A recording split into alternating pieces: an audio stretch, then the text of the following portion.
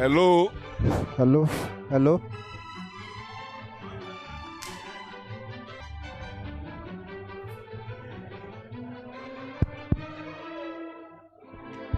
Hello. Please, let's be seated. Please. 1995 graduating class, please sit at the center here. All our teachers will be sitting in front. And our guests will be sitting at the back.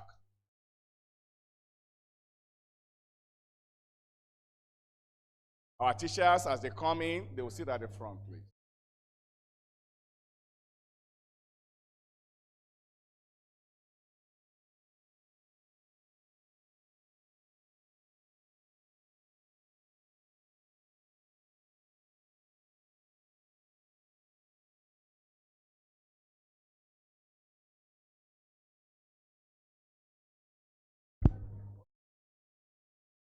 One, two, test, test.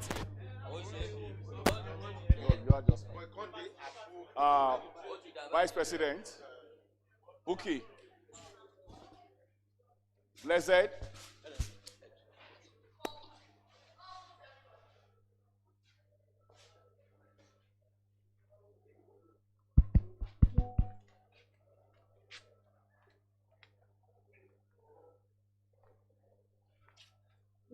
sit down. Fumi, Daramola,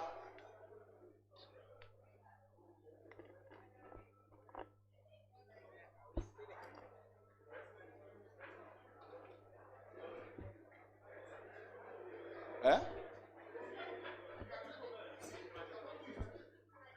Trustees over. Eh? Wait, let me see. I just want to.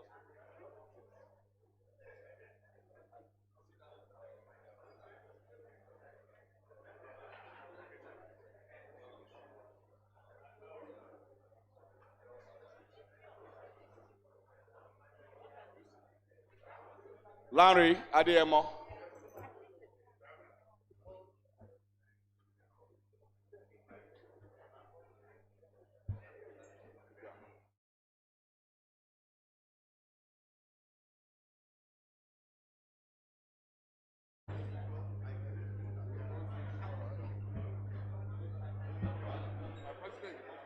I will see that.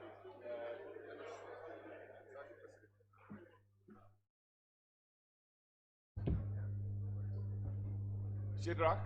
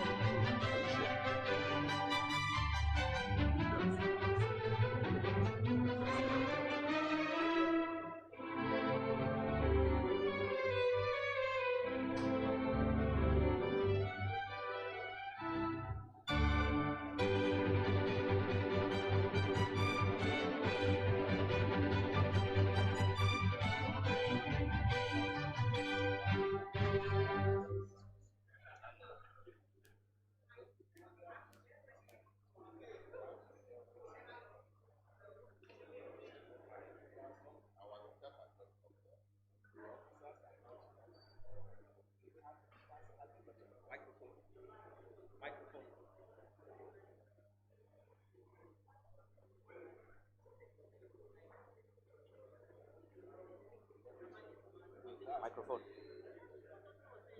Microphone. Yeah, I'm right.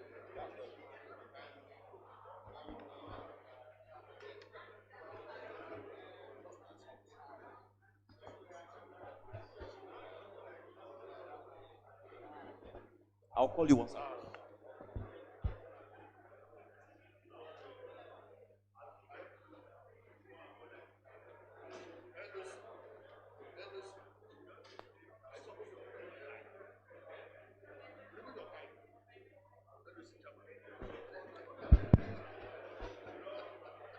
Good morning. Good morning, distinguished ladies and gentlemen. We're about to get started. Can we please settle in? Thank you.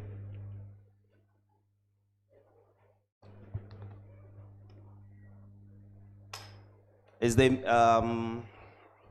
media, are you ready to help us with the national anthem? Are you ready? Okay. Shall we be upstanding as we take the national anthem?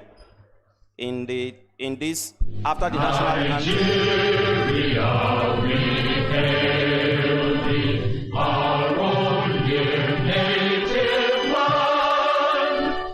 Though tribe and tongue may differ, in brotherhood we stand.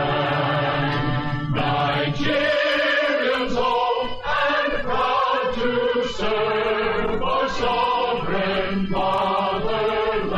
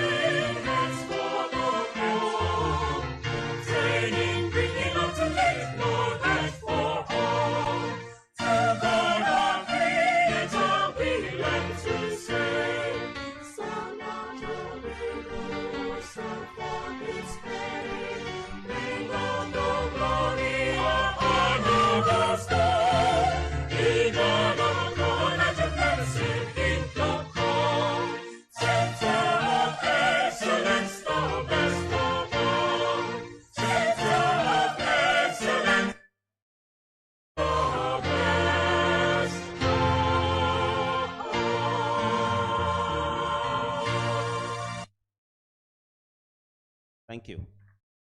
Thank you very much. Welcome back home.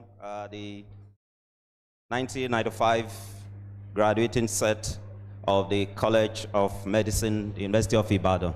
I'm sure that the rendition of the UI anthem and the College of Medicine anthem brings back very fond memories.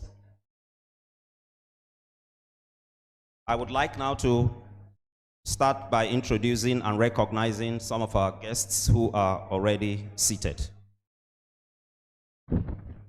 Let me begin by introducing the Vice Chancellor of the University of Ibadan, ably represented by the Deputy Vice Chancellor, Administration, Professor of Dental Surgery, Professor Arotiba.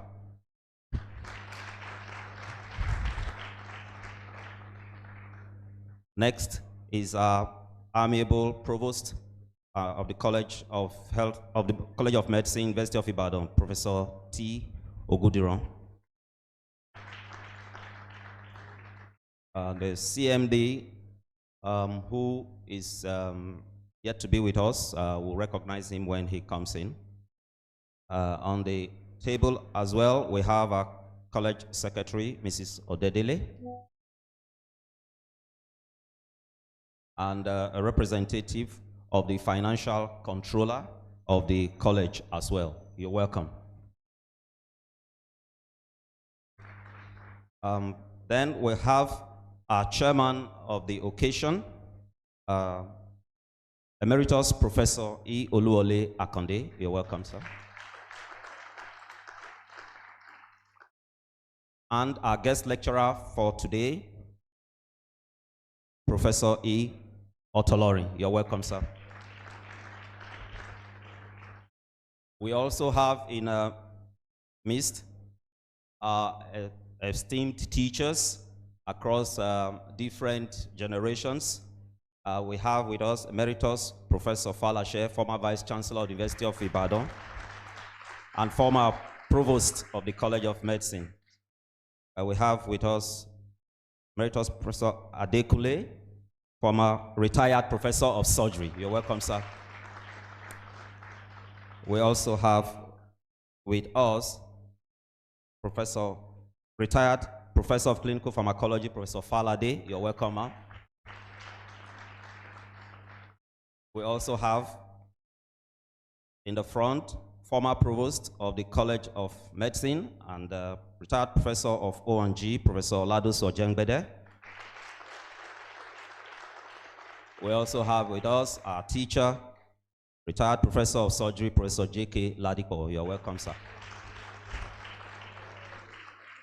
As the guests come in, we will recognize them. Let me finally recognize the executive of the College of Medicine 1995 graduating set.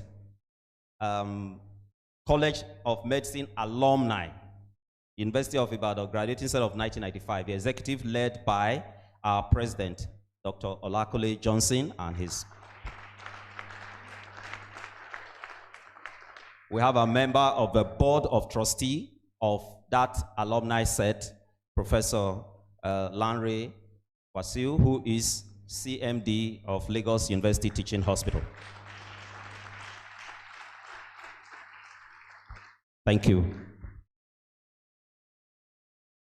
I would love now to welcome, okay, before I do that, let me introduce myself. My name is Osereme Aisodewe Shadrach. I am coordinating affairs for this morning. I am a member of the graduating class, of course. And I'm currently Professor of Urology and Consultant Urologist at the University of Abuja. Once again, I welcome my colleagues, my friends, my classmates from far and near. I can come address the chairman of the LOC of this 30th anniversary graduation reunion, the indefatigable Dr. Okechukwu Oga.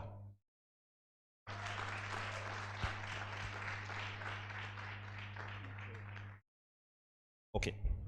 Before that, let us pray. And I will the bishop in the class, Bishop Dr. Soji Shogun, to give us the opening prayers. Thank you, sir. Can we pray?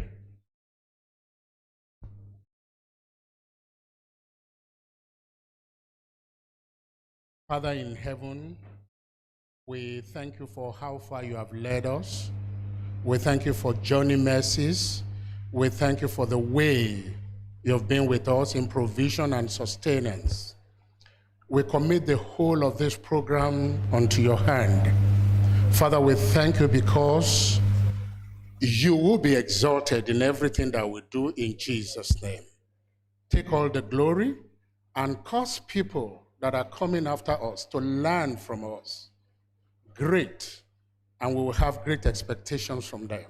In Jesus' mighty name we pray. Amen.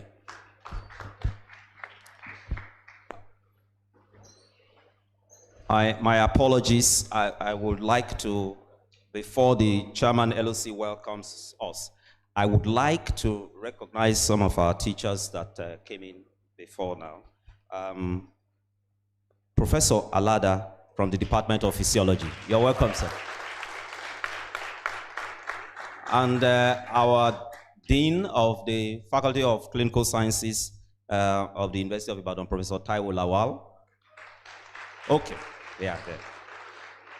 And of course, I missed out an important part of the recognition, which is the spouses of members of the graduating set of 1995. If you are a spouse of a graduating set member, could you please stand up for special recognition?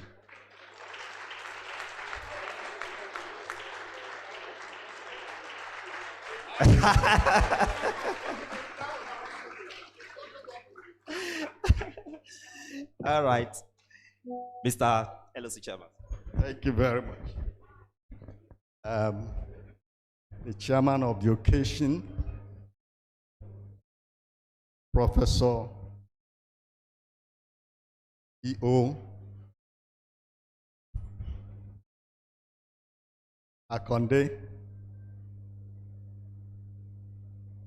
the Deputy Vice Chancellor Academic, presenting the Vice Chancellor today, Professor Rotiba,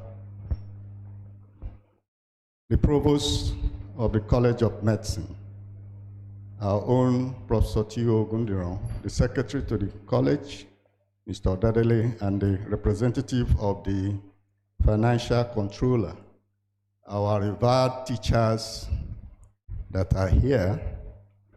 I want to especially recognize my own academic father, Professor Ayodele Falashe.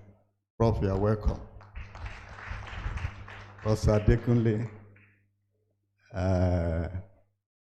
Professor Lada, I recognize all of you. Thank you very much. 30 years ago marked the end of our undergraduate training at the College of Medicine, University of Ibadan. 30 years ago, College of Medicine, University of Ibadan launched us into the global space to conquer. 30 years ago, College of Medicine gave us wings to fly and to flourish. When we were graduating, one of my classmates said that University of Ibadan had conducted a generational radical povertectomy on him. And I think that's what I did. So we are therefore grateful to the institution and the men and women God used to give us an excellent medical and dental training. It's not surprising that the class deems it fit to come back on a regular basis to thank the institution and to reunite again. In 2015, we were here. We would have come in 2020, but because of the COVID pandemic. Today we are here to reunite as well as to give back to our great college and the teaching hospital. It is an opportunity we look up to as a class to touch base, see old friends, and share ideas. The Bible says that this is a day that the Lord has made. We will rejoice and be glad in it. It is my pleasure to welcome you all to where we all started, where we drank gari together, where we ate binzo together, and where some of us turned to occasional high priests by burning their food.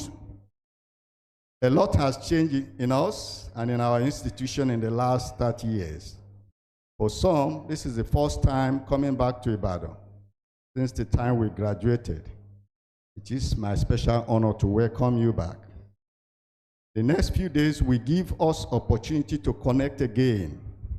I want to sincerely thank all those who have worked tirelessly to ensure this reunion happen. Thank you to our indefatigable president, Dr. Lakunle Johnson KJ. Ladies and gentlemen, we have a president who is a man of faith, both in words, both in work, and both in deed. We appreciate your uncommon courage and leadership skills. I therefore ask you again that you come to my constituency and contest election. I will convince my people to vote for you. Thank you. I appreciate all members of the ESCO for all your fruitful efforts. Thanks to all members of the reunion committee, especially the golden and executive women. They know themselves, and men in the social, in the welfare, in the documentary, in the media subcommittees. I want to end my address with the golden words of Chinua Achebe. A man who calls his kinsmen to a feast does not do so to save them from starving. They all have food in their own homes. When we gather together in the Moonlight Village ground, it is not because of the moon. Every man can see it in his own compound. We come together because it is good for kinsmen to do so. Thank you very much.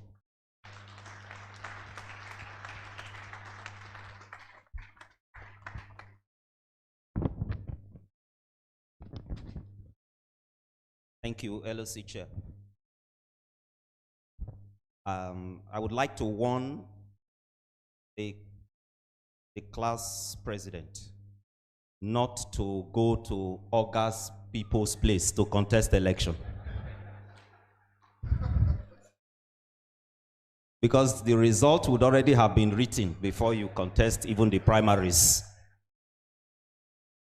Thank you once again, LOC Chair. May I quickly recognize the presence of former provost, College of Medicine, University of Ibadan, Professor Akinyinka.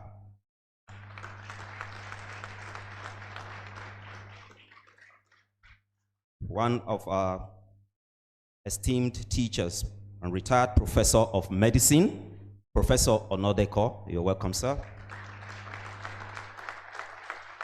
And one of our esteemed teachers in the Department of Pathology, Professor Ogumbiyi. You're welcome, sir.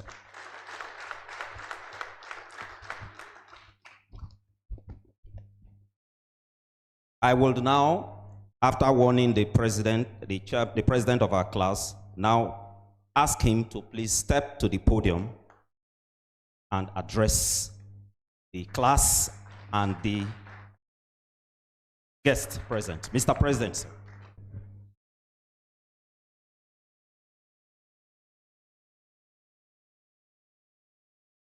This reunion is a thanksgiving to God for his goodness and mercy to this unique class of College of Medicine, University of Ibadan, 1995 medical and dental graduating class.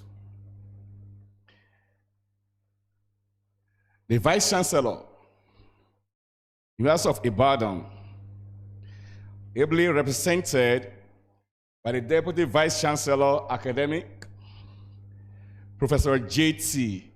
Arotiba, my teacher, my mentor, my Oga.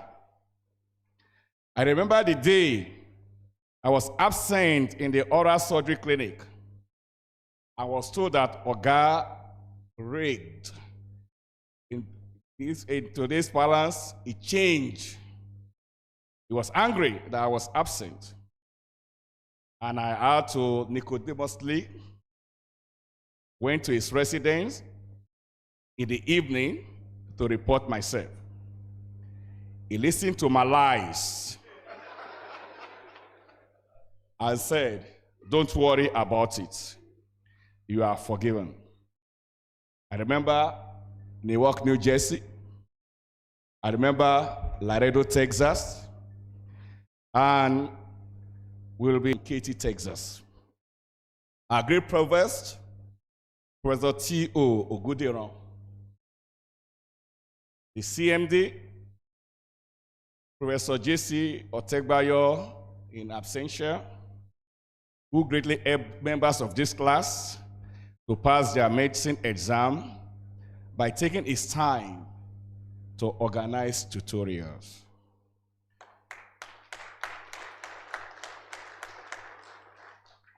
Our Baba, the chairman of the occasion, Professor E. Oluwole Akonde, a great-grandfather of medicine, the father of one of our classmates,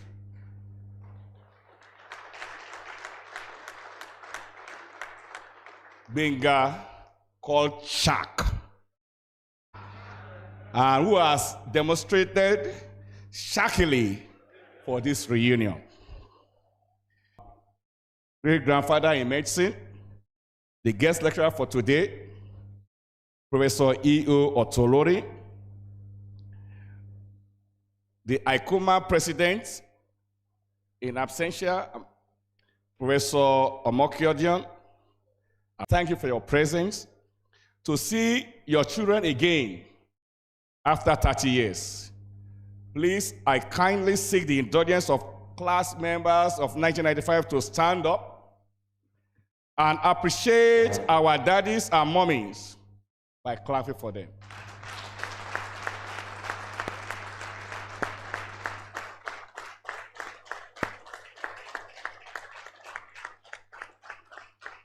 Thank you very much. I recollect with great nostalgia when I was inducted 30 years ago at the college auditorium as a dentist, wearing my eldest brother oversized blazer because I couldn't buy one. And my mom shedding tears of joy because my father was assassinated a few months before I get admission to this great College of Medicine, University of Ibadan.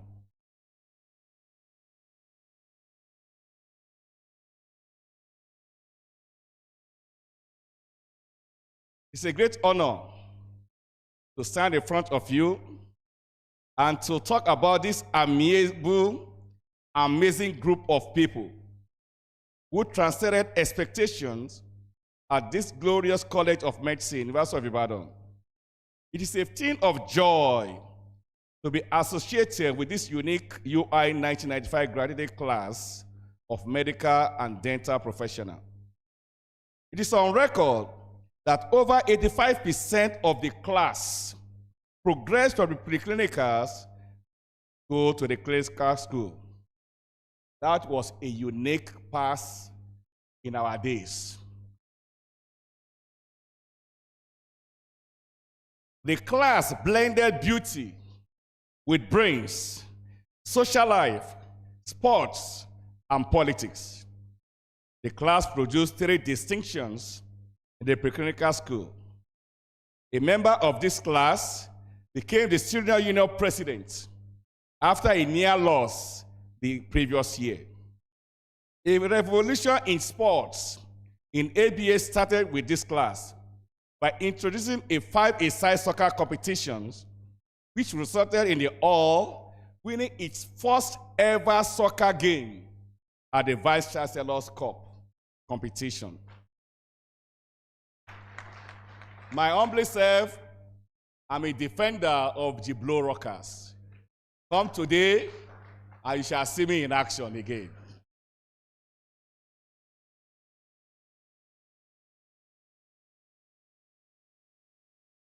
We have at present, as I'm speaking, 16 professors in this class.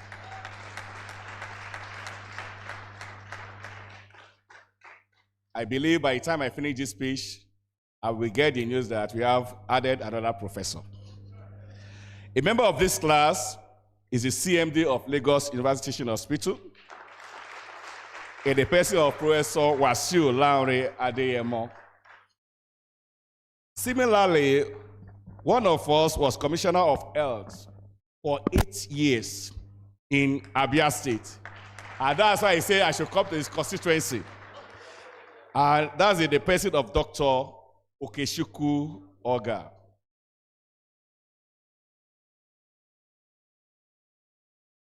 No Okechukwu I know that I've messed up. They are always doing well. And thank you for organizing this for us. I remember Sima and Uche Okechukwu.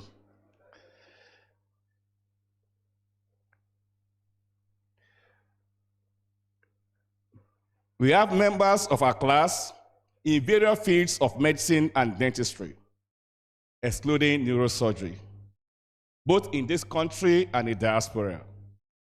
Sadly, we have lost some members of this class to the cold hand of death.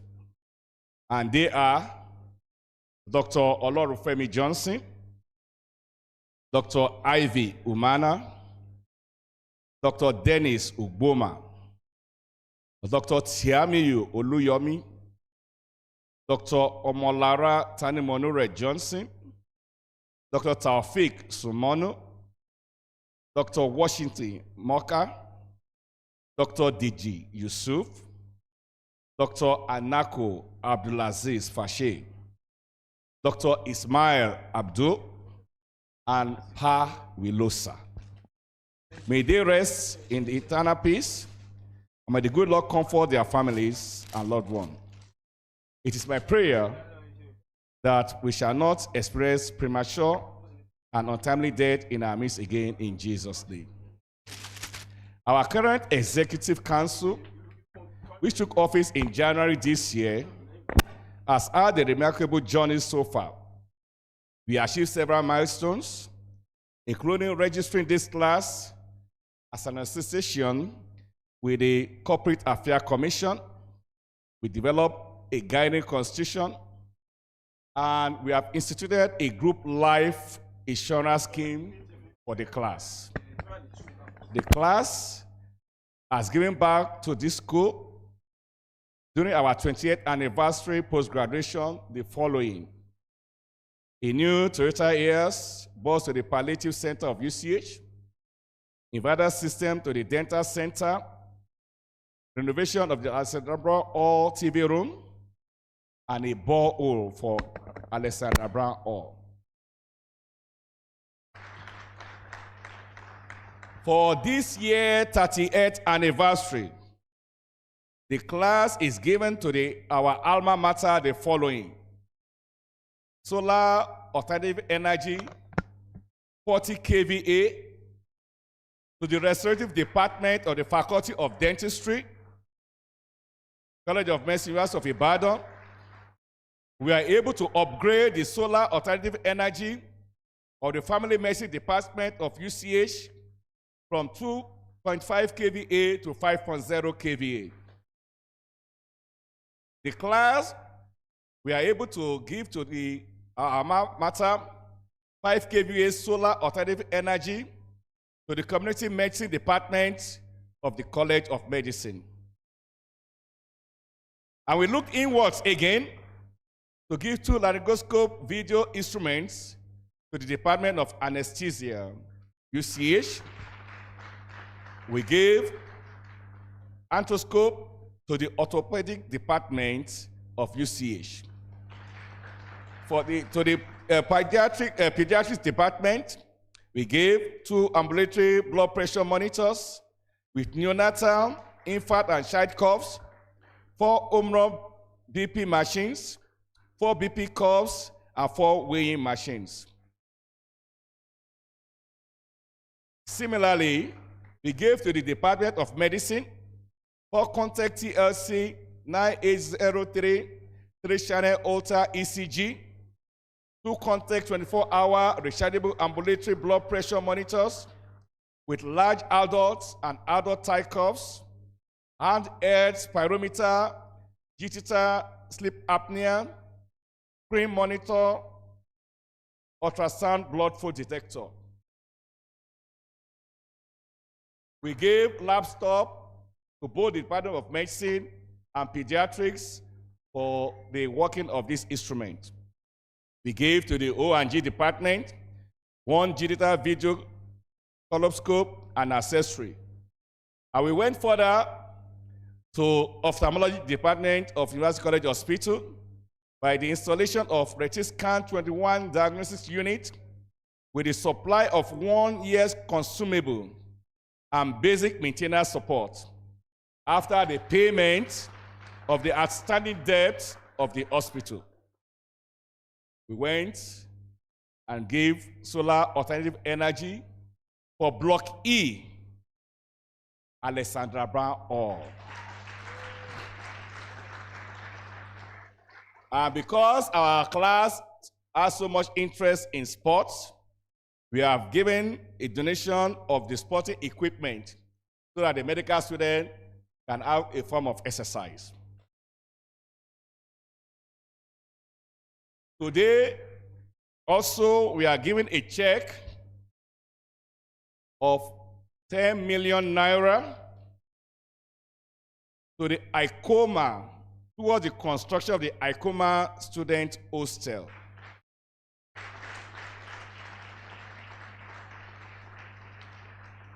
The total cost of all these projects is approximately 90 million naira.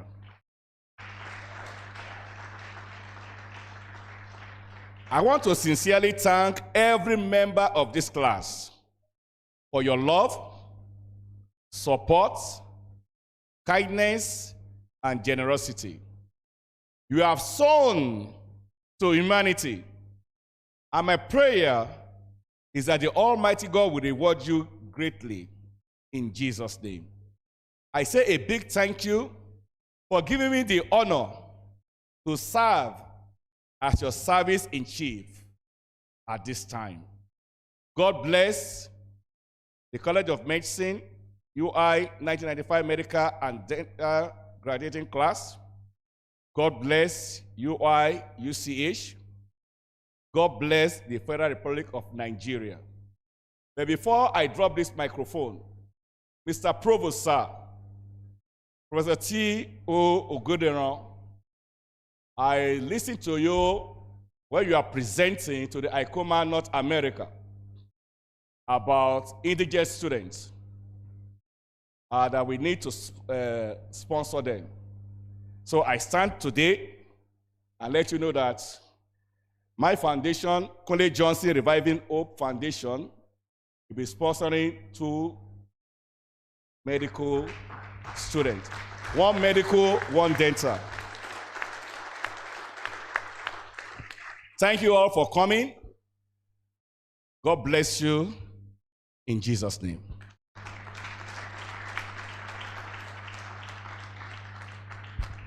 Thank you. Thank you very much.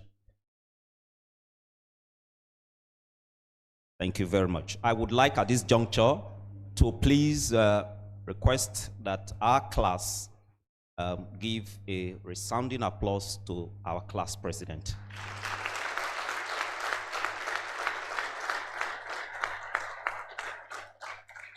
Mr. President, we would like to use this occasion to congratulate you for the successes and to appreciate you for your uncommon and unparalleled leadership of this class. God bless you. I would like to recognize the presence of Professor Mrs. Arojulu from the Department of Community Dentistry and Peri-Odontology. You're welcome, ma'am. And one of our esteemed teachers and retired professor of pediatrics, Professor Kike Oshinusi. You're welcome, ma'am.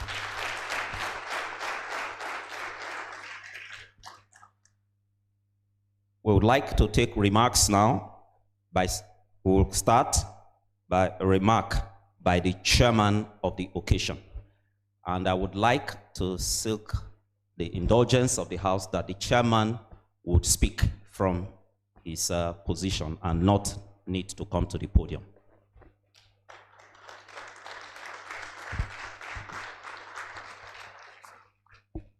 Thank you very much. The Vice Chancellor, ably represented by one of us, Professor Arotiba,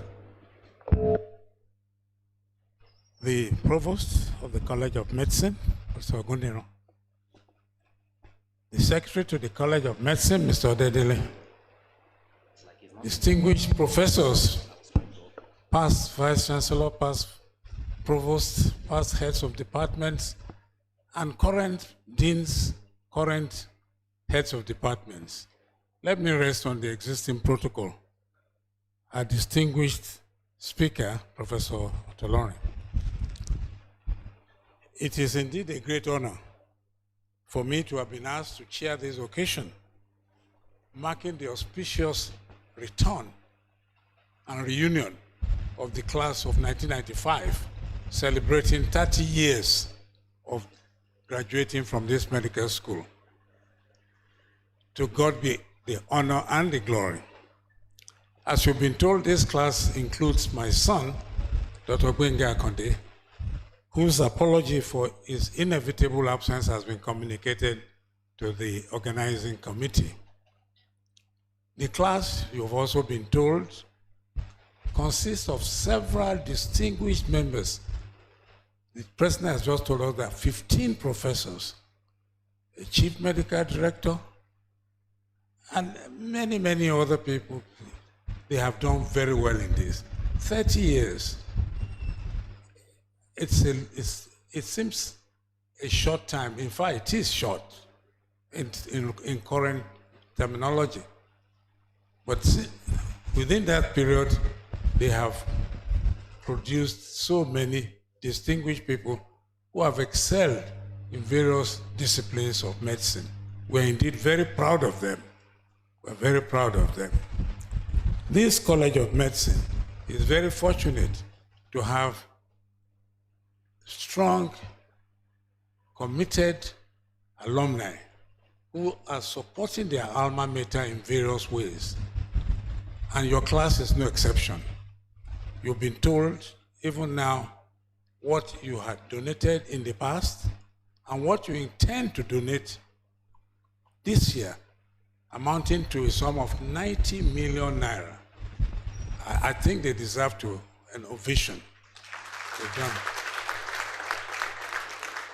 You've done so well. You've done so well. We welcome you back home. This reunion will be a grand one. Your choice today of Professor Oladipo Otolori as the guest speaker is indeed very appropriate, because Professor Otolori is a distinguished and highly respected alumnus of this college. He is the immediate past president of the Ibadan College of Medicine worldwide, ICOMA worldwide. I remember sometimes when I occupied that position in the past, someone has referred to me as president of ICOMA everywhere. That's what Professor Otolori is now. We really are very happy that he has accepted to give this lecture, and we look forward to what he will tell us about brain drain. Brain drain. I think it's now called JAPA, the JAPA syndrome. I'm sure we can turn this into brain drain, undoubtedly. Well, there are so many distinguished people here, I cannot mention all their names. They've all been recognized. They've all been welcomed. I can only add my own to it to say that it's a pleasure to see so many of them. Many of us are getting old. And as someone said, old age is not easy. It's not easy. But through God's grace, we're able to manage and to survive. So it gives me very great pleasure to welcome the 1995 class back home. This is your home. You only went away temporarily. You are welcome back home. And we wish you all a pleasant return home and an enjoyable stay in Ibadan. Thank you very much. God bless you all.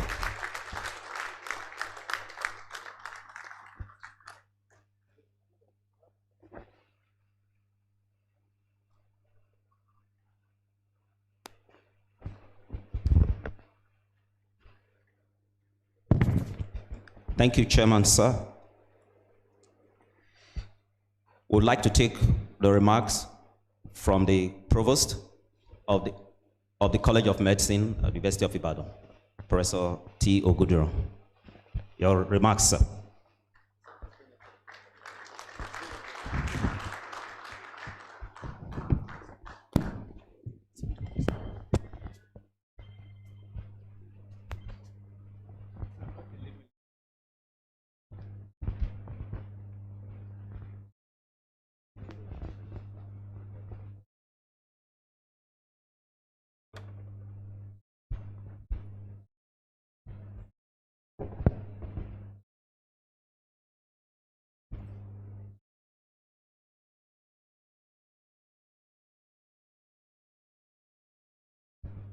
I was told to give my lecture, my remarks there, and I said, I'm not a living legend yet.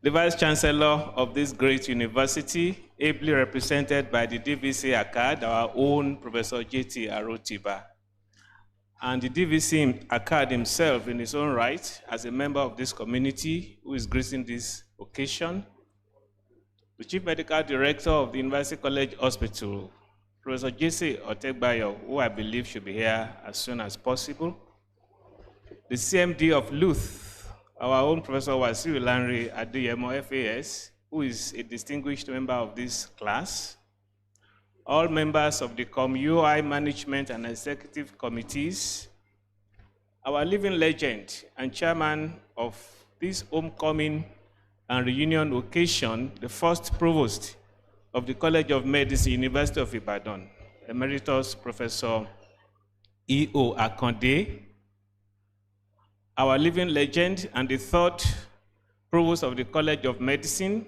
University of Ibadan, and the 9th Vice Chancellor of the UI, Emeritus Professor Ayodele Falashe, who has just left, all other living legends and teachers here present, including the 5th Provost, Emeritus Professor Dusu Ojengbede, the 9th Provost of the College of Medicine, Professor Olusegun O. Akinyinka, and one of our former Deputy Provosts, Professor Mrs. Oshinusi. The guest lecturer of today and former President of ICOMA Worldwide, distinguished Professor E.O. Otolorin, all our teachers in the ComUI here present, the distinguished members of the MBBS BDS class of 1995, great UI. Great. All our students here present gracing this occasion and looking forward to 30 or 30-something years to come to be celebrating their own. Distinguished colleagues, ladies and gentlemen, it is with great joy and profound gratitude to God that I stand before you today at this second homecoming and reunion of the 1995 MBBS BDS class. This is not just an ordinary gathering. It is a celebration of friendship, purpose, and the remarkable journey that binds this distinguished class together. The last time the class of 1995 came together in this spirit of reunion was in 2015, when you marked your 20th anniversary. On that occasion, you did not only reunite, you also gave back generously to the College of Medicine, your alma mater. Your contributions were impactful and enduring, including a new brand, Toyota IS bus to the Palliative Care Center, an inverter system to the Dental Center, the renovation of Alexander Brown Hall, and the sinking of a borehole for the ABH students. These were not mere donations. They were legacies of gratitude, service, and vision, and standing for legacies to continue to serve our college and University College Hospital to this day. Fast forward 10 years later, here we are again celebrating not only how far you have come as individuals, but also reaffirming the unbreakable bond you share with each other and with this institution. As I look across this hall, I do not only see alumni, I see a living tapestry of stories woven with perseverance, achievements, sacrifice, and triumph. This reunion is a powerful reminder that though time and distance may scatter you across the globe, the friendships and experiences forged here remain indelible. They are the ties that keep this community strong, the spark that rekindles every time you gather. As provost, I'm deeply proud of the example this class continues to set. Your commitment to excellence, your innovative spirit, and your enduring service to society stand as an inspiration not only to your peers, but to the current generation of students who walk these halls.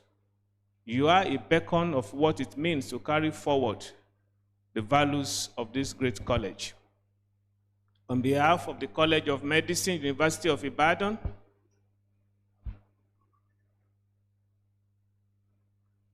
I thank you all for your loyalty, your generosity, and your enduring support. May your bonds continue to grow stronger, your successes multiply, and your legacy shine ever brighter. In 10 years to come, at your 40th anniversary and reunion, I will not be standing here as provost. There are no second or third terms. Even if there are, apologies. Even if there are, I will not be seeking a re-election. One-term provostship is demanding enough in a person's lifetime. However, whenever and wherever, may the Lord grant you all and all of us peace, grace, and good health to celebrate together once again. Thank you.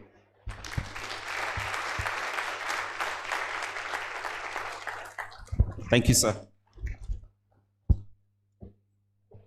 For the last remarks, I'd like to call the representative, the Vice Chancellor of the University of Ibadan, ably represented by Deputy Vice Chancellor, Professor Arotiba. Thank you, sir.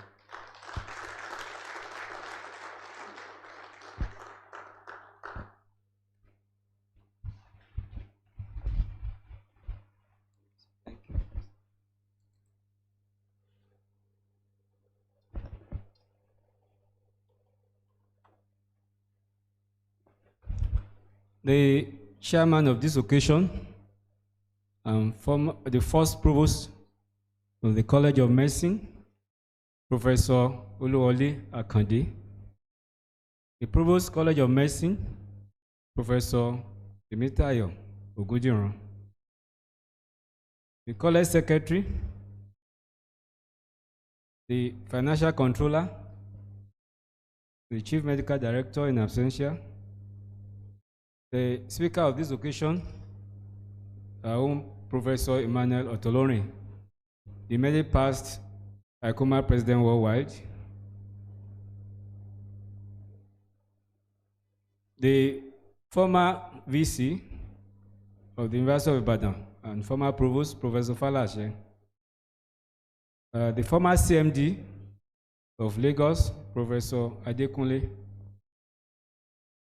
the Professor Onandeko, a great teacher, Professor Oshinusi, a great teacher and former deputy provost, Professor Ojengbede, former provost and former acting VC, Professor Akinyinka, former provost, Professor Falade, a former teacher and director of IMRAT, Professor Alada, former dean and council member, Professor Ladipo, the great surgeon, Professor Ogunbiyi, Professor Arujolu. Sorry, I missed the dean. The dean, you should come and sit down in front. The dean of clinical science, Professor Taiwo Lawal. Other teachers and professors here. President of the graduating class, Dr. K. Johnson. The CMD of University of Lagos, Professor Adeyemo. Other members of the executive of class of 1975, Professor Asinobi, you're welcome. Distinguished members of class of 95, our students, gentlemen of the press, distinguished ladies and gentlemen, it gives me pleasure to be here on this auspicious occasion when the 1995 set of the University of Ibadan College of Medicine celebrates 30 years post-graduation. It is a time of reflection, a time of nostalgia, a time of reminiscence, a time of reunion, and a time of gratitude to the Almighty God for safekeeping and sustenance. I stand to represent the Vice Chancellor of the University of Ibadan, Professor Kayode Oyebode Adebowale, MNI, FAS, who is unavoidably absent. He wishes and intends to be at this epoch-making event, but as we speak, he is in another location attending to matters of the university. He sends his greetings, felicitations, and profound goodwill to the 1995 set, and indeed to everyone. 30 years is a significant milestone, and it is expedient to come together to share experiences, ruminate on fresh ideas, and strategize on giving back to the institution that crafted you. I know you all must have worked in unique parts, serving as consultants in hospitals, advancing research, formulating and shaping policies, training the next generation of medics, and touching lives in diverse but meaningful ways. And so it is good to come together to renew the bond that bound you together 30 years ago as a medical and dental student. As you reunite and celebrate, remember to look forward, because the world of medicine continues to evolve rapidly with new technologies, new opportunities, and new challenges. It is of essence to be abreast and in sync with the global best practices in the field of medicine, because you carry the enormous responsibility of being the custodians of health in your various endeavors and sphere of life. The topic, turning brain drain into brain gain in Nigeria's healthcare sector, is ripe for discussion. It is a known fact that the third world suffers the depletion of our best brains to the developed world. Many see it as a gap in our healthcare systems, in our laboratories and in classrooms. However, with creativity and vision, we can reorder brain drain to brain gain. Our medics in the diaspora are thriving in world-class institutions, leading cutting-edge research, managing hospitals, and influencing global health policies. Their skill has been sharpened, their perspectives broadened. Their skills have been sharpened, their perspective broadened, and their influence expanded. We must begin to think strategically on how to harness these talents to the benefit of our nation, Nigeria. Brain drain can become brain gain when we create avenues for knowledge transfer, active mentoring, sharing of expertise, collaborations, and exchange programs. Brain drain can become brain gain when our medics in the diaspora return, even briefly, to volunteer in our hospitals, perform surgeries, train staff, and inspire students. Brain drain becomes brain gain when investment made abroad are channeled into research that is beneficial to the teeming population at home. All this can become feasible only when policymakers see medics in the diaspora as strategic partners in national development. When doctors in Nigeria actively engage and relate with counterparts in the diaspora, and when our Nigerian doctors in different places on the globe become intentional and sincerely concerned about the development of healthcare in Nigeria. This reunion serves the best forum to make this happen.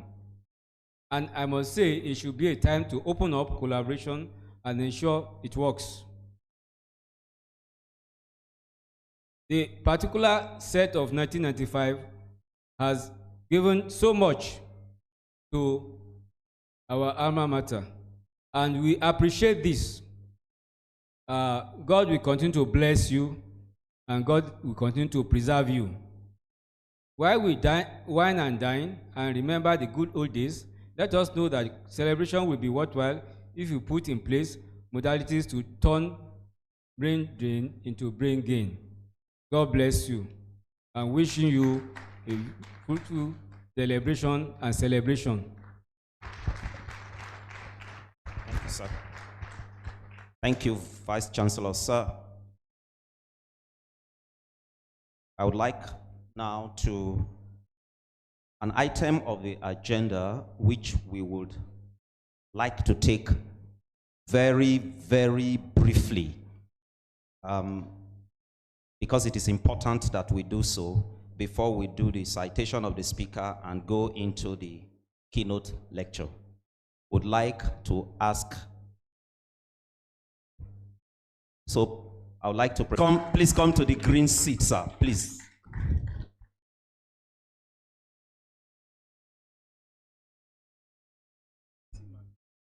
Okay, all right. I would like to recognize Professor Adaeze Asinobi, retired professor of pediatrics, one of our teachers. You're welcome, ma'am.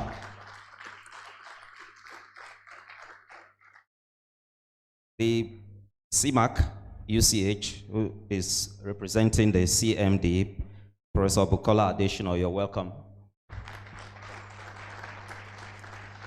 I'd like to recognize Dr. O.S. Oyedun, Department of Anatomy and head of UCH Symphonia. They are going to give us a presentation later. You're welcome. Dr. Professor M.A. Adeoye, immediate past CMAC of UCH, you're welcome. And Professor Wole Adebi, head of medicine department, you're welcome. So quickly, we shall start from the CMD. And then we go like this and quickly introduce all members of the class. You just rise up, tell us your name, where you work now, and what you do, quickly. Good morning, distinguished leader, gentlemen. Wasiu Lanre Adeyema, a professor of oral and muscular surgery, College of Medicine, University of Lagos, the University of First Choice, and the nation's pride. I didn't say the best.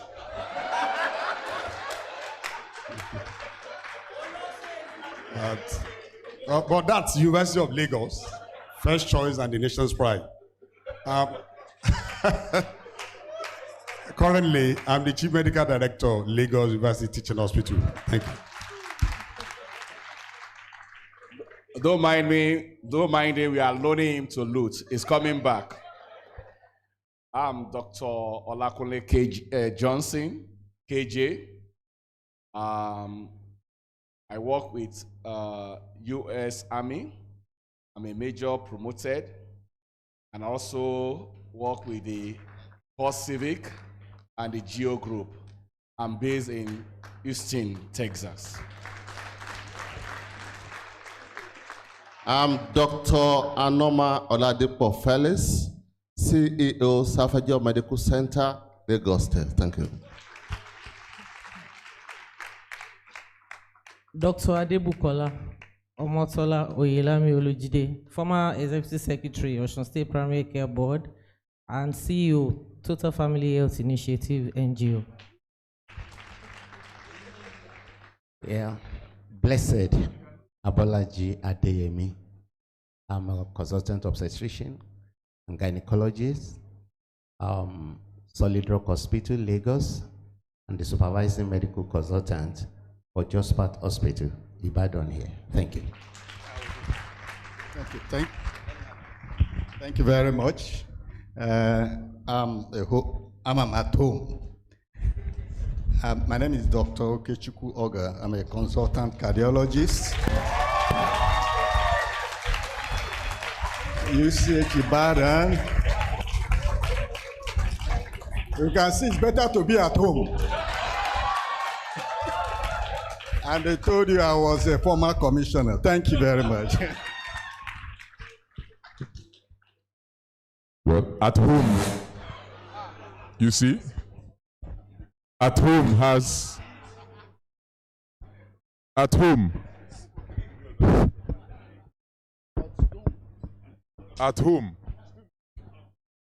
Okay. At home.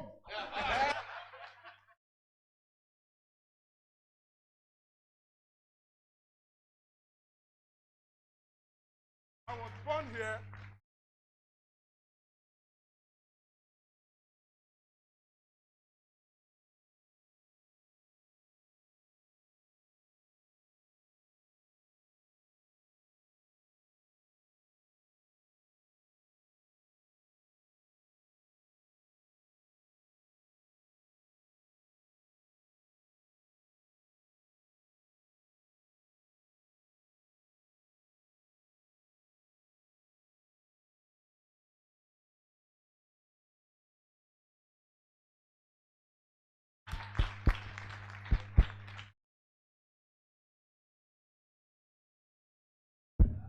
I'm Tunde Joshua Ogoride, Department of Restorative Dentistry, College of Medicine, University of Ibadan.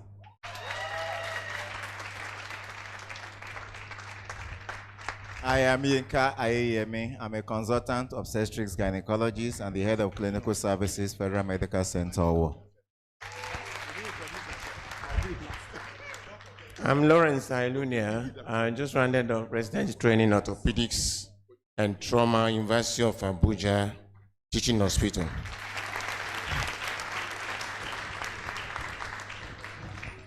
I am Goyega Jimo, a consultant family physician and MD Femtoye specialist hospital Ibadan. And the CEO of Lenity Medical Missions Ibadan. Thank you. I am Soji Shogun. I'm a specialist family physician, palliative care physician. I pastor a church, and I'm currently the head of palliative care in Next Care Linksfield Hospital in Johannesburg, South Africa. Thank you. I am Michael Oluyinka Okunola, orthopedics and trauma consultant, University College Hospital, Ibadan.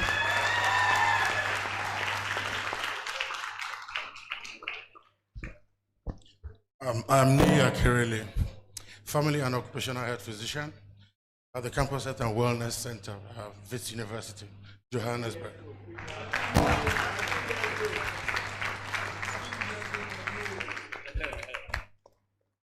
I am Adebowale Adeniro, professor of pathology and urology at Yale University School of Medicine, Connecticut, USA.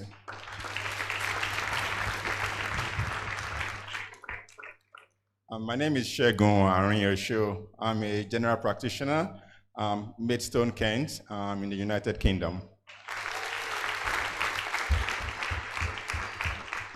I am a Germany Estherogene actor, consultant pathologist, Central Hospital, Sapele in Delta State.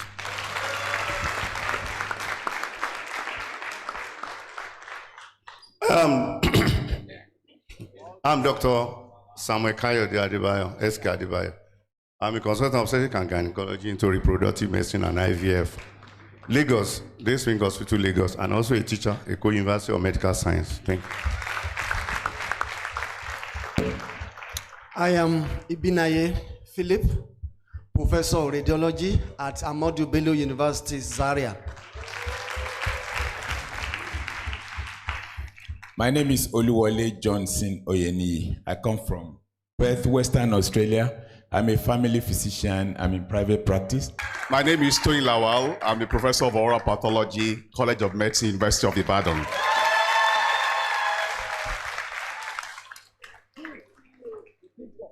Okay, I'm Chike Mogilim. I'm the CEO of Mogthe Group of Companies, Lagos, Nigeria. Thank you.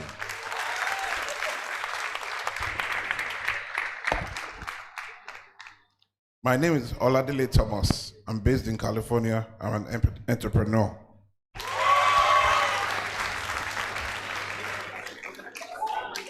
And I'm Bamidele Daramola. I'm an internal medicine physician in Dallas, Texas. Proudly home-based, Dr. Williams Balogun, faculty member, College of Medicine, University of Ibadan, first and the best. Consultant, endocrinologist, University College Hospital, Premier Teaching Hospital.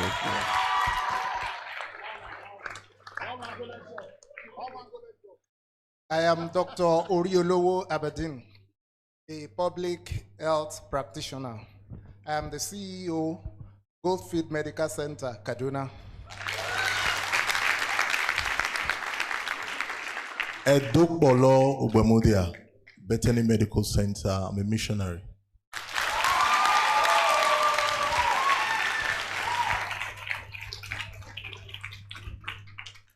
I am Gbemi Okoye, the immediate past chief of obstetrics at Sidra Medicine in Doha, Qatar, currently back in the UK and Ghana.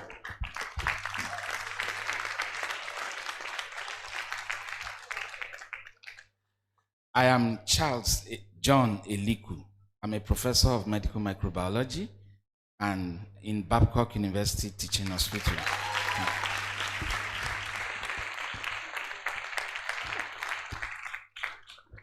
I am Dr. Jimoh Adeyemi Olaoye, a retired Chief Medical Officer of Oyo State Hospital Management Board. I'm presently the Chief Executive Officer of Careland Medical Center, A professor of medicine and a consultant neurologist at Babcock University.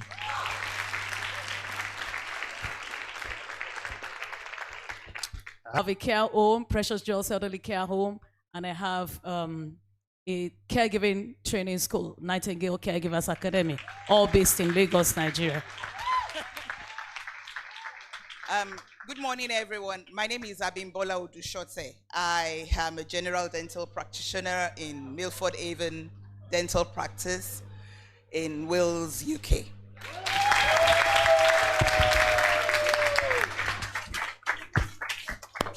Okay. That's it.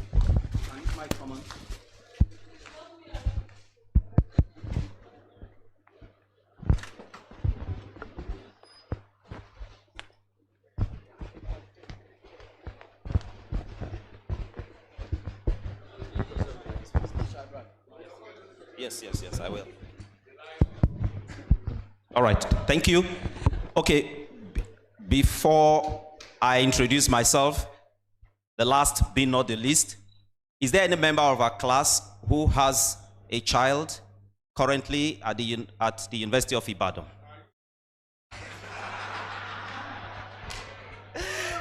Okay, you, Timothy? Oh, your child is in what level? Okay, so, and who else? Williams? 3? Okay, so I happen to be one of the 3 people who have the unique privilege of having our children in the University of Ibadan Medical School.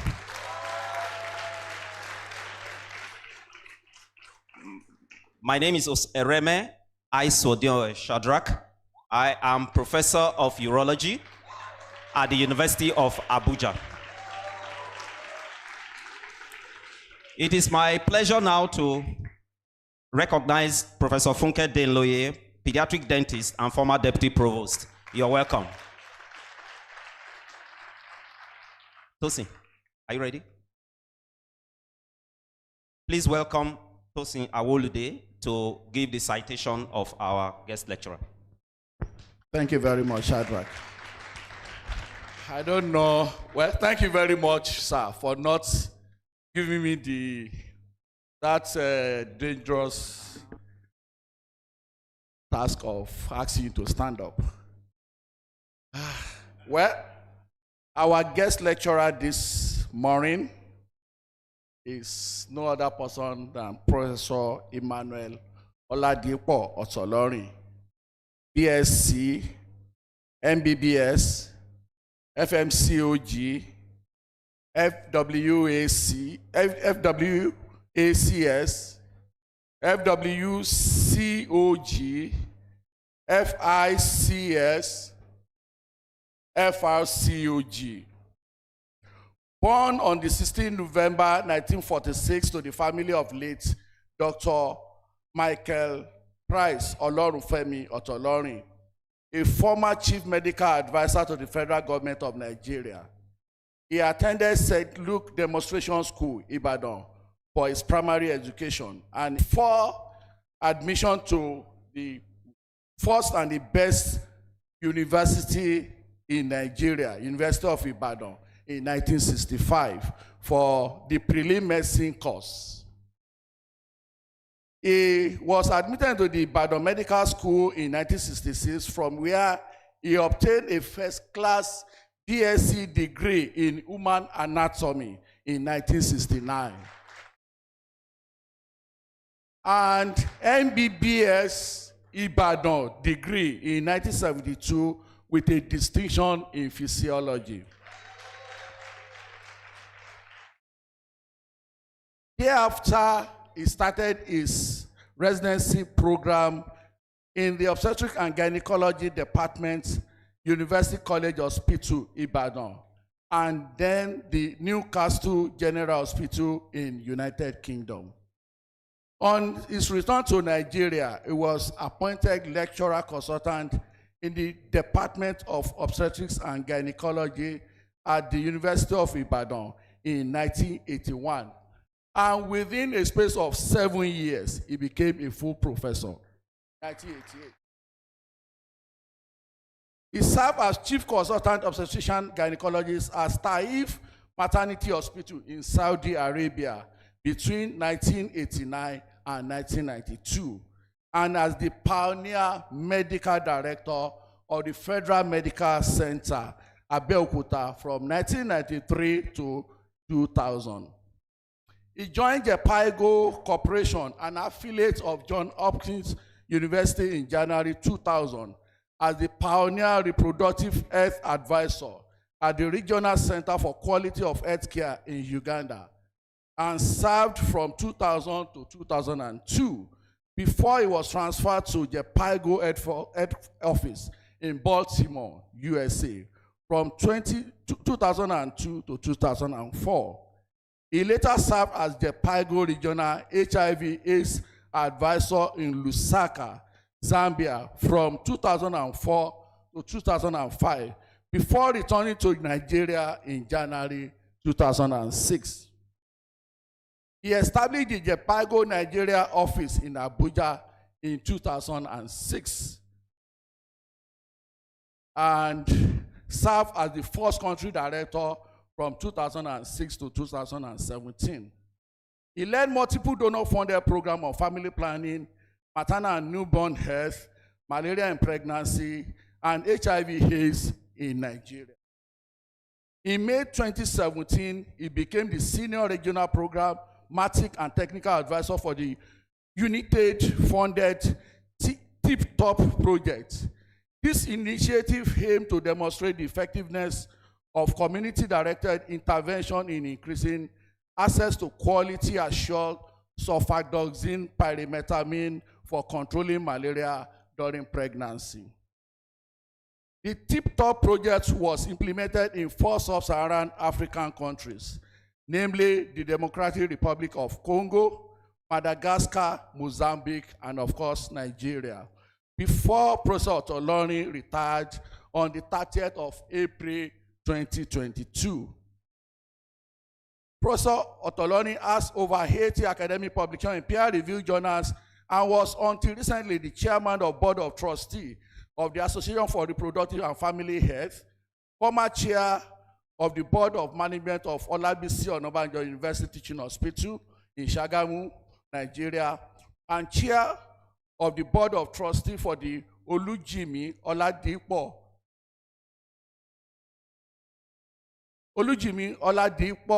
Akikugbe Private Ward at the Federal Medical Center, Abeokuta. Professor Tolani is a member of the Board of Directors of the Society for Quality in Healthcare in Nigeria, former member of the Advisory Board of the AIDS Prevention Initiative in Nigeria, member Board of Directors of Sickle Cell Hope Alive Foundation, and immediate past president of the Ibadan College of Medicine Alumni Association, ICOMA Worldwide. Professor Otoloni is married to our mother, Dr. Mrs. Lillian Adekemi Otoloni, a retired chief consultant radiologist and permanent secretary in Oyo State, and the immediate past president of Medical Women Association of Nigeria, and they are blessed with children and grandchildren. Please join me in welcoming to deliver. Get me out of my wardrobe. Well, I was given this topic to talk about from brain drain to brain gain. I think Nigerians have been very, so I turned your lecture from brain drain to brain gain to from Jakpa to Jakpada.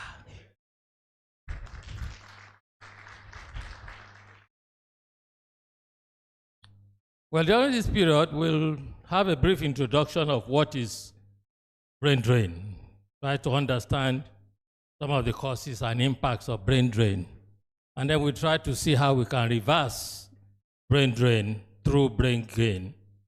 And then I have a summary of what the government is doing and some ideas about what alumni and all of you who are outside can do in coming back to help this country.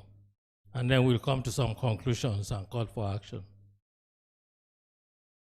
Now, if you read the newspapers regularly, like I do, you'll be inundated by publications about brain drain. And here are just a few. New report puts percentage of professionals willing to leave Nigeria, 52%. Exodus of nurses causing medical brain drain. Working for life because of brain drain. Nigeria cost of living crisis. The sparking exodus of doctors. Still more, Over 100 medical consultants left Nigeria in the last 2 years. Over 5,000 Nigerian doctors have moved to UK in 8 years.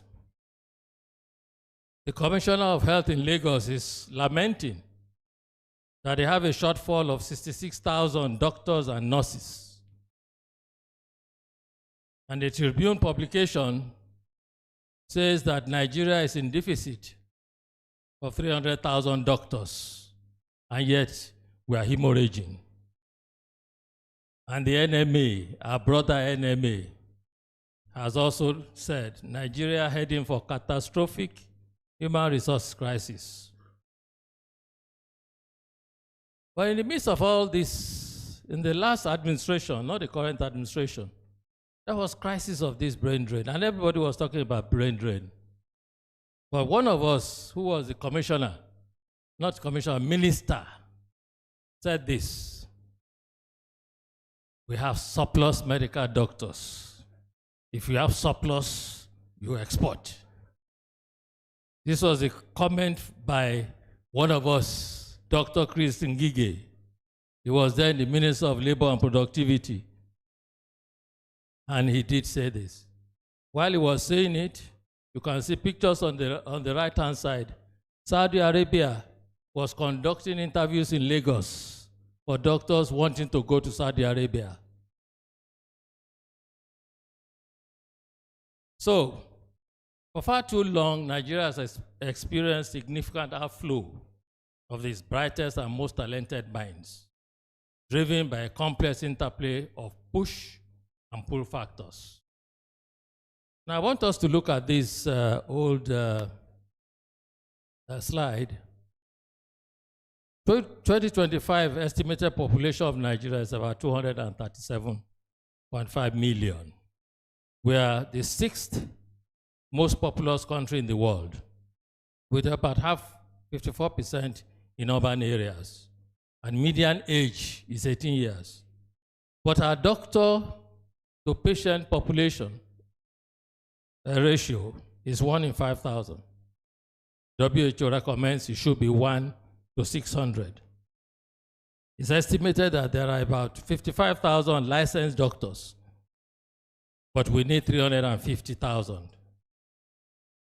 Now, if you look at this slide, the slide on the left, just colored red, this is the geopolitical zone of Nigeria by population. You can see Northwest is the highest, 28%. And then the other two, North states, 14%. The two of them come to 56% of total population. But they only have 22% of doctors. Conversely, the South, they have 44% of the population, but 78% of the doctors. And this looks more at doctors and nurses. Again, if you look on the left, the arrow, the white arrow, puts together the percentage of doctors that are in the northern states, 33%. Most of the doctors are in Southwest. And if you look on the right, is this figures for nurses. Proportionately, you have a few more nurses in the north, but most again are in the south. So there is mild distribution of the scanty number of doctors that we have. So today we'll be looking at the multifaceted nature of this challenge and exploring innovative strategies to reverse brain drain. Why are healthcare professionals leaving Nigeria? We can classify the causes into two main groups: the push factors and the pull factors.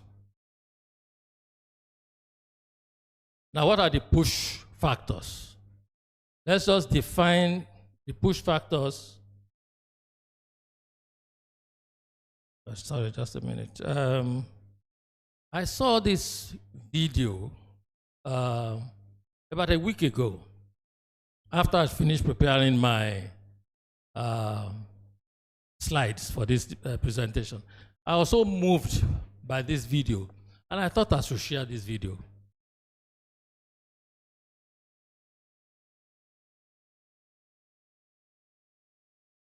I hope it will play.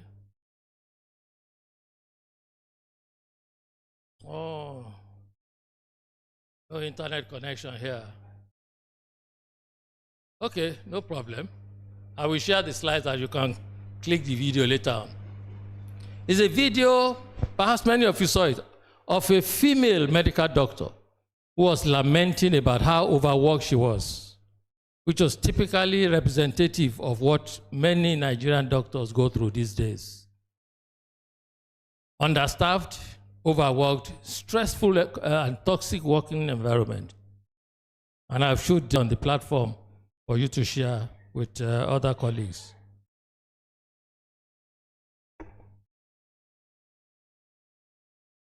So, push factors are those factors that drive the healthcare professionals to leave Nigeria. And here are some. Limited economic opportunities, poor salaries and allowances, regular payment of emoluments. Even now, a lot of doctors are on strike, either to NARD, NMA, just to get what is their basic approved salaries. Then the working environment, which is stressful, limited opportunities for professional development. I'm even told that now government is planning that once you come out, you cannot travel for 5 years. You must first of all serve for 5 years before you travel out. That means you are delaying your professional progression for 5 years.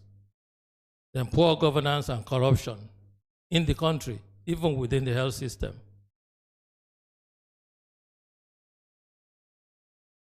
Still more, push factors, inadequate infrastructure, unreliable electricity, water supply, outdated equipment, chronic supply shortages.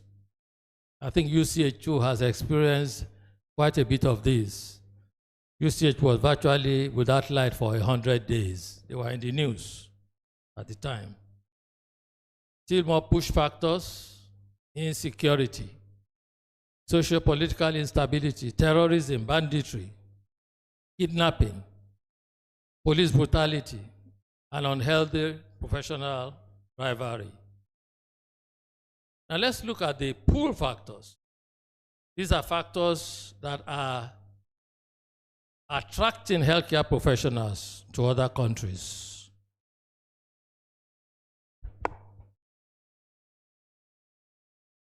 Top of the list, better career prospects, higher salaries, higher quality of care, leading to job satisfaction, clearer career progression pathway, health insurance. I was shocked when I heard from the video that I wanted to play, when the lady was saying that many doctors don't even have health insurance. How can you be working in a hospital and you don't have health insurance? If you got sick or members of your family get sick, you have to pay out of pocket. That's absolutely unfair. More pull factors, higher standards of living, regular electricity, reliable internet, better housing, quality education for children, political stability and security, and access to cutting-edge research facilities. Now, I looked at a few publications. This one in particular, which was by Honor in 2022, looked at just two questions I took from this publication. On the top, you see, are you willing to continue practice in Nigeria?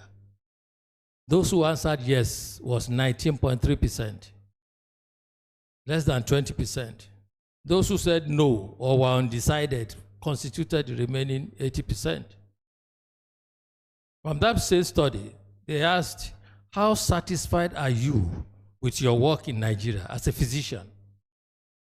Now, 87% were either very, very unsatisfied or just unsatisfied. That's nearly 90% of physicians working are not satisfied with their work for different reasons. So job satisfaction is key. Now, what is the preferred destination of those who are leaving, the immigrant physicians, the Japan people? The top 5 are at the bottom: United Kingdom, Canada, United States of America, Australia, and Saudi Arabia.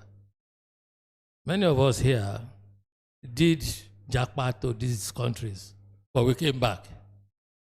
We jackpotted. All my senior colleagues here, all my teachers here, they all jackpot, but came back.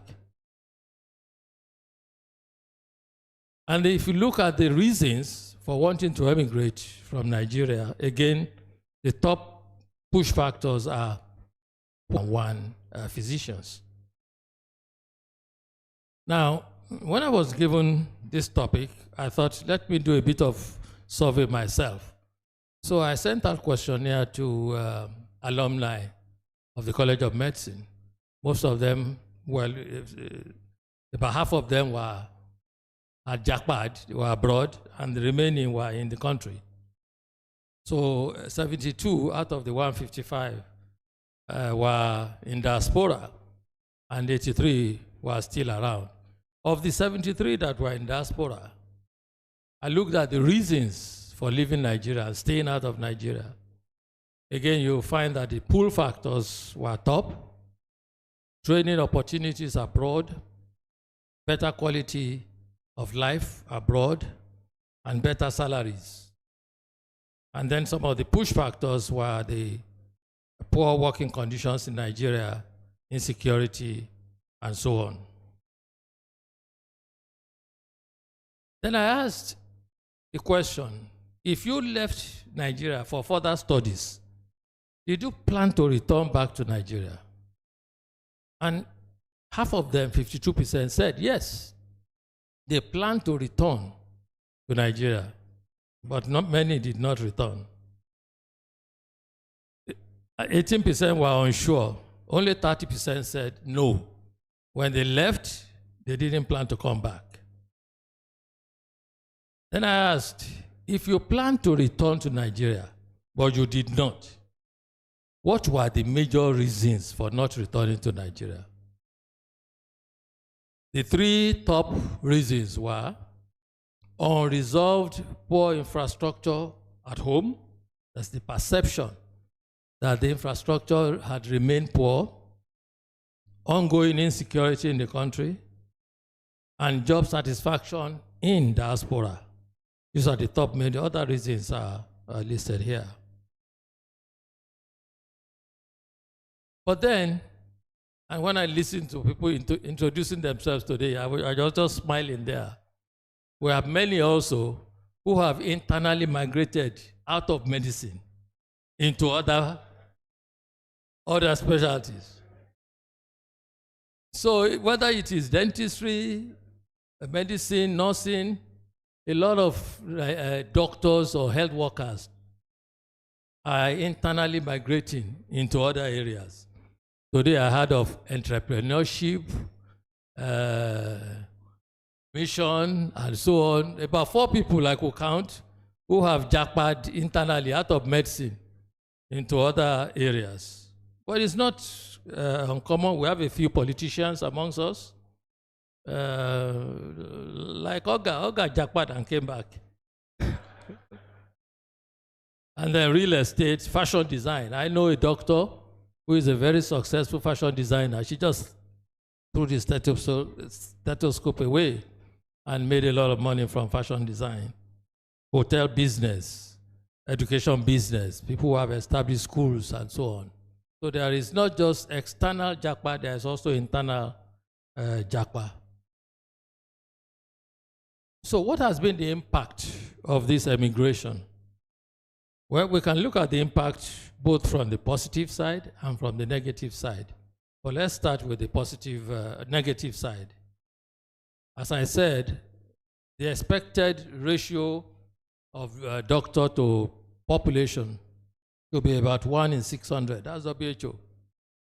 The federal government thinks it is 1 in 2,000, but most people quote 1 in 5,000 for Nigerians. So we are grossly understaffed. That's one effect. Then the other effects, increased workload and burnout for those who are remaining, especially resident doctors. They work so hard. And recently, we all heard of a medical doctor in Rivers State, a resident doctor, who was on a 72-hour call duty. He complained he wasn't feeling well.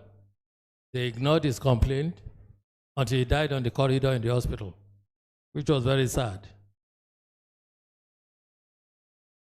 Again, another negative impact of this emigration my mouth was writing prescription. You know, that's not how we were trained. But when you're under pressure, 50 patients to see in 4 hours, you end up writing prescription before the patient has opened his or her mouth. Decreased access to health services. A few health facilities have had to be closed because they were built by politicians without thinking about staffing. And at the end of it, no doctor, no nurse, the services are not available. And this is also increasing morbidity and mortality, mostly from preventable and treatable conditions. It's sad. Then loss of investment. We must accept that the federal government has subsidized our training significantly. If you want to do medicine in the United States, you know how much you have to spend. Most people take a loan, student's loan, to go through medical school in the US. But here, our education is highly subsidized. Even some people cannot afford it because of the poor quality of salaries. So when all that, you get trained, you leave after a few years, and it erodes mentorship and training capacity. When people go, they learn new skills, they don't come back to share those new skills with others. However, there are positive sides to the Japa syndrome. And the most commonly quoted positive sides is, like Chris Ngige said, they send money. When they Japa, they send money to Nigeria. And you can look at the amount of money that Nigeria has been harvesting from diaspora over the last few years. It's roughly $20 billion every year. It went up to, I think the highest was in 2018 when it got to $24 billion. Then it came down in 2020 because of COVID, but it's rising again. In 2022, it was $20.13 billion. You know, so maybe for some in government, this is good money. But what is the effect on our healthcare system? And when this money comes, what is it used for? It's mostly supporting households, you know, families, their expenses, rent, education, some healthcare, especially for those who are seriously ill with pauperizing diseases. Some for housing, some investment in local business. Other positive impact, knowledge and skills transfer. We must thank some of the alumni who come regularly to train others, or who hold webinars or seminars to educate others and tell us about the latest methods of treatment. And then there's opportunity for international collaboration between those at home and those who are in diaspora. So, question is, and this is a question for the young ones who are still in school, is the grass always green on the other side? Especially at this time where, you know, some of the destination countries are beginning to complain about immigration. The answer is the grass is not always green on the other side. When you japa, there are a lot of things you have to experience.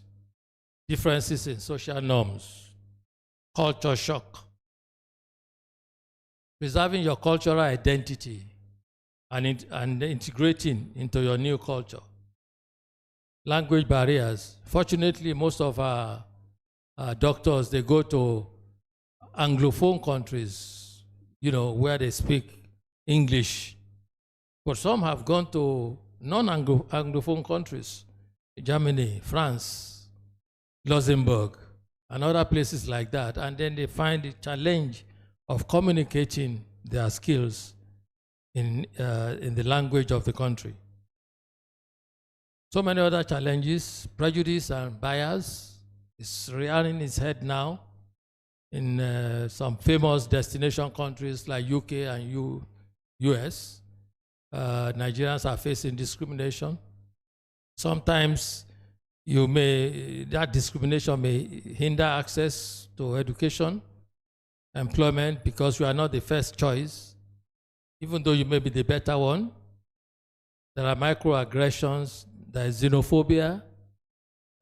We've seen a lot of that in South Africa. There's anti-immigrant sentiments raising its head now. It didn't happen initially in South Africa when doctors and engineers went to South Africa. They were welcomed with open hands. But later on, traders, drug traffickers also followed them, and they have now led those countries to hate anything Nigerian. More challenges, no recognition of your qualifications. Most times you have to do the exams all over again in the country that you have jackpot to.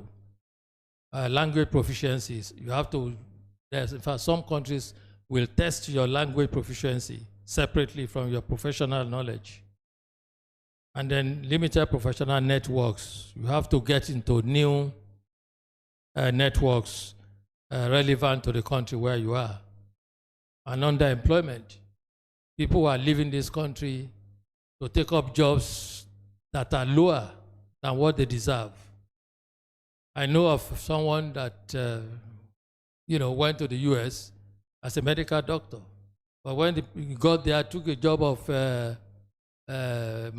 health manager, billing manager for health. I mean, that's not ideal. It's just because she didn't want to do all the exams again and had to take a lower job. Still more, yes, you make a lot of money, but the cost of living is also higher. There's also limited access to financial services, especially banking. You want to take a loan from the bank, you don't have credibility. It takes time to build that credibility. And then supporting families back home. When families see you succeed in going abroad, they think that you are collecting dollars from the tree. And they have unrealistic expectations. When you send $200, they think you are very stingy. They don't know that by the time you finish paying all your bills, you probably just have $200 left. Wage inequality, earning less than the native-born counterparts. Still more, visa and residency requirements is becoming more challenging now. In the UK now, if you take a student visa, the chances of you to get a work visa is even becoming more difficult, especially if you are not a medical worker. They want people to come to their universities, study, and go home. So it's becoming more challenging. And even here, if you want to take a visa to visit, they've increased the price, the visa fee. If you want a 10-year visa to UK now, you have to pay 2.7 million naira. If you want a 5-year visa, you have to pay 2.1 million naira to get a visa to go to UK. And US, they say you cannot take a visa for more than 3 months. So every year you'll be going to line up. So there are challenges. The grass is not always greener on the other side.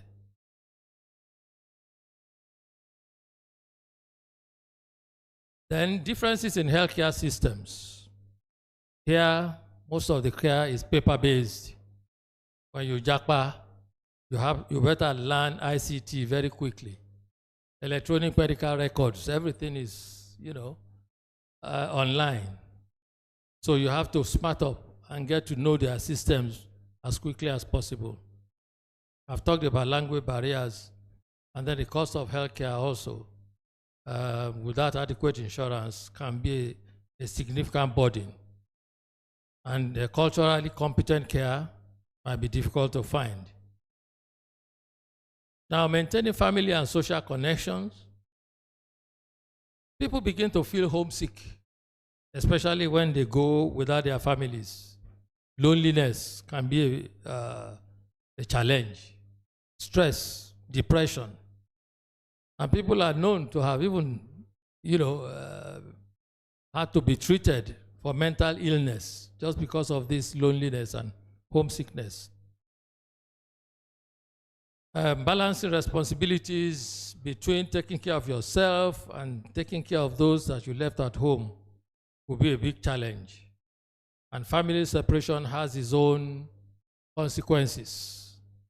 A lot of families have been broken because one partner went and left the other one, and all kinds of things happen. Sometimes they go there and find a new partner without the knowledge of the one who is at home, or vice versa. We read all kinds of things that happen with this separation due to the Japa syndrome.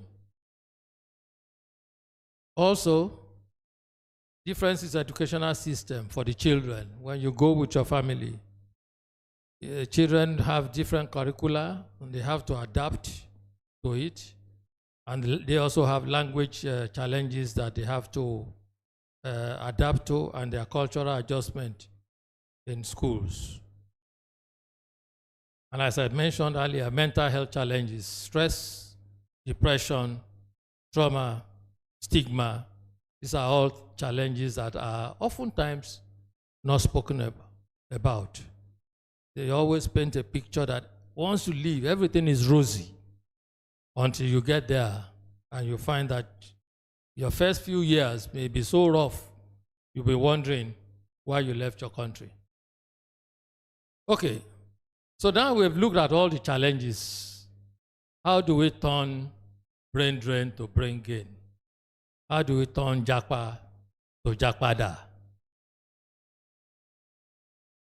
Now, this can be a complex, multi-pronged approach,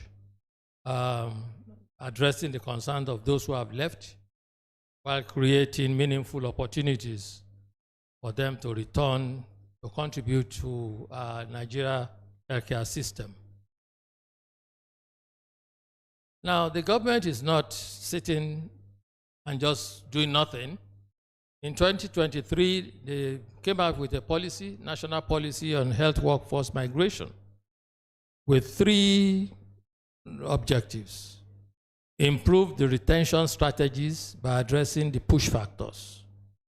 Engage with diaspora for potential benefits like skills transfer, and collaborate with destination countries in ethical recruitment practices. That is appealing to the conscience of those countries.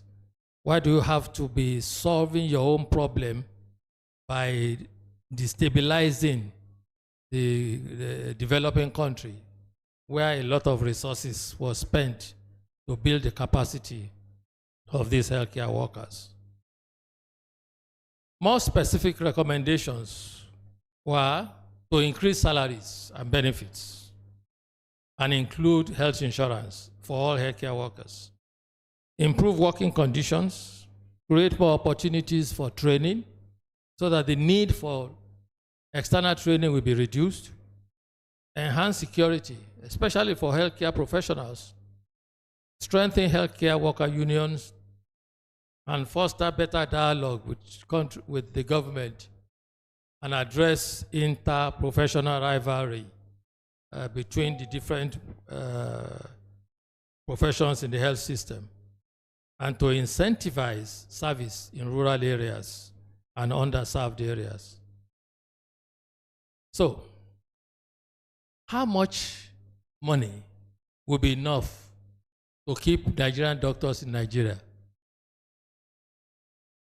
I asked that question, but I could not analyze the answer because the answers were so, of 155 people, was all over the place. So I decided to do research. What is the average salary of doctors in Nigeria today? And I have my website if you want to check where the data is from. Now, if you look at the different items, basic salary, housing allowance, hazard allowance, and all of those things, the salary of a medical doctor, average, ranges from 634,000 to 888,000 naira, which in today's dollars is less than $500 per month to $588 per month. Okay? Using $1 to be 1,550 naira. Now, the average salary, monthly salary in the US is between $10,000 and $30,000 a month. So it's very difficult to campaign to all these doctors, young doctors, to say, manage this $500 a month and don't go to the US because we love you, we want you to contribute to our development. Now, I did another analysis. Here is the legislator's salary. Basic salary, accommodation, hardship allowance, everything. It comes to 24 million monthly. And that is $26,000 monthly. So I concluded, if doctors are paid legislator salaries and allowance, I can guarantee that all of them will stay in Nigeria. Do you agree?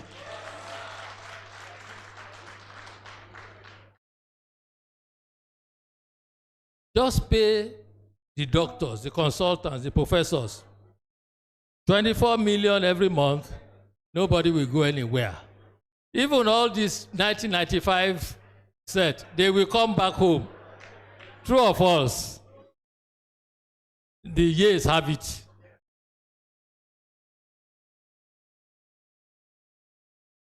So, in my survey, I then asked the question, will you consider returning to Nigeria to practice medicine? This is for the 74 respondents abroad. 35% said yes. Another 36%, maybe. And less than 30% said definitely no. Then I said, what are the factors that will encourage you to return to Nigeria? And these are the main factors. Top of the list, improve security. Next, infrastructural improvements. Then access to modern equipment, better salaries. Better salaries came number 4. So people are looking for a good working environment, safe working environment, and not just salaries.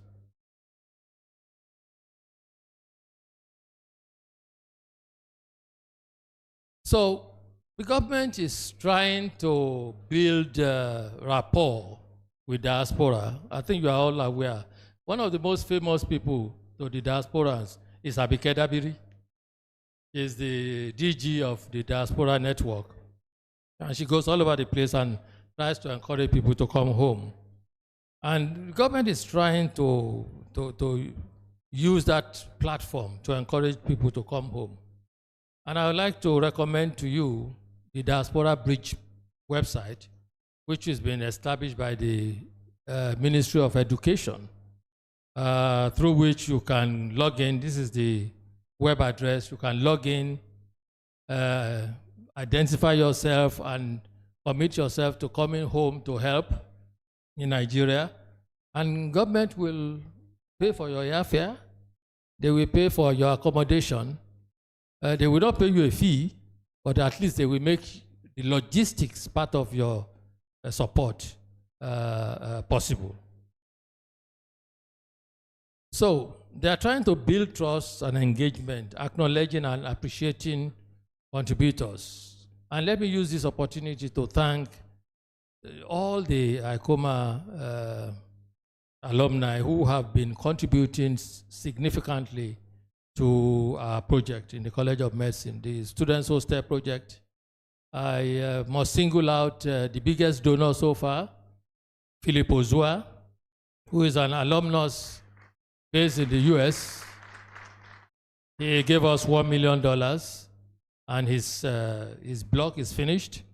We are doing the others, and I thank all the other donors. All that money has come together to build another block, Block F. So we really appreciate what you are doing. We also appreciate your contribution to the scholarship fund for students who cannot afford to pay for their education. So virtual training and mentorship programs are also coming up. Short-term medical missions and exchanges have been conducted by alumni in different parts of the country. In my survey, I asked the question, if you are not willing to return home, will you be open to short-term engagements in Nigeria? That is, if you don't want to relocate to Jakpada, at least will you be open to short-term engagements? 75% of you, all the alumni who responded said yes. 75, that's 3/4 are ready to support us, even though they will not return fully. And another 17% said maybe. So it's just about a handful that said no, they will not be ready. Maybe they have a grouse against us. Then I asked the question, what activities are you willing to participate in? And on-site training, that is coming physically to train, online webinars, medical outreaches, telemedicine consulting, and hopefully now telesurgery, because now there is telesurgery, thanks to AI, and research partnerships and so on, curriculum review. These are all areas that our alumni all over the world are happy to contribute to. So we should take note of this and get them to fulfill their promise. I said telemedicine initiatives, curriculum development, and research collaboration. And we need to incentivize them to return with attractive packages. And I did say that the Federal Ministry of Education in the Bridge project has promised that they will give free air ticket, they will give you accommodation, and they will give you resources for your assignment if you come to help in any of the universities. So please take up this advantage. So we need to keep trying to create opportunities for you to come back and support us by establishing visiting professorships and fellowships, facilitating investments in healthcare infrastructure. And those of you who said you are entrepreneurs, maybe this is the time for you to establish a syringe manufacturing company or some company that is manufacturing stethoscopes or something. Everything is imported. There's opportunity to start manufacturing some of the things we need in healthcare in this country. So if you are privileged, please think along that line. And we should continue to promote medical tourism. The policy environment is important. I won't waste too much time on that. And learning technology, developing national health information exchange program, and support health tech entrepreneurship. There's one gentleman there who said he's now in Silicon Valley, right? One of you, he said he's in Silicon Valley. I hope he will come home and have a startup IT project here that will benefit this our country. is again digital health entrepreneurship. Finally, all of these things need to be done in a sustainable manner. And whatever we do has to be culturally sensitive, and we must begin to collect data and monitoring what works so that we can impact our decision making to continue to support what works while pushing out things that are not actually working. I did say that recently I read about telesurgery. I mean, this is amazing.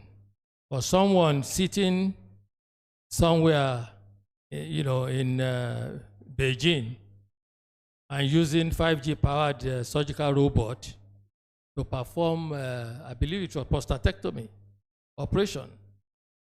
Now, some of you may be robotic surgeons. You might want to consider that kind of partnership with our universities, and you may begin to practice telesurgery, not just telemedicine, but telesurgery.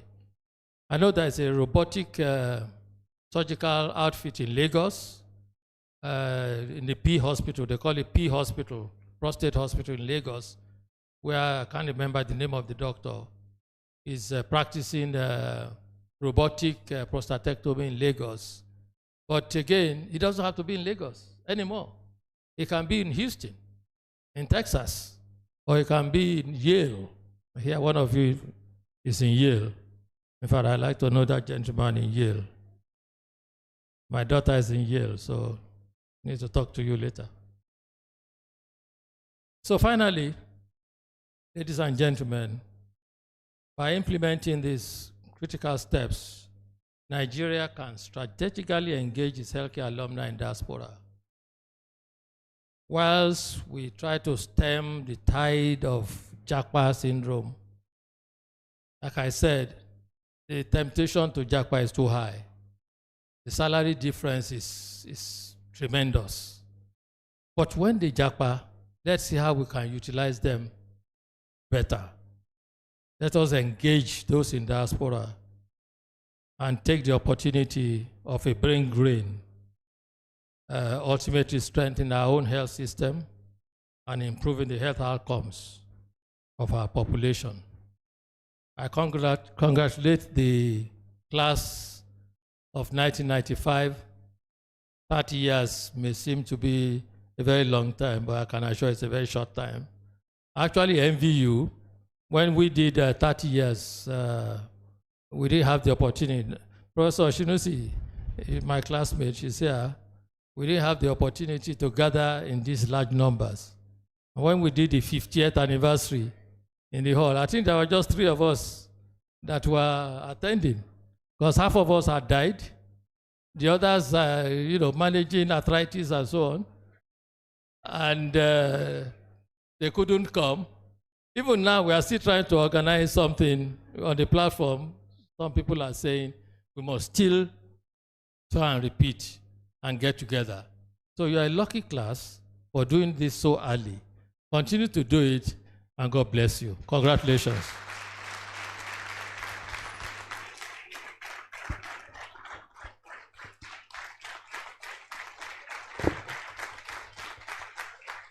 Thank you so much, sir.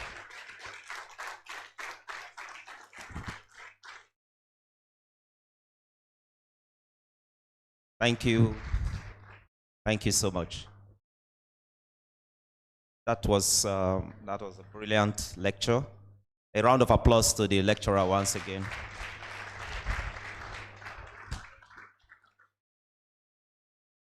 Okay. Would like now to move to the next item on the agenda. We want to present a plaque to the keynote speaker and another plaque to the chairman of the occasion. To present the plaque on behalf of the class to the keynote speaker, I will ask Professor Lanre Adeyemo, chairman of our class alumni board of trustees and CMD of LUT, to please come forward.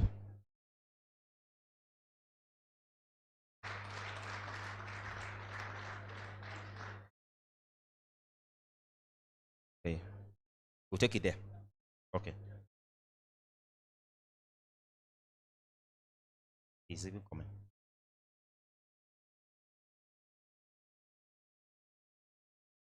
Oh, there are three people.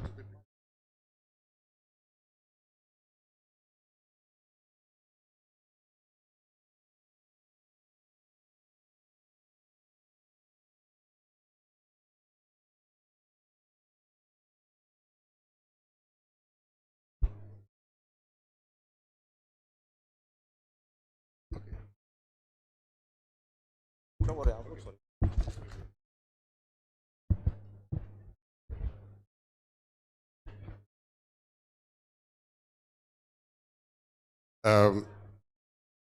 Good afternoon, distinguished ladies and gentlemen, once again. Thank you so very much, sir. On behalf of these ladies and gentlemen of 1995 graduating set, the 1995 Medical and Dental graduates, College of Medicine, University of Ibadan, the first and the best. We hereby we give you this award of appreciation to you as our guest speaker for delivering an inspiring and enlightening lecture at our 30 years post-graduation reunion today, 19th of September, 2025. Thank you very much, sir.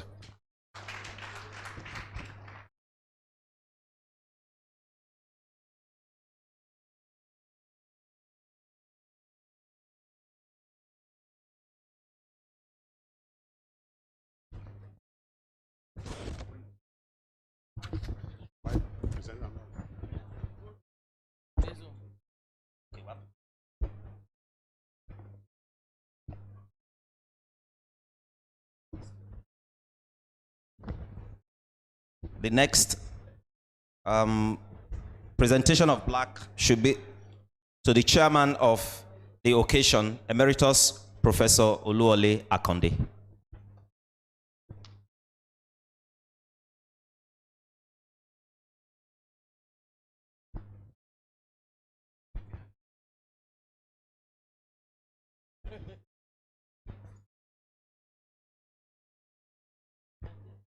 It is indeed a great honor to be doing this presentation to you, sir. You are not just, like you have been described, a great-grandfather of the profession. You happen to be our father, being a father of one of us, Benga Akonde, aka Shark. So we want to really appreciate you, sir, for being a father. Not just a father, but a great father, and not just in the profession, but even in terms of being there for us, somebody that we can look up to, somebody that has, produced so many great personalities, that have passed through you. We want to appreciate you, sir, and we are really happy that you are here. You are still hale and healthy.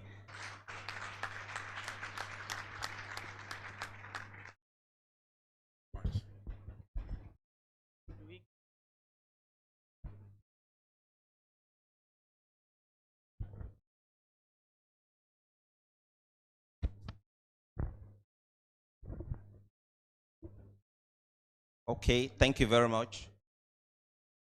Now we'll move to the next item, which is to recognize especially our esteemed teachers who taught us while we were here between 1988 we were in prelim. So let's say from 1989, no, 91 was when we crossed over. There are people who taught us in preclinical school now. So from 1989-90 to 1995. But before we do that, let me quickly recognize the presence of Professor B. Brown, HOD Pediatrics Department. Is he still here? You're welcome. Professor A.O. Fashola, former Dean, Faculty of Dentistry. Thank you. We'd like to specially recognize two of our teachers. I remember this name clearly because when we were doing orthopedics, at that time we had no in-house orthopedic consultants. And there were two people who used to come to teach us. And I had recognized one who was former Commissioner of Health, Professor Adetunji, and the other one is Dr. Obileye.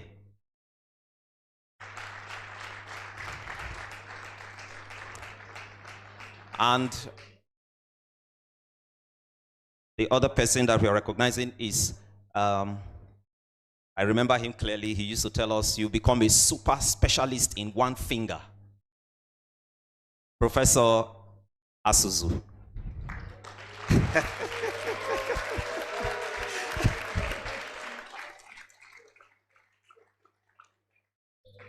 I would like now to ask our class president, Dr. Johnson, to come forward, and he will help us specially recognize our esteemed teachers by, I will need somebody to bring those medals forward. Okay. Our teachers are actually supposed to be sitting in these green chairs, so we are not going to call them to just come forward while the president, or you go there and just, their appearance. Okay, so you just go and give them the medal, please. So I would, can I call the names or you just give them like that? Okay, all right. In case you want to be reminded of who your teachers were.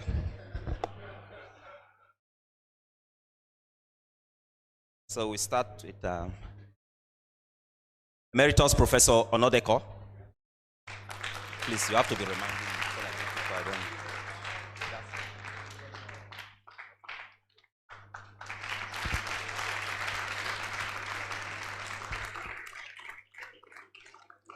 Thank you, sir. Next, Professor Kike Oshinusi.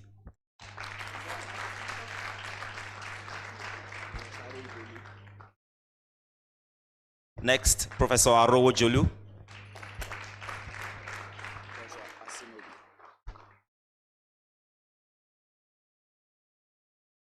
Next, Professor Ashinobi.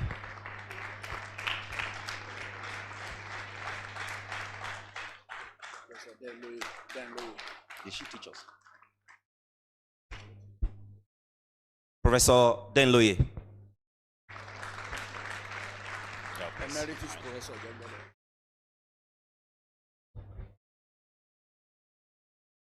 Emeritus Professor Ojengbede.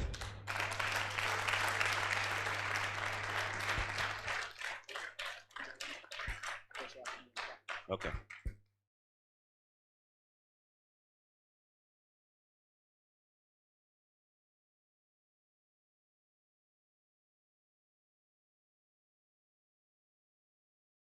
Professor Akinyinka.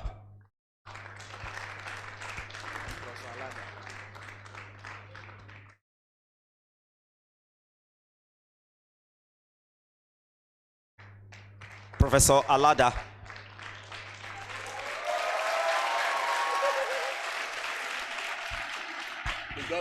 Okay.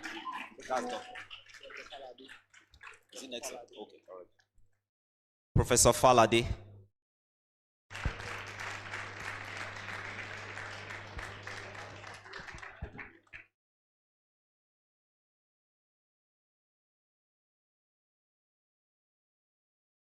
Dr. Obileye.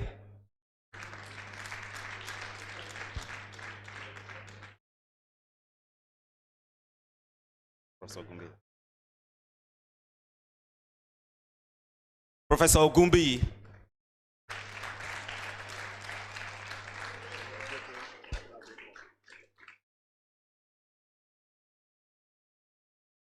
Professor J.K. Ladipo.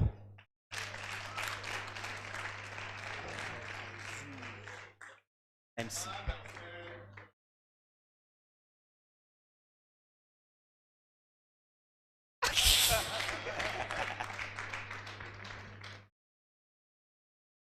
Professor MC Asuzu.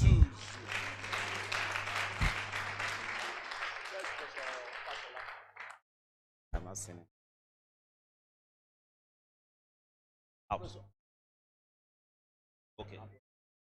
Yes, Professor Fashola. And I wrote it down.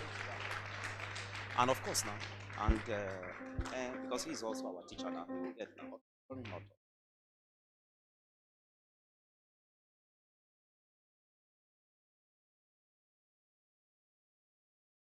Yes. And so to the high table now, because they all taught us as well. So to our guest lecturer, Professor Tolori.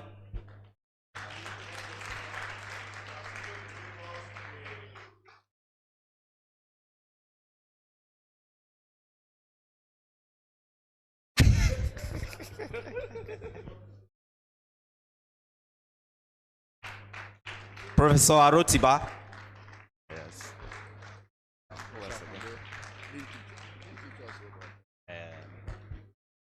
Emeritus Professor Akonde, our first provost.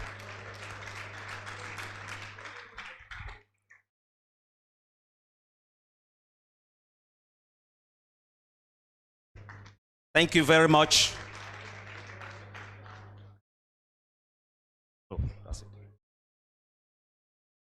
And there was Professor, who is that? Huh?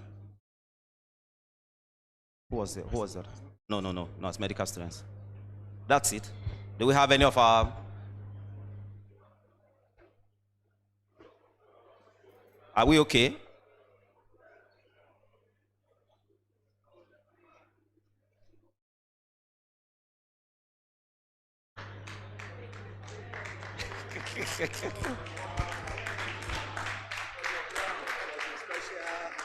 Special resident. Okay, all right.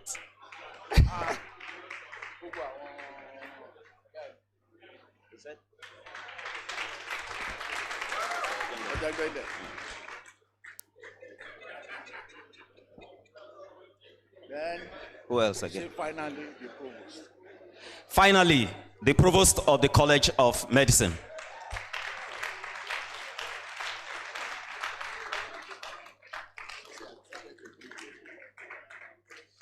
Right, thank you very much.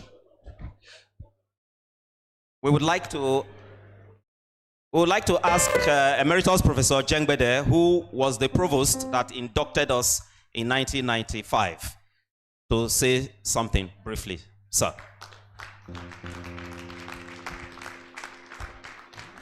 Well, thank you, distinguished chairman, the guest lecturer, all members of the graduating set, ladies and gentlemen. I think I feel so great that this set, 1995 set, which was the very first set that I graduated as provost of the College of Medicine, has gone, nuclear. Let me put it that way. So many professors, so many entrepreneurs, and I also discovered today that two of your classmates are actually working very closely with me, Dr. Balogun and Awolude. And finally, there are so many incidentals there, but not as big as yours. Thank you.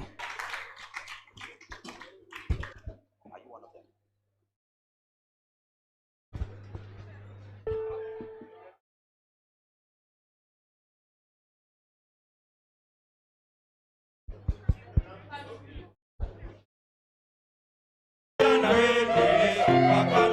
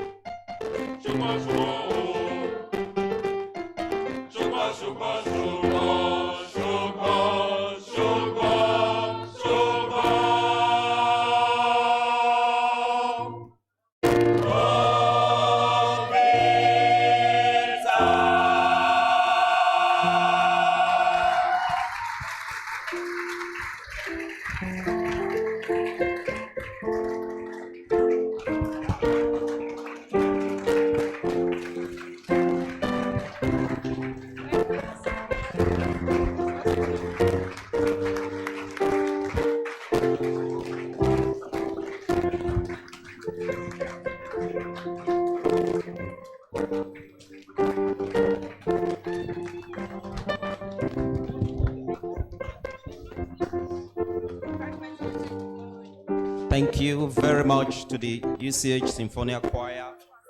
Can we put our hands together again for them?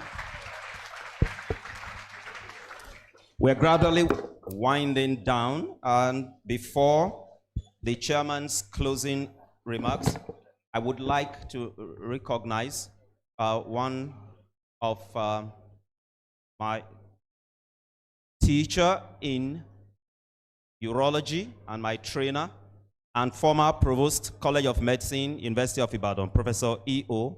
Olakpade Olaokpa. You're welcome, sir.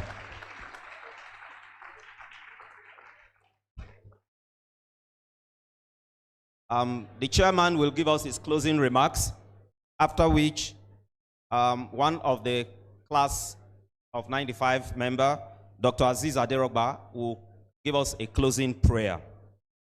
Thereafter, we'll take the anthem in reverse order, starting from the college anthem, the university anthem, and the national anthem. And then we'll go out for group photographs. Is it out or in? The photographs, here. Okay, there will be photographs here. Whoever is coordinating the photographs should please get ready. Thereafter, our teachers can take their leave, and the students should sit down, remain seated, because the next panel discussion is actually for your benefit. Okay? So don't just take our food and go away. If you see any student going out, please lock the door. The chairman, sir.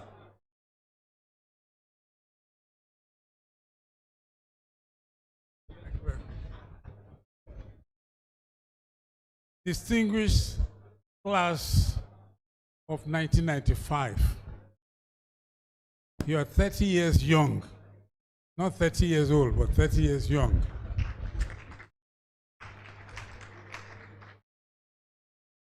Our dear students, and all the teachers and grand teachers who are here present, it's been a wonderful occasion. The reunion is a great reunion indeed. And indeed, we're so privileged to have the provost who inducted you into the medical profession being present here himself, Emeritus Professor Oladosu Ojengbede. It's a great occasion. I will always remember it. And I thank God for your lives. I thank God for all they have achieved. I thank God for what you are doing for the College of Medicine. As I said earlier, the college is indeed highly privileged to have dedicated and committed alumni who give back to their alma mater. What you are giving to us is a sum of almost 90 million naira, duly acknowledged, duly appreciated. So we thank the Symphonia, the Youth College of Medicine Symphonia, who entertained us. Wonderful indeed. Anyway, the ceremony continues. I wish you all a very happy homecoming and a safe return to destinations. Thank you, and God bless you all. Thank you, sir. Dr. Aderogba, please. Here, you can pray from here.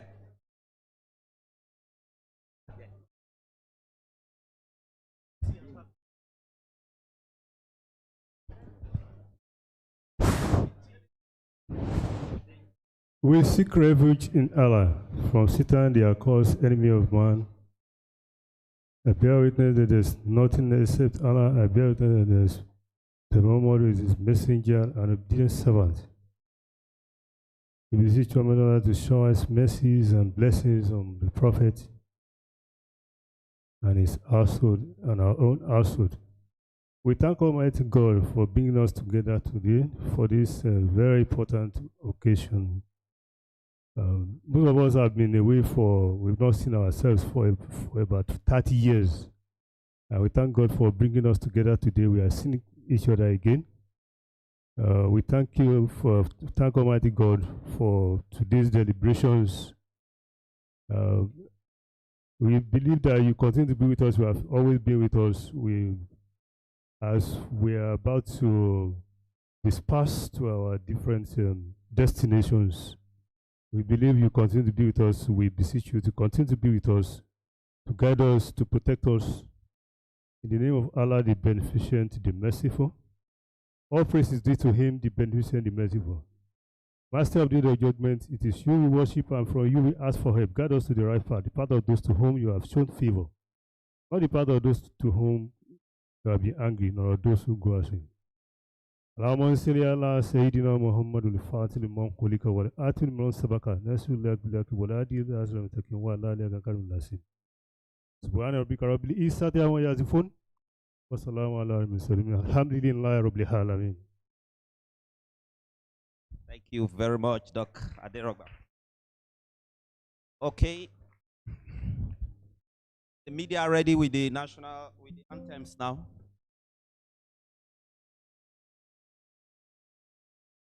Shall we remain upstanding for the anthems, please?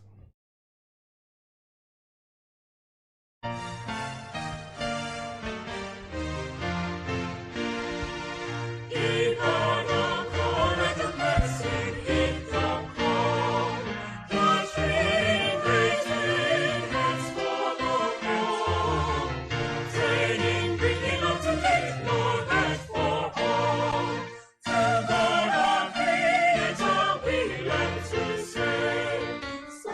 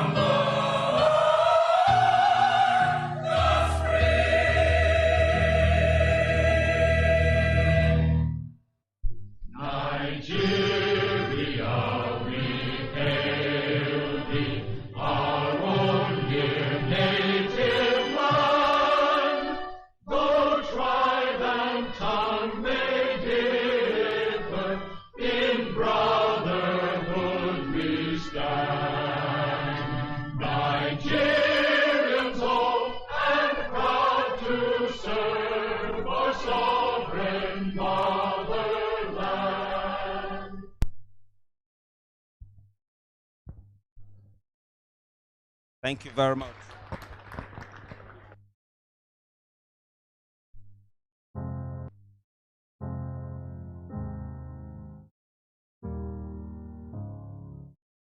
Hello, it's me. I was wondering if after Photographs. all these years you'd like to me to go over. Photographs. Our teachers should please come forward. Teachers, come forward. Is there not going to be a chair row here? So that we will now stand at the back. So that we will stand at the back. I'm in California dreaming Me, I don't know how to about who we used to be when we were younger and free. Photographs. Can we help arrange? Where are the hey, Baba. Such a difference between us and a million. The student will go if you don't start.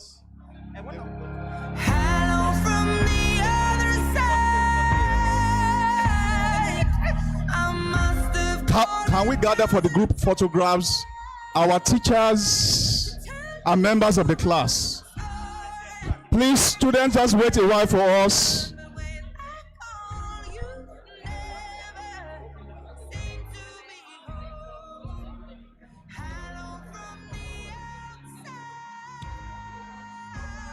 Class members, can we come for the group photograph? Quickly. Sartorius. Oh yeah. The body. Key Toms. Oh my God.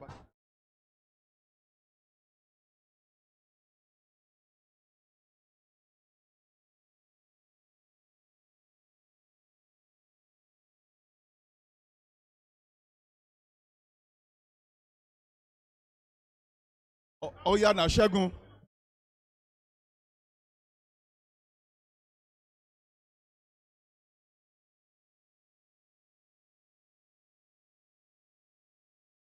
Agda.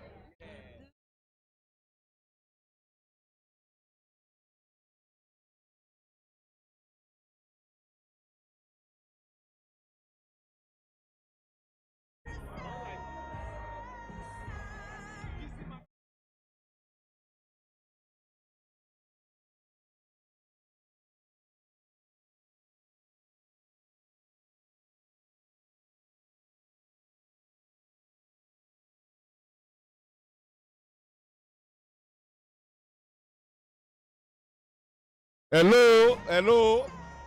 Our daddies and mommies, please come forward for photograph. The Deputy Vice Chancellor, please come forward. Our provost, sir, please come forward for photograph.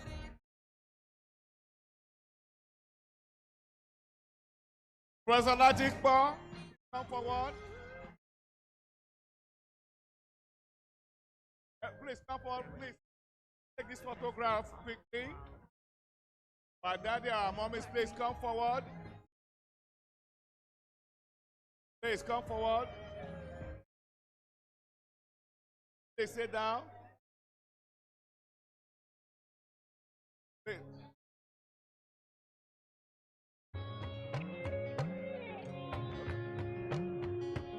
Professor Lokpa, please come forward. My daddy, Professor Tolori. Tempo, please wait. On the other side. Come forward, please. That's what I thought. Please sit down, all our teachers. I burned my bridges, so I never look Professor back. Professor Latikpo, sir, please come forward. But if I had Professor Lokpa, please sit down. the life I was Professor searching Tolori, for, sir, please come forward. right in the eye, oh. If I had Yes, known ma'am. Mommy, the please sit life down. I was searching for was already my own. Yes, mommy, please come and sit down, please.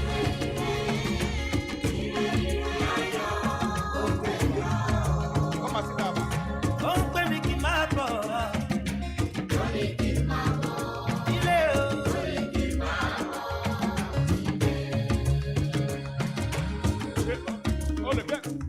Kosi, bring that one. Let me get one. Come.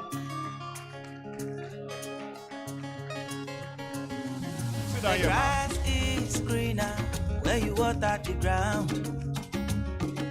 That's what I found when I took the Any of our ride. teachers still in the crowd, please I come realized forward. the If you are a mountain senior I've rep been when you taught us climbing on the world run, nothing if else you I please know. come forward. Okay. I didn't know how The wives of the 1995 said, Mrs. Okoye, please come forward. Please come forward, come forward. But if I had known the life I was searching for was looking me right Mrs. in Oga, the God eye. bless you. If I had known the life I was searching for was already my own.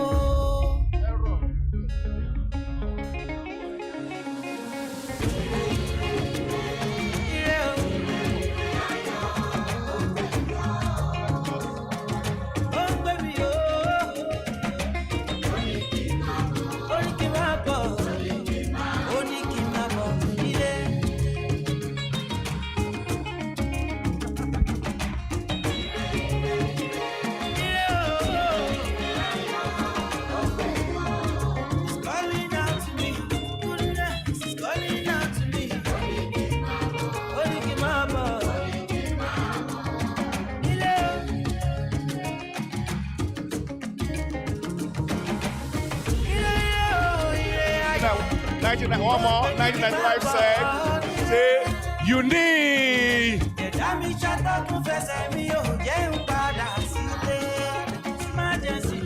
Thank you. God bless you. We are going to start the part B. Please, all the students, just wait. We are starting part B now.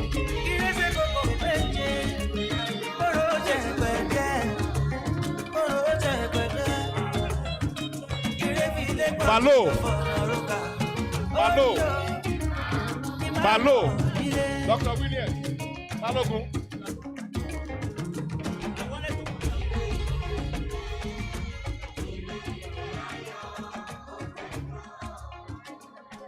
Please, students, sit down, don't go.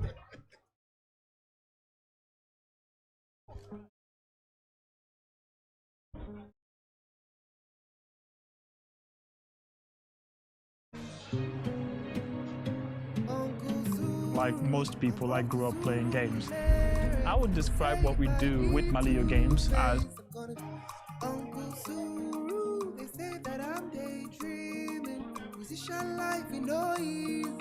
okay. Please. I'm tired of dreaming. Please, the panelists for where I want to go. the next At the session Emirates should Stadium, North London, make their host- way forward to my left-hand side.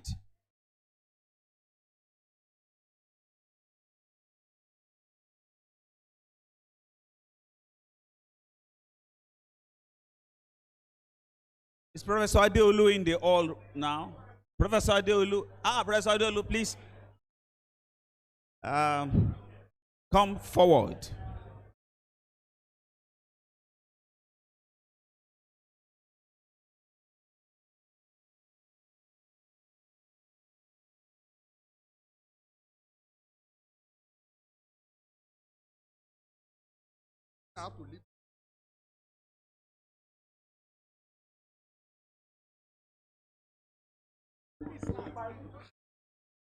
Professor Adeolu, please come forward.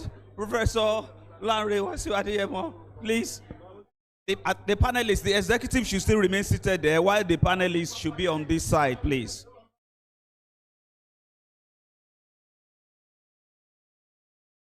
Dr. Sam Adebayo, here on this side, on this side. The panelists should be on this side. The executive can stay with you. Because they have to be looking at, they're presenting something.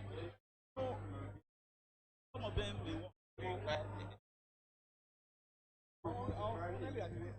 Okay, all right, yeah. They can.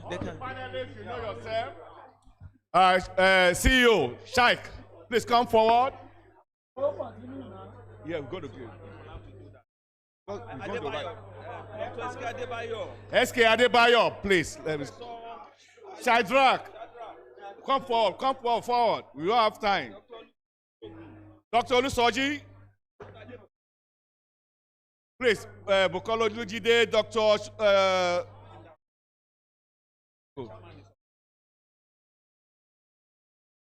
We see them now, they will come forward and talk.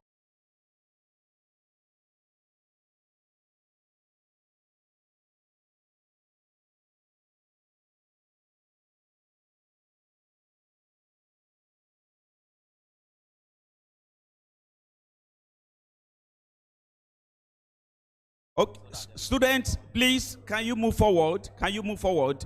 There are spaces for you now to sit in the front. Thank you.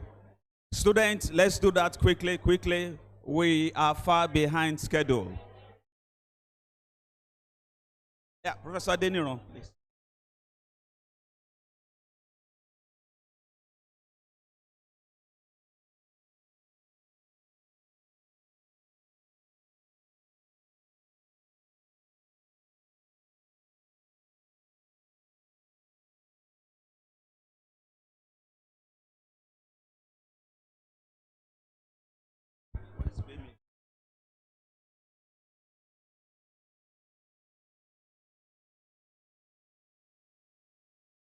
Dr. Okoye, Bemi, where are you? My co-moderator, where are you? Bemi Okoye, where are you, please?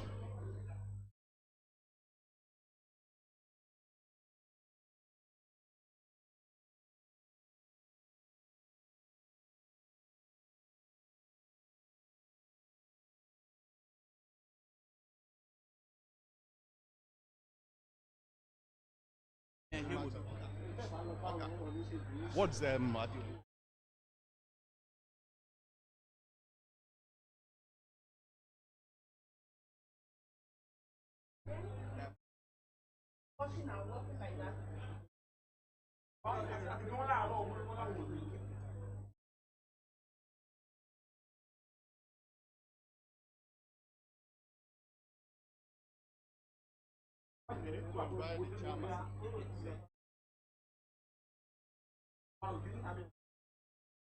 to chair this symposium.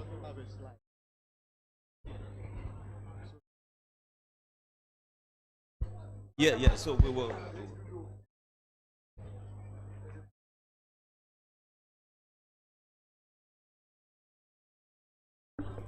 To chair this symposium,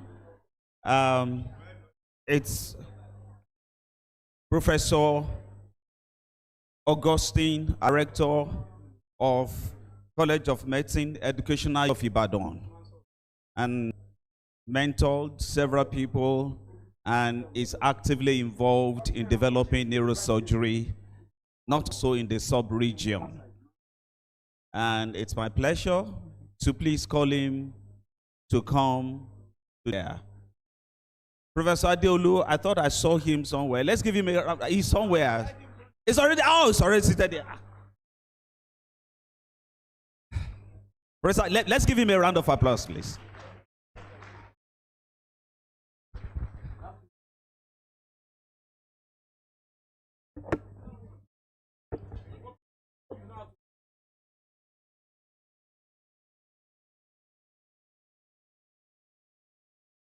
Okay, so because of our time, opening remarks before we start inviting the speakers to start the discussion. Head of department based on seniority. And I knew that there was one person between him and that position. And I said it. And 3 years after, he became the head of department. And of course, you can imagine, it was a disaster. That's the truth. And many of us were not. Now that you are complaining about leaders, who are you going to complain about now? You are the leader of your department. Who are you going to complain about? So that is what leadership is all about. And you cannot talk about leadership without talking about the followership. Leadership, very important, but followership is also absolutely very important. However, leaders lead the way, others follow. When you don't even know the way, how would those who are behind you would know if you don't have the vision, you don't have the goal, it is practically impossible for you to lead the people. And I'm aware that medical students are here. The point is that what I'm trying to make is that whether you like it or not, you are going to be a leader one day. And many of you are already leaders. You start with being the leader of your group. A leader is a leader. Leader of your unit. Some of you are College of Medicine, Union, Association. You are leading. And believe you me, your experience, and that's what many of us, the KJ here that is leading us today, leadership, we all knew the leadership trait in him when he was in school. And quite a large number of us that are here. So it is important that we prepare for that leadership role, because one day you are going to be leaders. Even if you are not married, one day you are going to get married, isn't it? You are going to lead your home along with your wife. If you don't have that leadership, you are going to fail. And marriages do fail, don't they? And when they do, it is essentially because of a leadership failure. So what I'm trying to say is that prepare yourself for position of leadership. Whether you like it or you don't like it, it's going to come. I granted an interview some few weeks ago in one of the leading newspapers in Nigeria. And they were asking me that, did I ever plan to be the CMD of Lud? And I told them, no. I didn't know I was going to be Chief Medical Director of Lagos University Hospital. But I knew one day, I'm going to be a leader. Because it is natural. Lecturer 1 to senior lecturer, associate professor. Even if you are the worst person in the university, one day, and you are young enough, you are going to be head of department. So I know at least I'm going to be head of department. At least I know that. So probably I may be lucky to be provost, like Professor Omibodu, or any other thing that comes. And I really prepare myself for that. You need a lot of, even if you are tough as a leader, when people want something done, they know that you are tough, but they know that you are the one that can get the job done. And as a leader, you know there's a thin line between being tough, being firm, and being wicked. When we were students, you know, we were sharing our experiences yesterday about some of our teachers that we thought they were firm, but we thought they were wicked. But believe you me, toughness, being firm, is a good trait. As a leader, wickedness is a terrible trait to have. And of course, we can mention names. We are at the back of our mind, those of many of our leaders that we consider that are wicked. So let me, because Professor Oga asked me to prepare something, let me just spend the next 5 minutes to say something about what he has asked me to present. Essentially leadership, and I'm going to use almost about 90% of the attribute of an efficient and an effective leader by Niyi Akintola. He says there are 30 C's, and those 30 C's are under four domains of effective and efficient leadership. The 4 domains are execution effectiveness. The second one is character qualities. The third one is personal capability to lead change. And the last one is relational qualities. For the execution effectiveness, number 1 is competence. If you are not competent, you cannot lead. And how do you get competence? Years of experience. You also go to school to learn leadership. Leadership is not a joke. That's why I know there are many leadership courses, both in our universities and also non-university institutions. A competent person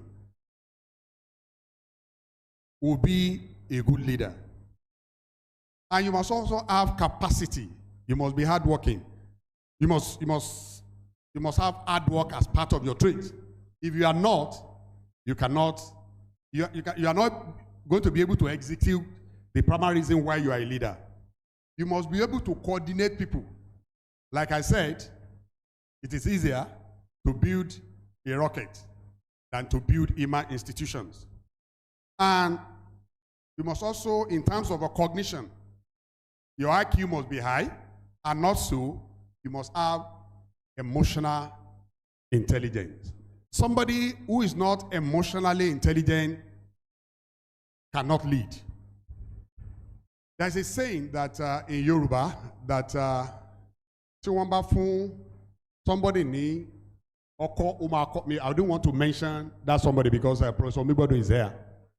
Somebody loko umakosi odware.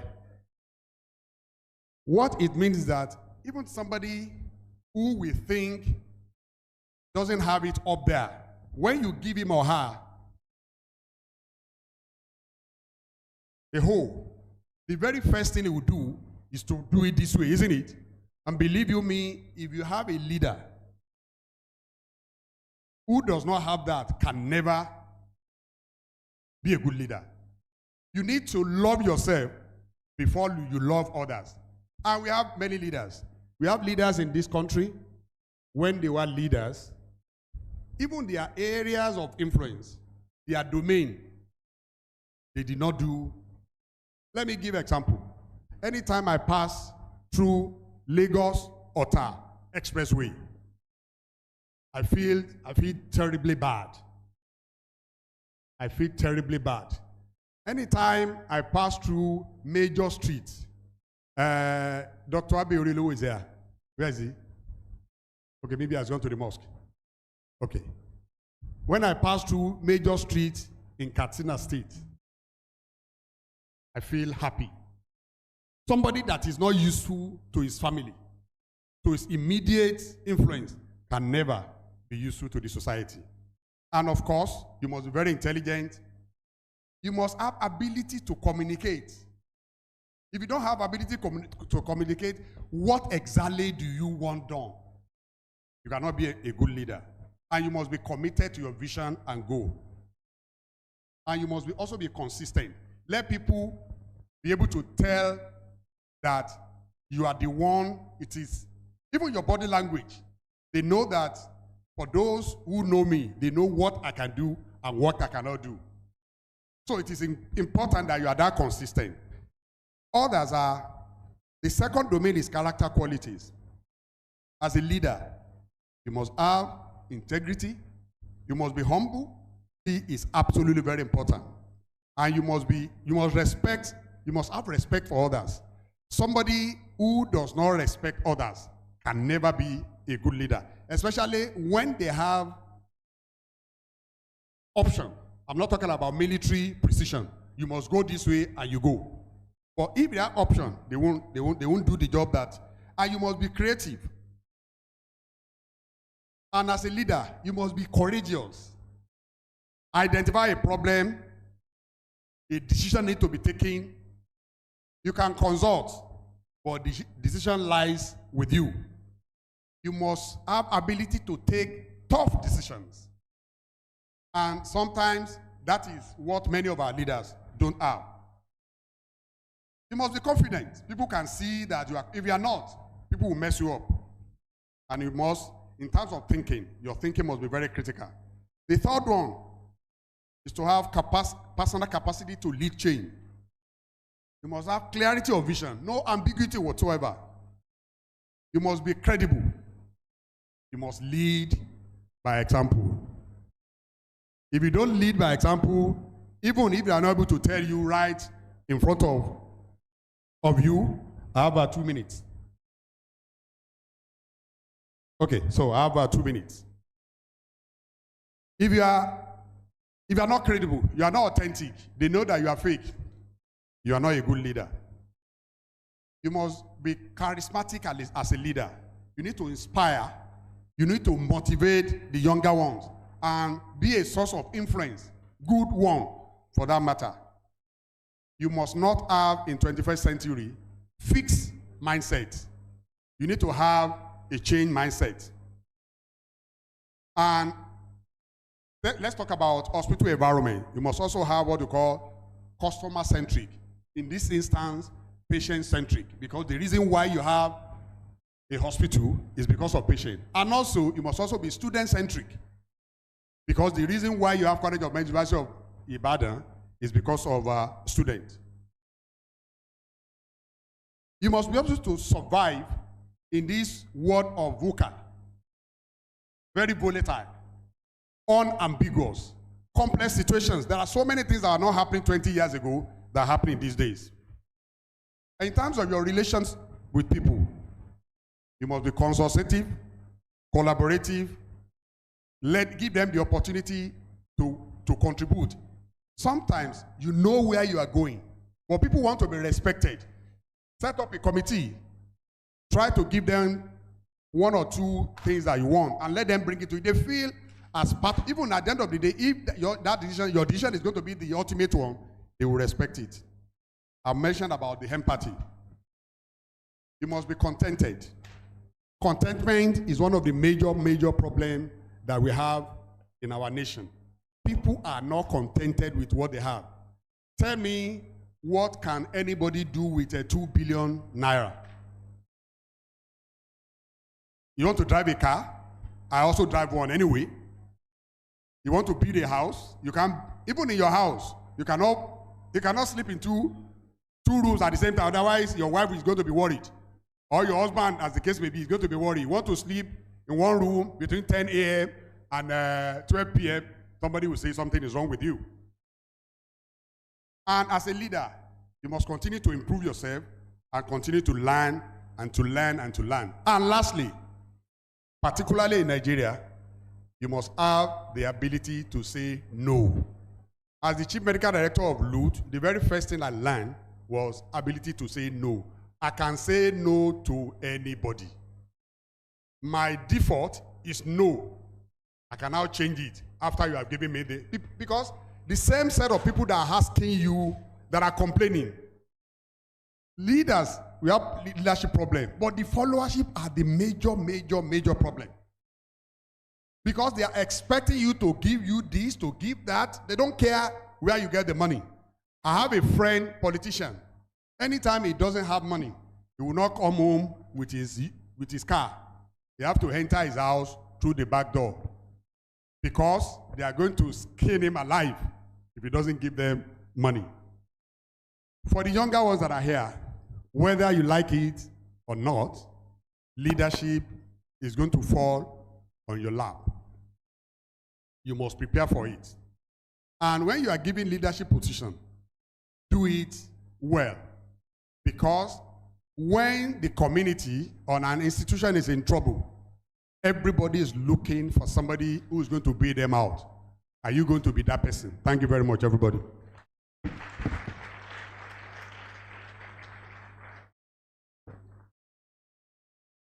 Thank you very much. Yeah. So before the next speaker, how many medical students are here? So this session is primarily for you. So when you are in the medical school, you have so many lectures from 100 level to 600 level.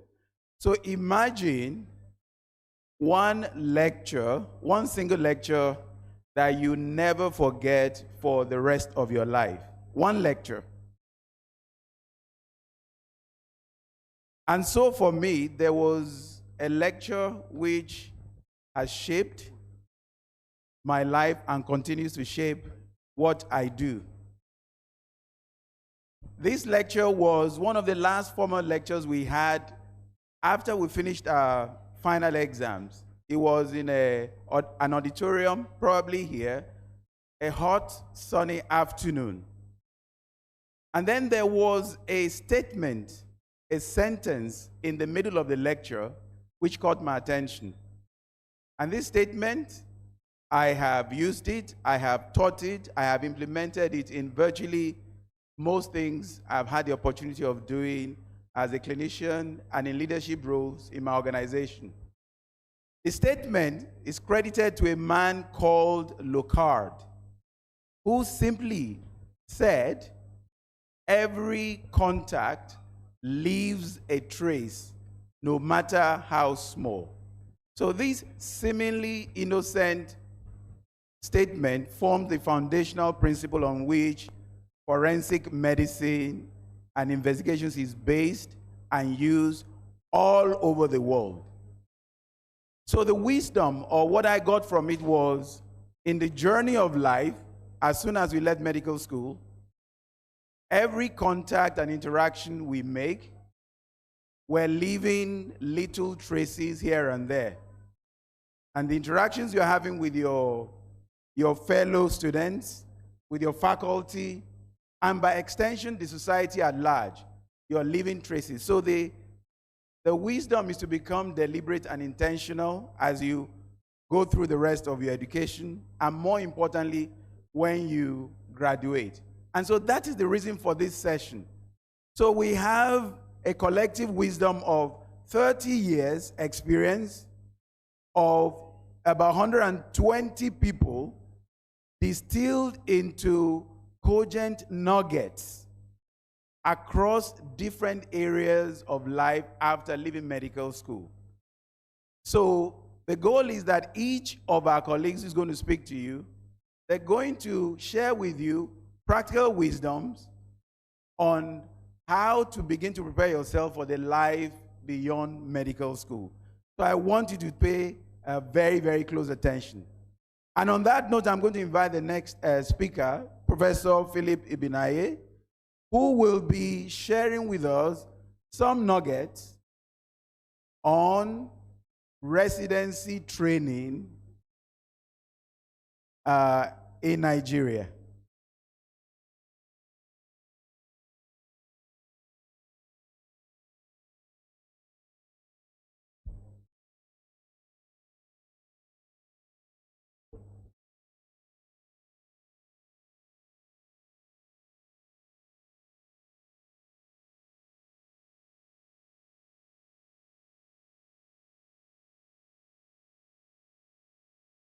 Good afternoon. Good afternoon, Mr. President and the chairman of the panel. Well, greetings from Ahmadu Bello University Zaria, the largest and one of the best universities in sub-Saharan Africa. You agree with me? Thank you. Today, I'm going to talk about the postgraduate medical residency training in Nigeria, positioning yourself for success.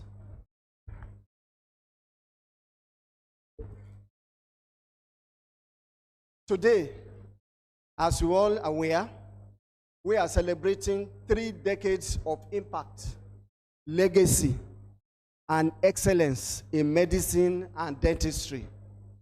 The purpose of this gathering today, as you are going to hear from other speakers, is to share strategies and insight to help medical students, young doctors, excel in their residency program.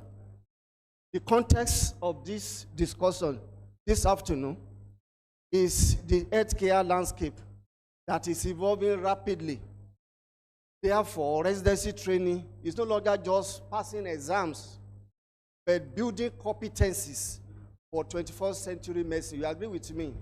That is why our postgraduate medical colleges pay more emphasis on competencies and skill rather than just passing exam. The question is, what is residency training? Residency training is a structured postgraduate medical education program that prepares doctors for independent clinical practice and specialization. In Nigeria, we have about 3 postgraduate medical colleges. We have National Postgraduate Medical College of Nigeria, we have West Africa College of Surgeons, and West Africa College of Physicians. Globally, the residency training varies from region to region. For example, we have Accreditation Council for Graduate Medical Education, in US, Royal Colleges in UK, Australian Medical Council in Australia. Our colleagues in the diaspora will speak more of this, and now you can benefit from them. What are the key phases of residency training in Nigeria? First, you need orientation and adaptation to be able to key into that program. Adjustment to the new responsibilities, schedules, and hospital system. It will be completely different from where you were practicing before, maybe in a rural area. You are now coming to be trained as specialists. So we need to adapt yourself, you need to adjust yourself to be able to key into the program. We need to rotate through various areas of clinical specialists. You have to pass through different units. You are in medicine, does not mean that you not go to radiology, you not go to other areas that could affect and also improve your skill and your training. You need academic preparation. First, you need to go back to primaries. Not primary school we are talking about, but you need to go to basic clinical sciences. We need to go to clinical sciences so that you have to take exam and pass before you can commence the training. We have part 1 and part 2 exam. We require consistency and strategy before you can pass those exams. Research is also mandatory because you are going to prepare dissertation after your part 1, before your part 2 exam. You must defend your dissertation, and that requires you to have innovation and also involve critical thinking before you can prepare a reputable research work. Then you also need to undergo specialty training. We have opportunity to focus on the niche area. Like most of you don't just specialize, you also need to specialize area that's very important that will advance your career. Your goal must be SMART. What do you mean by that? Your goal must be specific, must be measurable, achievable, relevant, and time-bound before you can succeed in this training. I came to the training, residency training in 2000. I had my goal, and my goal was SMART, was specific, measurable, achievable, and relevant, and time-bound, because I gave myself that I must complete this program within the stipulated time.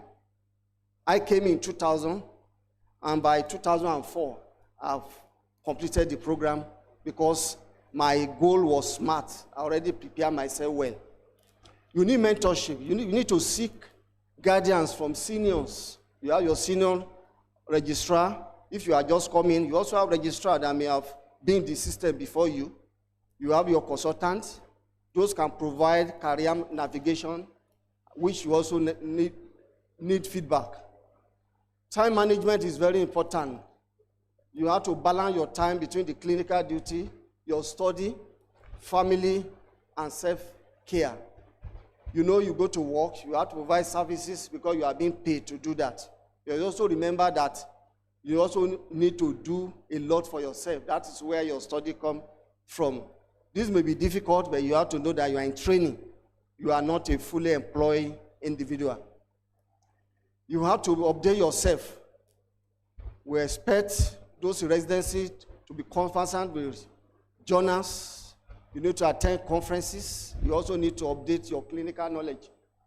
When we are medical students, we knew some of those senior registrars then, people like Yahweh, Dogo, and all that. During the clinical seminar in medicine, the way when the argument, when they argue, when they talk, evidence-based medicine, we really wanted to be like them. Yes, that is how it's expected of a resident. You need to plan to pass your exam. You have to start earlier. You have to have your plan. You have to use past question, participate in group discussion. You have to involve in research and scholar. Okay. You have to involve in research and scholarly productivity. What do you mean by that? Why research? Well, research will help residents to contribute to medical knowledge, health recognition, and gain competitive advantage for fellowship. Yeah, the other fellowship, you are trained in Nigeria does not mean that you don't look for other fellowship outside. But if you can do that, you must gain recognition. You must earn it by continuing to contribute to medical knowledge. You need to choose relevant, feasible topics when you are choosing your dissertation. You want to identify supportive supervisors, those that will be able to supervise you so that you can complete the dissertation. You want to be familiar with the institutional ethic guidelines because this is very, very important. Your aim of research is to publish. And I was impressed when I came in November for NUC accreditation for MBBS in Ibadan. We were told that even the medical students write grant and win grants, carry out research and publish. That was before it was positive. One of those things that must have added to the rating of this university as the best university as far as medical education is concerned. So as they continue as a student, we all know that by the time they go into residency training, they will definitely perform excellently. You remember there are tools you can use. We have many tools that are available today that were not there during our time. We have tools like Sotero, Mendeley, SPSS, and others. This you need to avail yourself the opportunity to familiar yourself and use these tools. What about the professionalism and ethics? Very important in residency training. The core value, as Ibadan is known, is integrity, honesty, respect, accountability, and empathy. These are non-negotiable. That's what Ibadan is known for, either in the undergraduate training and in postgraduate training. And with this have been inculcated into us, and is still with us, and we continue to help others to cultivate core values. You also have ethical dilemma.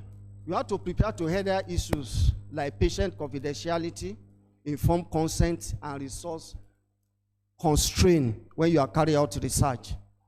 You need to communicate. You need to build strong communication skill for interaction with patient, the family members, and also the healthcare team. You have to work as a team, and you must do your best to make sure that either as a team leader or as a member of the team, you do your best to be a very good team member. You know how to escalate concern. When you have a concern, don't keep it to yourself. Report abuse. Are you being abused by your senior? Yes. In those days, as a resident, you can be abused by a consultant. And most residents may go into depression. So you need to talk out, to speak out when it's necessary. What about the global opportunities and fellowship that are available? Those of us who are still students, like it was during our time, most of our colleagues already passed their USMLE, PLAB, and all other foreign exams that help them to JAPA, as we all know. So JAPA is good as far as me is concerned. As many people I want to go, because we are benefiting from JAPA. Even in this, our 1995 medical and data graduate, we are benefiting from that. So you need to pass those foreign exams to move. With other fellowship, they are available in some areas in medicine. Avail yourself the opportunity. Exchange programs are there. I know few of our members, even as a medical student, they benefited from exchange program. You need to be at competitive edge. You need to carry out research and publish. You need to score high in your exam, not just passing, so that you can have a global exposure, and that will improve your eligibility for fellowship. Work-life integration and mental health. You know that in Nigeria, because of JAPA, your work is very hectic, long course, high patient volumes, emotional fatigue can lead to burnout. So what are the signs of burnout? Irritability, sleep, loss of interest, and declining performance. What is the solution to that? You have to prioritize rest, set boundaries, talk to counselor, and engage in hobbies that will help you to overcome that. Then institution, we have a CMD, though is not here with us. They need to make sure that they provide wellness program and mental health support for the resident because things are really getting out of hand. What are the common pitfalls you need to avoid if you want to do a residency program? Complacencies. You are successful. That doesn't mean that you have to relax. You must continue to strive hard to make more progress and more successes. If you have a law book, you need to make sure that at the end of every procedure, you make sure you fill your law book and have it signed. Not when the exam is 1 week, you are rushing to do that. That will not help you. You have to manage your time. Time is very important. Appointing that could distract you, social media and all that. You know that you are in residency training and you have a time frame for this program. So pay more attention to your study. Poor conflict resolution. Maintain professionalism. This is what Ibadan is known for. Even under pressure, resolve dispute respectively. What are the lessons from 995 medical and data graduates? The experience speaks for itself. We as alumni, we are sharing our journeys, our challenges, and our triumphs with you. You are going to listen to many others, and you will learn a lot from them. We need to, this set also set up a legacy of excellence. We have many professors, consultants, policymakers, captains of industry. And today we are going to listen to some of them, how they made it, and you want to follow. We need to learn from the lesson of resilience, navigating training without digital tools. That's what we passed through during our time. Even those of you that have some of these tools, you can still compare yourself with developed world. You still have to struggle. But that's what really help us to be rugged. Call for action. Be proactive. Take charge of your career. Don't wait for opportunity. Create them. Stay curious.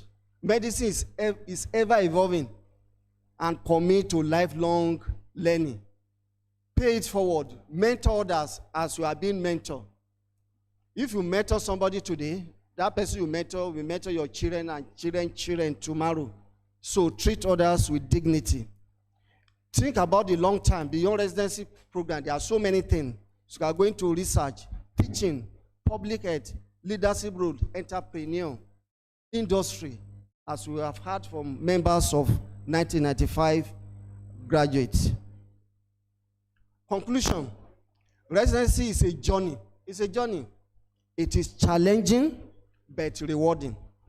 When you're out of it, you can do so many things for yourself. Success requires strategy. Plan ahead, persevere, and surround yourself with the right people who can help you. Celebrate milestone like we 1995 graduates are doing today. Aim to leave a lasting legacy. That is what Ibadan is known for. Thank you, and God bless.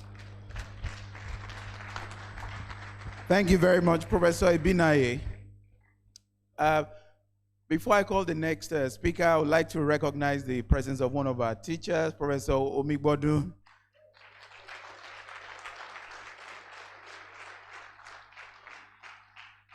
Prof, I'm sure you will not remember, or you may not recollect, 1997 or 98, you visited Confanoche Teaching Hospital, Kumasi, where I was a resident. And the night before your visit, they said they selected me to do presentation so that because I'm a Nigerian, the department will be in good light. And I think you were impressed with our show. Thank you very much, Prof. So back to the students, it is never too early to prepare. The next speaker is Professor Shadrach Aisu Odion Owe, who is a professor of urology at University of Abuja, and he will be giving you nuggets on how to start getting yourself ready for career in academic medicine. Over to you, Shadrach.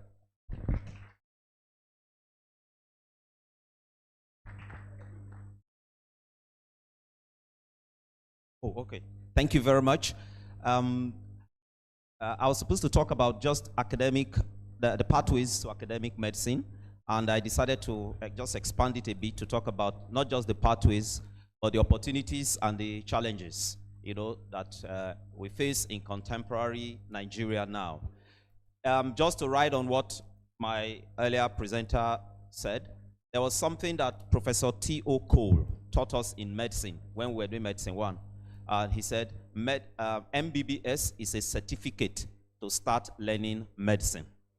So when you get the certificate, then you start the learning.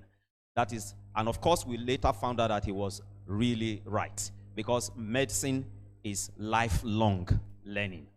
And of course, it is the platform on which we started from, and the platform on which we have built everything that we have, and my colleagues, we attest to that. So just like Gbemi said, pardon us because we're calling ourselves our first names, because we are classmates, okay? So Gbemi is the person who just spoke last. He said that, so we don't, Philip, who presented residency training. Haven't gotten your MBBS, it doesn't mean that you have to go and do residency. And haven't done residency, it doesn't mean that you should go into academic medicine, right? So what we are telling you is that this class has its feet and its legs everywhere, and you will hear from others. But once you have gotten the MBBS, which is a certificate for you to start learning things in life, you can diversify, okay? You can do anything. And from what you will hear from the rest of our class members, anything is possible once you set your mind to it. So for academic medicine, it is also a possibility. How do you move this?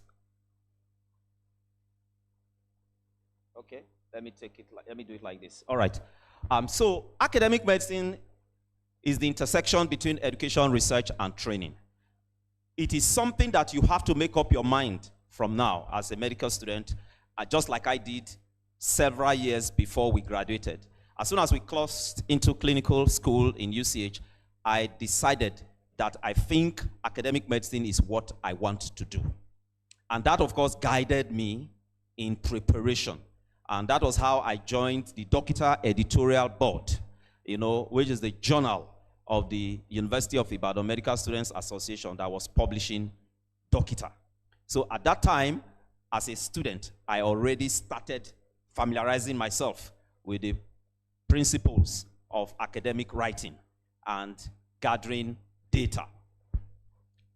It is crucial for training future doctors, like you can see, because it is the repository of the knowledge and how we transmit it from generation to generations. Because if we don't keep that, then we'll train the last set of medical students who will become doctors, and then there will be no other ones. Because academic medicine is the pipeline through which we train them.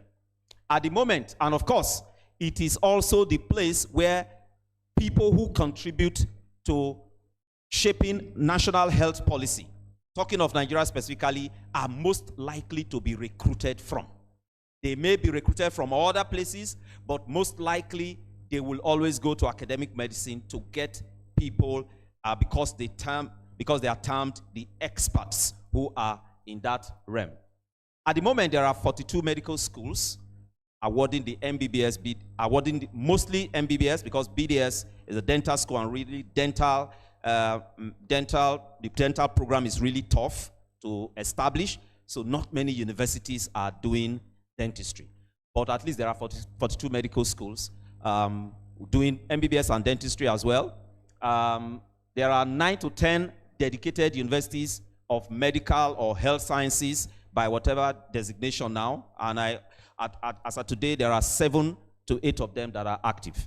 So, at the time we were living in Ibadan in 1995, we could count the number of medical schools in Nigeria.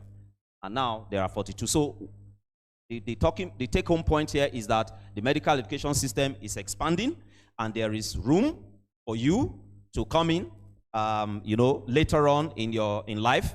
And but of course, there are systemic challenges. You may choose to go into basic clinical sciences or clinical sciences, or you may choose to do basic medical sciences. There was one of our teachers who taught us physiology who was here earlier today. So anatomy, physiology, and biochemistry, which you have escaped from back in UI, but which you will always confront, you know, in clinical medicine, because there are times when we will refer you to your anatomy, even when we are teaching you surgery, or refer you to physiology, even when we are teaching surgery or medicine or pediatrics or ONG. So if you choose to do clinical basic science, academic medicine, then you have to do a residency program, which is what Philip had just concluded. And during your residency program, you have academic responsibilities. So as registrar, as senior registrar, you teach others. So you teach medical students informally, even though you don't have an appointment with the medical school, and you also teach the junior residents. So the junior resident teaches the house officer, the senior resident teaches the junior resident, and then the consultant teaches everybody.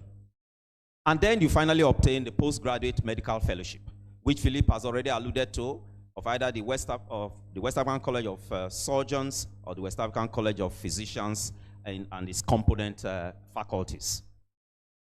Now we are beginning to see a new, it wasn't rampant in those times when we were in school, but we are beginning to see contemporary times now, colleagues with medical fellowship going on to have an additional MD, doing an MSc in something else, and then doing a PhD. And then, just like the first speakers said, others are beginning to lateralize into other aspects of life, and are thinking that getting an MPA or an MBA, you know, will be something, you know, that will further advance their career. Like after I finished medical fellowship, and I'd spent some time in academic medicine, just like a year or two, I decided to go to the Frankfurt School of Finance and Management in Frankfurt to do an MBA in International Hospital and Healthcare Management. And then somebody asked me that time, what are you going to do with an MBA and you are a surgeon? I said, just wait and see. Someday it will be useful. Then after that, you take a faculty appointment. And you start most likely as a lecturer 1 in surgery, just like me, and then you go up the ladder. Then if you do basic medical sciences, for you after an MBBS, again, contemporarily, we are beginning to see MBBS graduates now going to teach. In those days, in our times, I can't remember if there was maybe a few, maybe 1 or 2 MBBS who eventually came to do physiology, anatomy, and biochemistry. But now we're beginning to see medical schools insisting that the faculty at the basic medical sciences should be MBBS holders. In my medical school in Abuja, all the faculty in the basic medical sciences, anatomy, physiology, and biochemistry, must be MBBS. After that, you have an MSc in anatomy, physiology, and biochemistry, and a PhD in anatomy, physiology, and biochemistry. So they are all medical doctors. So that's an opportunity for you. So you decide you don't want to see patients after all this stress of getting the MBBS, you can choose to do an MSc or a PhD. And again, we are beginning to see people, after they have had the medical fellowship, decide that they want to teach in basic medical sciences. So they are surgeons, but then they go to anatomy, physiology, and biochemistry, and do an additional MSc or a PhD, and they begin to teach in that faculty. So they practice clinical medicine by doing something in the hospital, and then they go to basic medical school and teach anatomy, physiology, and biochemistry. So the talking point is that there are clinical and non-clinical routes, but both contribute to academic development. And of course, in addition to all of this, as the foundation, you have building blocks. So you're going to build on that by doing training and research fellowships, which are, you know, you have international organizations that help us, that support us, and then we are beginning to have locally now TED Fund, which is Tertiary Education Fund, helping to advance training and research for people like you who would want to increase knowledge, gain subspecialization training in a particular area of the chosen specialty. And then you have diaspora linkages and visiting scholars programs that you can also do in addition. So when you are in academic medicine, you find that there are opportunities, beyond what you could have thought of, if you had not gone into that part. And there are different things that you can do, even beyond just having an additional degree to the MBBS. And of course, there's the beauty in academic medicine that you also, contribute to academic administration. You start as an exam officer, become the head of department, just like Larry said in his opening thing. Eventually, if you stay long enough and in places where things are done in order, you become the next senior person. And whether you like it or not, you become the head of department. And it is after that you can decide whether you want to do the politics and become the dean or the provost or the DVC or the vice chancellor. So just beyond being a teacher, there are academic administrative things that you can also do. Now, what are the opportunities? I've talked about growth of medical schools. I can't recall how many medical schools was there when we left in 1995, but like I've told you now, there are growth of medical schools, medical universities, and of course, with associated academic hospitals. So there is a large pool, that you can benefit from. The residency training program has been expanded, and we have opportunities. Thank you. And we have opportunities in contemporary medical and health things that have made academic medicine, rewarding. What are the challenges? The guest lecturer talked about the brain drain of trained academics.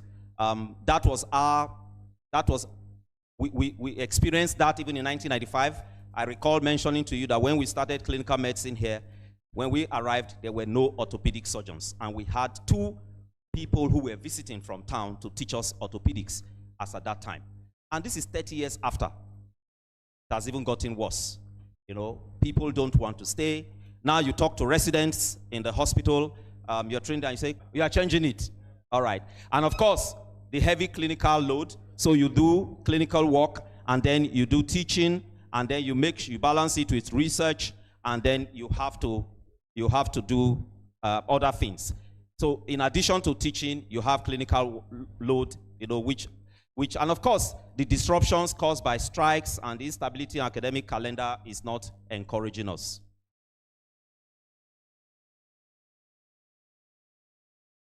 What's the way forward? The way forward is to strengthen funding and infrastructure, develop structured mentorship programs in faculties so that junior faculty are I started in a new medical school.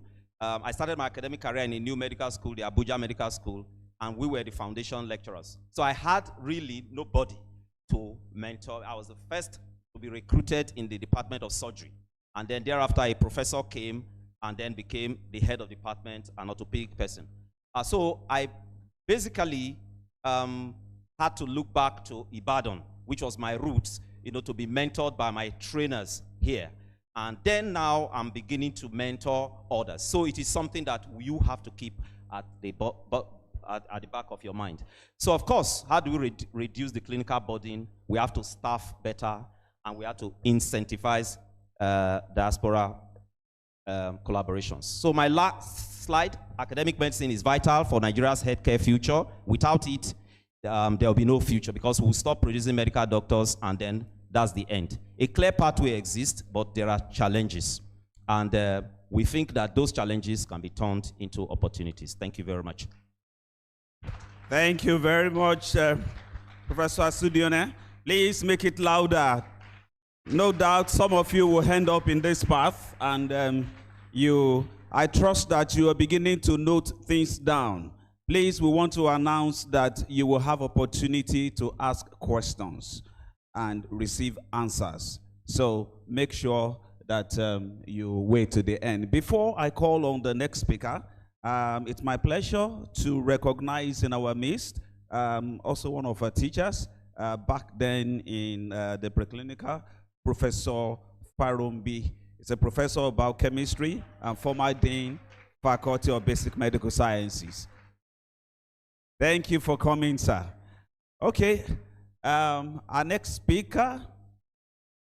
Okay, and at what we started for all our teachers, we want to give a medal, and you can see the president going to do that. So while the president is going to do that, I want to bring up the next speaker who will be talking to us about postgraduate training abroad.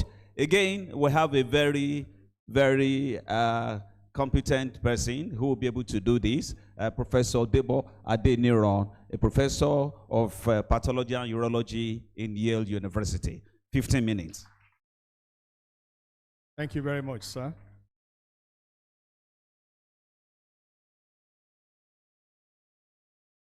So while they are trying to bring up my slide, they are honored to be here this afternoon and to be a part of this graduating class of 1995. And I want to thank the organizers for the opportunity to share with you this afternoon. It's kind of unthinkable that I'll be talking to medical students in Ibadan on a subject that is different from UMSA or FAMSA or NIMSA or hamstrings or Dokita, you know. But this is what I've been asked to speak on, and that's what I'm going to do.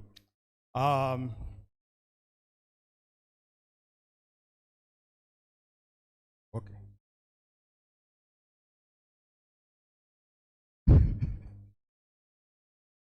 Dr. Oga, I didn't hear that. So, you know, I was looking at the world abroad, and it talks about in a foreign country or countries, and another meaning says in different directions over a wide area, and that clearly defines, you know, what this set is all about. You know, when you look at it, people are scattered all over the world. People have done residency programs in all over the world, you know, the good thing is that, you know, it's a heterogeneous thing. So I can't stand here in 15 minutes and talk to you about all the residency programs from different regions of the world. But most importantly, they are all structured programs and they have structured training. Most of these countries have entry licensing exams. In the US, it's called the USMLE. In the UK, it's called a PLAB, and so on and so forth. And for each and every one of those countries, they have their exit board exams that you have to pass before you become board certified in a particular area. But the good thing is that there is increasing recognition of training or certification from other regions. Now you can do your residency in the US and go to Canada to practice. Now you can do your residency in South Africa or the UK and go to Canada to practice. So it's very important to note that. So, but the most important thing is the period of preparation. You know, even as a medical student, you need to have a plan. Having a plan is very important. I remember for this set, even as far back as when we were students, people were traveling to Ghana to write USMLE exams. So people already had a plan as to what they were going to do. And while they were waiting for that plan to materialize, they had a backup plan. A backup plan is very essential. You can't, because you want to travel abroad or you want to do residency abroad, and that's where you put all your eggs in one basket. You need to have a backup plan, because I remember very clearly in those days, even while I was, you know, planning to travel out, I was writing my primary exams in ONG, you know, so it's very important. So the entry options, there are so many of them. You know, but for medical student here, you know, I would say that the best way to enter into a residency program is if you have an opportunity as a student to visit the institution of choice or any institution that is available to you as an elective student. It's very important, you know, because they talk about experience in the US, whether it's clinical or research. That is going to help a lot. That's a major experience for you. So I'm going to talk about the requirements later on. So other options that you can take, you know, people go for MPH or Masters in Public Health. Some people do the Master of Science in different areas of medicine. But that serves two purposes. The first one is that it gives you the opportunity to be in the system, to have, you know, the required US experience. The second one is that for whatever reason, if you decide not to pursue your residency again, you can actually practice as a public health consultant, or you can go into pure academics and do your PhD in an area and go on from there. It's also very important to note that there are various visa options. While you are thinking about this, there are visas that will not allow your spouse to work. So for the first few years of residency, it's whatever income, small income that you are making that will take care of the family and extension to people in Nigeria. So it's very important to consider that when you are thinking about residency. So I talked about the surest way of getting into the system, which is the elective posting. Here I have the elective requirements, very important. The letter of support from the Dean of the Medical Student after you fill in your application. Your current transcript is very important. You have to show a proof that you can take care of yourself medically while you are there. The tuition for 4 weeks is an average of $4,500. If you can afford it, it's a little bit pricey, especially when you have to consider the housing and living expenses. But for those who can afford it, that's the surest way to get into the system. So there are various types of training programs for residencies as well as fellowships. We have training in academic centers. Those are the ones that are affiliated with university health centers or teaching hospitals. We have the community and general hospitals. We have the private hospitals. And we have the government-sponsored agencies and hospitals like the National Institute of Health. So it's very important to know this. For the tracks in residency, there's the traditional track, where you go in, spend the required number of years. You just want to acquire the clinical knowledge. You get out of there, you join a practice, life is good, you move on from there. There's the physician-scientist track, which is mainly for those who have had the opportunity to do a PhD in a different area of medicine. So when they go in with a sense of being purely academics in terms of research, in terms of having a lab, where they split their time between clinical practice and being a laboratory scientist. So in the US and in some parts of Canada, it takes about 3 to 4 years to do a residency in the non-surgical specialties. You are, in internal medicine, you spend about 3 years, the same for pediatrics. You're in pathology, you spend about 3 to 4 years, depending on what you are doing. When you are on a physician-scientist track, you spend extra years because you have to work in the lab, you have to write grants and have approved grants and be able to do your independent studies and things like that. For fellowship, it's more like an apprentice training. It's more than residency. It's like you are doing a fellowship because you want to work with someone, somebody that has a recognized name. You want to work with them, they pour themselves into you. And that's what it's all about. So, but again, it's for about 1 to 2 years, depending on what areas of medicine you are going into. And there is extra time for fellowship based on your subspecialty, or if you want to, take another year for research. So the interviews, things are getting easier. In those days, you have to physically go to the US or wherever you are having an interview to be able to do your interview. But these days, because of Zoom, since the time of COVID, you can actually do these interviews, via Zoom. And what are they looking for? The people that are interviewing the programs, what are they looking for? They are simply looking for those who will be able to fit into their system. They are not looking for the knowledge that you have or, how well trained you have been. No. The most important thing, if you meet other requirements, is how you are going to fit into that system and you will not disturb the equilibrium that they have in there already. So for the residency requirements, the application process this time is through ERAS. It's been on, for several years. You need your official medical school transcript, 3 letters of recommendation. What we used to call the Dean's letter is very important. Your official transcript, like I mentioned, that is very important for USMLE. The personal statement. Why do you want to go into postgraduate medical training? What are those things that set you apart? You need to sell yourself to them. It's all about selling yourself, without making false statements.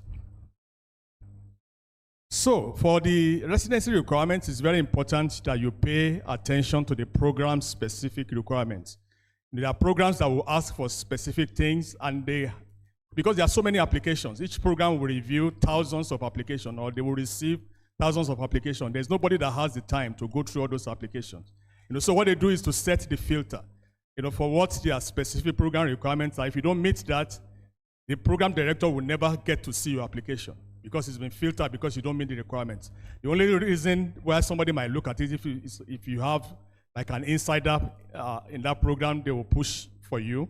But the common program-specific requirements include things like demonstrated interest in the specialty.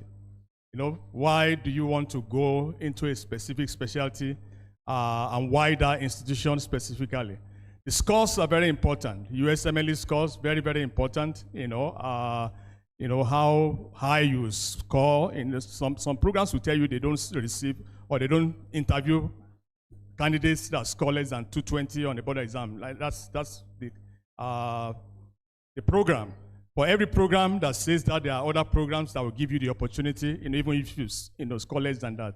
But the truth is that you get interviews based on the program requirements. The number of attempts on USMLE is also very important. That's why it's very important that if you are not ready for the exam, don't go into it. Right? Sometimes some institutions will tell you that if you write the exam more than once, that they are not going to consider your application. That's just that. There are some other institutions that will consider your application even if you attempt each of the steps 2-3 times. The time since graduation from medical school is very important. Most of the programs, they have about 5 to 7 years cut off. If you are looking for residency and you've been out of medical school for 10, 15 years, you have to let them know what you have been doing. For some, when you have done residency elsewhere, it counts a lot. For some others, it doesn't matter what you have done since you left medical school, for as long as you are outside that range. And that's why it is very important to know what each program wants so that you don't waste your time applying to programs that will not even look at your application. The US clinical experience is very important, and prior research is considered very important for physician scientist candidates. And what do? You apply early. You apply to foreign medical graduates friendly programs. There are programs that are not friendly to foreign medical graduates. Once they hear that you did your medical school education outside of the US or outside of the domain where they are, they don't even bother to look at your application. And that's why it's very important to ask around, look for mates who know people in these different programs. There are a lot of programs that will consider applications from foreign medical graduates, and we know them really well. You need to interact very well during the interviews. Like I said, they're not looking for medical knowledge, but sometimes it's an opportunity for you to demonstrate where you are from and what you have learned. I remember very well when I went for my residency program interview, the guy that I met, one of the interviewers was actually from Poland. So when I met with him, that day he had just finished an autopsy on a child. He was telling me very enthusiastically that, oh yeah, I saw this autopsy today. The patient had, paucity of biliary, ducts and tracts. Then I remember that in medical school, that was, during the pediatric posting, there was the Alagille syndrome, syndromic or non-syndromic. That was the only thing I knew about that, in those days. So once he mentioned that, I told him, I said, is that Alagille syndrome? He said, oh yeah, you know that? I said, yeah, I know about syndromic and non-syndromic. That was the end of the interview. He said, my friend, you're already here. So it's very important to apply early and apply to foreign graduates, friendly programs, interact well during the interview. Don't let a bad result derail your plans. Sometimes you have to do it twice, you have to do it thrice. We have all gone through it. So the most important thing is to have your goal and make sure that you are working towards the goal. The fellowship requirements are not so difficult for as long as you complete an ACGME accredited residency program and you are in good standing at the time of application. You have strong letters of recommendation and you have evidence of productivity during residency. You have to publish, you have to present at national meetings. That's just the way to make an inroad as a foreign graduate into the system. So it's very important.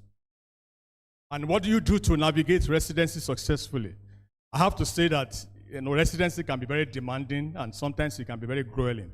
And that's why it's very important to pay attention to details, to ask questions. If you are not sure about anything, you need to ask and ask again. Seek mentors, those who will mentor you, those who will help you. Not just your attendings, even fellow residents. You know, I remember when I started residency, I was a first-year resident, I had 2 peer mentors who came from Lebanon, the other one was from Syria. You know, and they kept pushing me, and I was, following their footsteps. They went to the best of places for fellowship training. You know, I wanted to go to the best of places for residency training. So my first few papers, even as a resident, I published with them. So, that's very important. Others may be looking at you that, what's this guy up to? You are too aggressive, you are too deep, but you know where you are coming from. And you know what is driving you. So you need to, keep moving.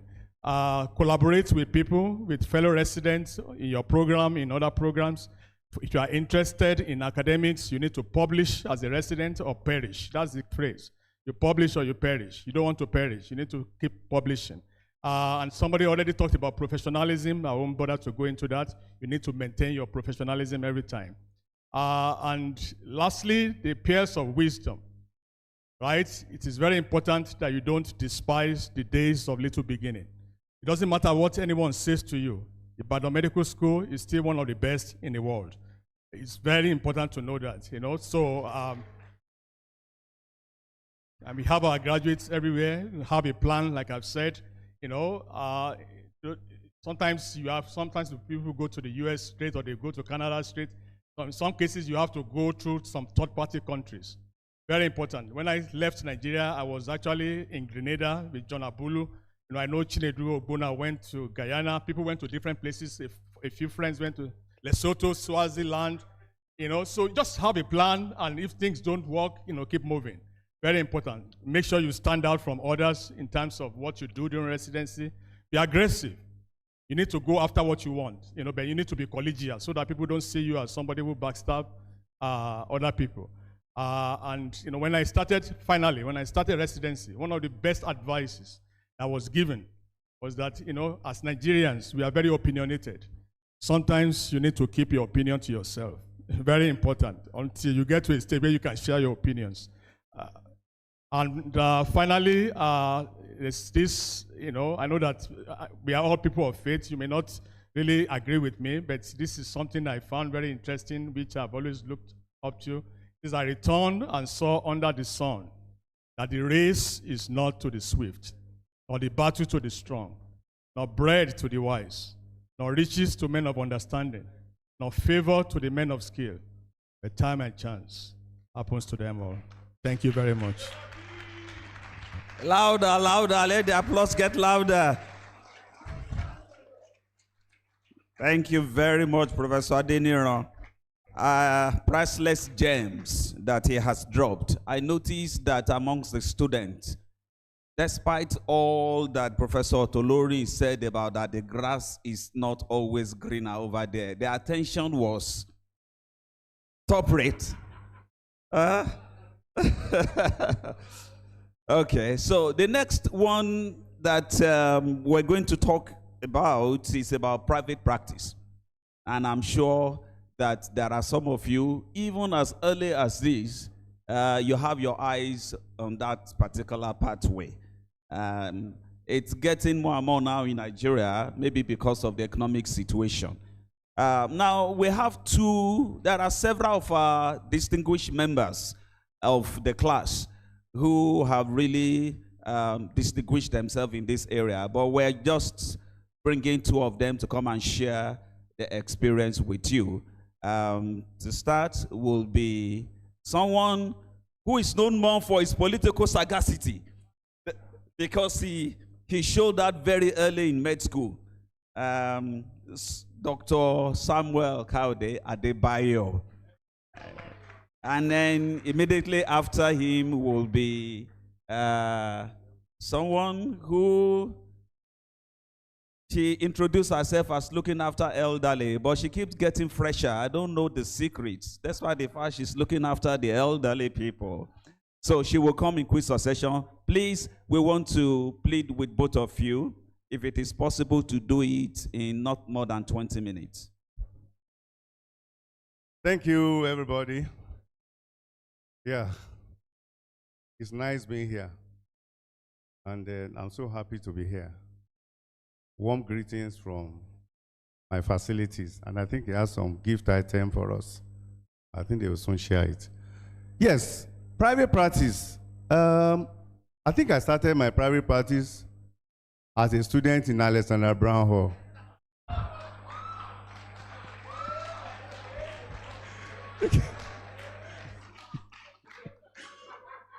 I will explain, don't worry. You know, sometimes then, yeah, so I was the old chairman at Alexander Brown Hall. Sometimes then, you know, UCH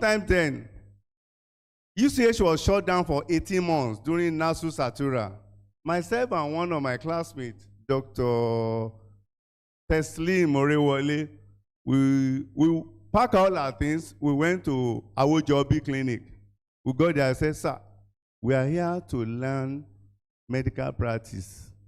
He looked at us, he said, from where? He said, we did a posting with you sometimes last year. I said, what happened? He said, our training has been suspended for now because of strike. I said, okay. We spent 6 months with him. After 6 months, one day we talked to her. I said, Teslim, I think we have learned enough. Let's go and practice. So, coincidentally, see, Teslim's father was a medical officer of health in the local government. So we went to meet that one. We knocked, said, Daddy, he said, yes. What do we want? So I said, we want to work in local government health center. He said, are you not going to finish your education? He said, it's suspended for now. Strike has been on for more than 9 months, and there is no hope that they will come for that. So that's how we were there with some things and all that. Now, coming back to medical practice and private practice. You just need 3 P's to run a successful medical practice. Number 1, the person himself. What do you need other than being the person? 1, you must be determined. You must be dedicated. You must be devoted. Because the most discouraging aspect of medical practice is private practice. Just imagine sitting down in a clinic for 1 month when you started your practice. You hardly see 2 patients. And you are very, very hungry. A junior colleague came to me one day, said, I want to start a practice. I said, buy a bag of rice, a bag of beans, a bag of gari, 10 tubers of yam, keep in your house, then start the practice. Because for the first 2-3 months, you might be hungry. So we started. I remember then, I started my practice 2 years after leaving Alexander Brown Hall in Lagos. Now the question is, how will you register when you are less than 5 years post-qualified, according to the regulation? I said, you know, as a student, I was a unionist. I pack all my certificates under my drawer there. I said, anybody that comes, they shall know I am a trained medical person. And for cry out loud, from the best teaching hospital in Nigeria to start with. So I was there. And you see, we will forever, you can see everybody that have been coming up, I'll be giving testimony of what Ibadan Medical School has done to us. Honestly speaking, being able to flourish in private practice was just because of the knowledge I gathered here. I must be honest with you.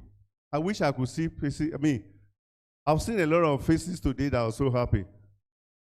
Professor Mrs. Shokumbi in hematology, yes, was teaching us all those slides, how to do full block count. You remember we're doing our full block count ourselves, how to charge over chamber, how to check for sickle cells, the malaria parasite that looked like a lady hearing and all that. Just sincerely, when I started my clinic, I was running my lab myself. Before I know it, I've done my full block count. Before I know it, you know, buffer and, you know, I don't do all that again, you know. That was when I started. Sickle, we have blood, SS blood, AA blood. Then I put my electrophoresis. Oh, this patient is AA, this patient is AS. When the first scientist that worked with me came, he said, am I here to work or to come and learn? I said, you can choose the 2. So, like I said, for private practice to be successful, you need 4 P's. Number 1, first P, the person himself, your person, you must be determined, you must be dedicated. Just you are made up of mind that, look, this thing will work. Then the practice. What kind of practice do you want to run? There are various types of practice. We could be part-time practice or full-time practice. Then other full-time practice. Are you going to run a clinic or you are running a full-time hospital? Now, then we talk about the place. Where are you going to structure the practice? Let me give you an example. If you are just a fresh graduate with humble background like me, of course you can't put a clinic in Ikoyi when you can manage to buy a table as a consulting table and all that. But if you put that in Mushin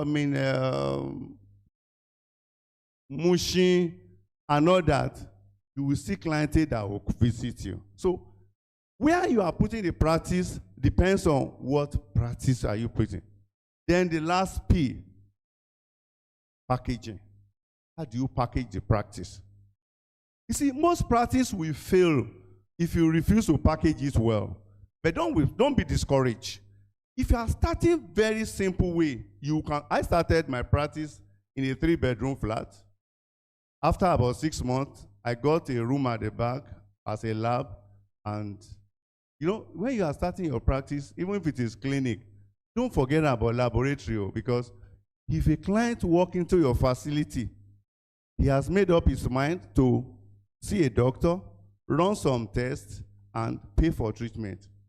If he walks into your facility and the only money you are taking from him is the money for the treatment, then you are playing a big loss. The lab, you are running somebody's lab for him. And what do you need? Simple thing. I remember when I was to start, I didn't have money to buy a microscope. Okay. But my first patient had meningitis. And they brought the guy, lab scientist, semi-unconscious. I started on Rocephin. After 2 bottles, the guy could not afford it. I remember in UCH now, this medication, we don't use it again. Crystalline penicillin. I remember. Okay, Shugoga, where are you? Those notes you gave me, I just remember the note was under my table. I just saw it. I said, okay. Yours sincerely, after 5 days, this guy became conscious and was happy. To pay bill does not have. He now came and said, okay, I have a microscope. I want to give you for the money. I said, very good. I put it in the lab. Then later I said, you are the one that will be coming to do part-time here. He said, no problem, 2 hours per day, 2,000 per month. Okay, very good. After the first 3 months, I realized that I don't make less than 40,000, 50,000 from the lab, out of which I'll pay the scientists 2,000. I'll say, okay, good business. We are moving. So gradually, you see, then one thing, when you are starting practice, especially we're from Ibadan, don't lose. Oh, okay. Don't lose your focus. So every other thing, within a short time, started postgraduate, became a gynecologist, and know how to grow your practice. As it is, we started in 3-bedroom flat with this and that. But today now, we have 4 centers, and all those, I don't even know what the laboratory looks like because there are people that are in charge of that laboratory. Then secondly, after some time, look at the business aspect of the practice. I went to Pan Atlantic University to go and learn about entrepreneurship. I sat down with it and other. So whichever way it is, number one, be determined if you're interested in private practice. Determine where you are putting the practice. Don't just rent anywhere. Don't just book for anywhere. Number 3, look at how you can look at the environment. My clinic, if I'm putting a clinic in Ikoyi, the way I will package it will not be the same thing. I'll put a clinic in Mushi. Because if somebody enter in Mushi, Ojuwere, everywhere is air conditioned, the guy will turn back and say, no, I can't afford this place. I can't afford this place. You understand? So please be determined. And honestly speaking, to be honest, if you know what you are doing, that's number 1 thing. If you know what you are doing, and you do it right, not just like the quacks, it will flourish. Because you see a lot of clients coming and all that. And you know that we're talking about brain drain, before patients go to abroad for surgery, for all those things. But you see that Nigeria is becoming stable now. Most of those kids are now coming back. And for some of us in reproductive medicine and IVF, more than 50% of my patients come from US and UK now. And because number one is cheaper here, and we get better results there because you know there are a lot of policy over there. You can't transfer more than one embryo. But here, 2, 3 embryo, we go. 1 can survive, 2 survive. We are good to go. You know. So please package yourself well. Be determined. Sky is the limit. Thank you very much. Dr. Odunsi, please.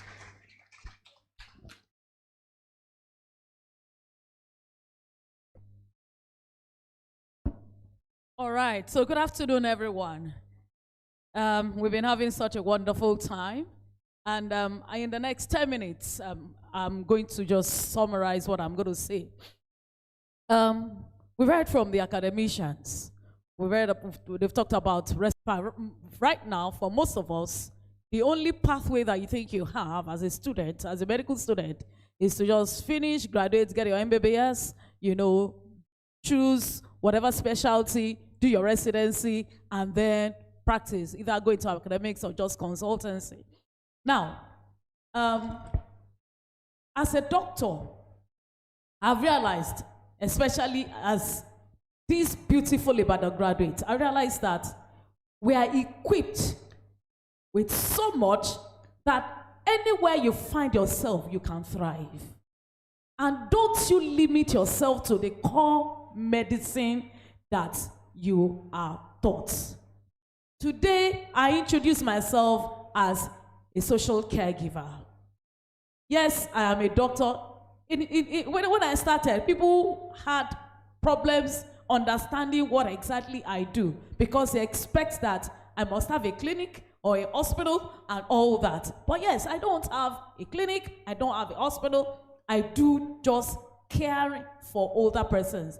And that platform was open. So we're talking about doing it right. I'm a doctor, but I don't do consultation in the office. So I tell people I don't do clinical practice, but yes, I practice medicine and health. What are the things that you need to survive or to do well in private practice, in whatever area? And like I said, don't limit yourself to hospital and just healthcare, medicine alone. You need to know what you want. You need to be clear, very clear on what path you want to take. Right now, you might not know, but for some of us, as we continue, and if it's somebody that you pray, you can continue to pray, and God will show you the way to go. Be very clear. Know what you want. Know the kind of life you want to live. Many times it pains me when I see doctors who have slaved and have worked so hard through school, through residency program, and they can barely survive because of so much pressure and so limited finances. Why people that are not as brilliant as you are doing extremely well. You see that those things that they are doing, you cannot do better? Yes, you can. But we are limiting ourselves to this space. You can do better. So be clear. Be clear and be bold to pursue whatever it is that you think that you want to be or you want to do. Number 3, you must acquire knowledge in that space. You know, Ibadan taught us excellence. Excellence must be, you know, your signature. Wherever they find you, they must find excellence. So, and what will make you to excel is the knowledge. It's the knowledge that you have. You must know your onions. So you want to be a specialist, be the best. You want to be, whatever it is you want to be the best. You want to be a trader, be the best. You can imagine, you know, I jokingly say that many times, there's no business I want to do that I will not stand out and not do well. Because I'm a doctor now. We are brilliant. You know, so you cannot limit yourself. So be the best. Acquire knowledge. The knowledge that you cannot acquire. I'm glad that many of our colleagues are saying that they have gone ahead to acquire so much knowledge in whatever fields. Some of them have had MBA and all that. So you want to know practice, and you don't have knowledge in business management, you will not do very well. So you need, that's part of the knowledge that you need to acquire. Knowledge in managing businesses. So you can have an MBA, you can decide to go into entrepreneurship, masters and all that, but ensure that you acquire knowledge. So knowledge in the core area that you want to practice, and then knowledge in managing business.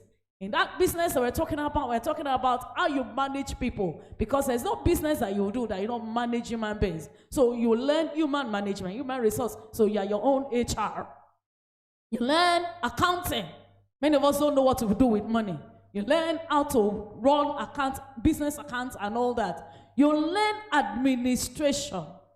Those are some of the things. I don't know if those have changed now. I think it should change. Those are the things that we did not have the opportunity of acquiring in med school. But that should not be an excuse for you. You go out, there's knowledge everywhere. So go out and acquire knowledge in administration, because you will need it to succeed in whatever endeavor that you are going into. Of course, like you said, I mean, leadership, there are some of the things I will have said that others have said. You know, leadership, because as a business owner, you are a leader. And those are some of the things that leaders, you know, leadership will require. Ensure that you have the required legal skills or legal requirements for your industry. You know, we live in such a wonderful country that sometimes it's like a banana republic. But you should not use that as an excuse. Whatever it is that the law says, even if it doesn't really make sense. In fact, there are times that they don't have existing laws. But because you know your signature is excellent, you will look for whatever it is that covers your business, your practice, and ensure that you abide by those things. It is very, very important. As a medical, as a clinician, as a business owner, and all that, as a private practice, a practice practitioner, you must ensure that you do all of that and you're on the side of the law. Now, SK mentioned what I was going to say now. Know your market. Know the niche that you want to serve. Know the population or the segments in the industry that you want to serve. You want to open a hospital, you cannot serve everybody.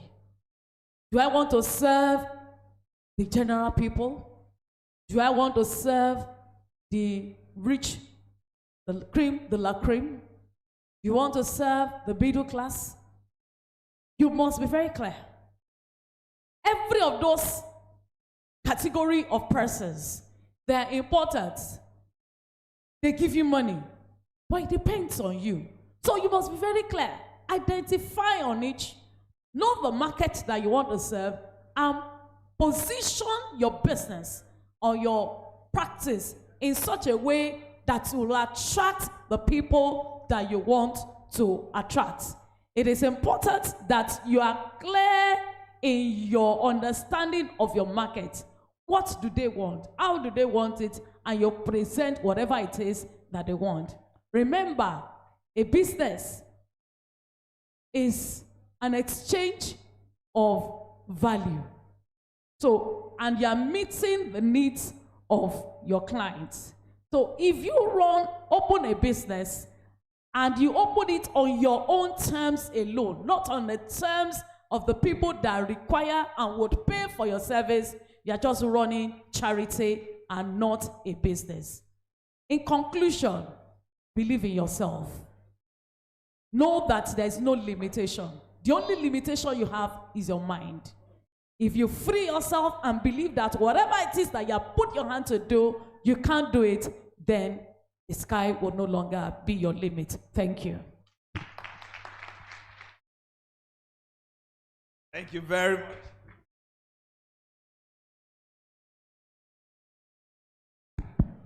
Okay, please let's give both of them again a round of applause. Yeah, I'm sure you've taken very, very useful things on. P, I remember P of the packaging from Dr. Adebayo. And then be the best, because you are a product of the first and the best. Never forget. The next one you don't want to play with this, because you will face it whether you like it or not. A time will come as a doctor that you will ask yourself, what do I need to know to be able to balance the other part of my life? So it's very important area. And again, we have one of us, past executive. Where is she?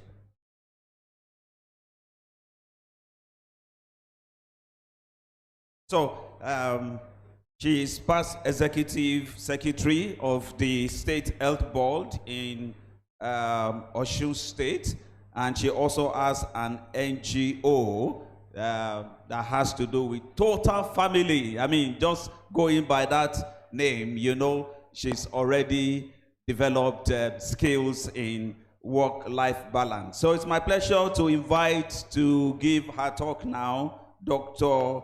Adebukola Oluchide. And we clap for her.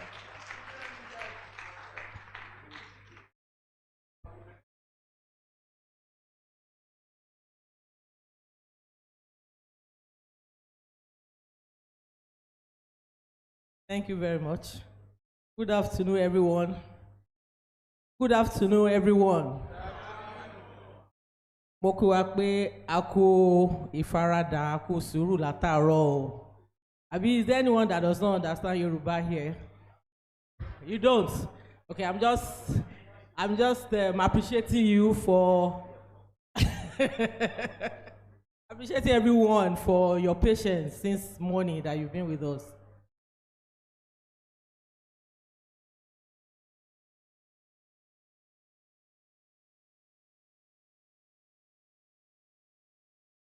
So I want to do this the way some of us have been taught on the, having conversations like this. So I want to call someone from among the students to tell us what they understand by work-life balance. Students, Physiotech.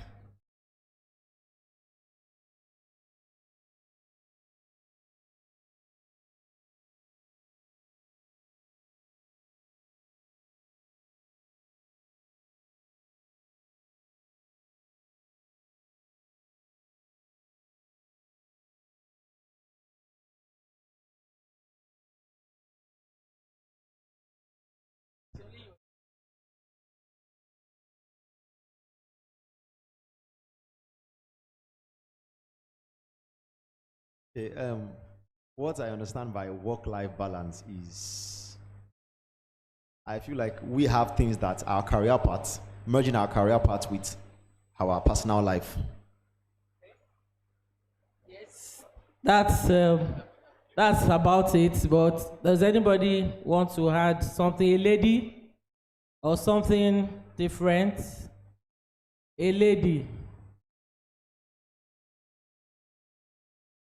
Say something about work-life balance. Yes, you.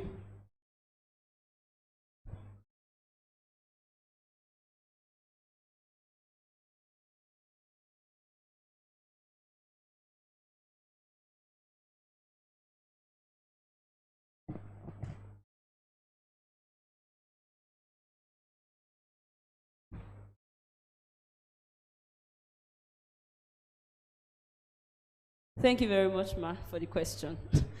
So I think work-life balance is the ability to excel in your career path, in your work, to give your best, to reach the peak, and also to also have time, quality time for family, for yourself, and for any other aspiration you have aside your career. Thank you very much. Okay, so I'll just quickly go over this. The IT is not cooperating with us, so I'll just go over it from here.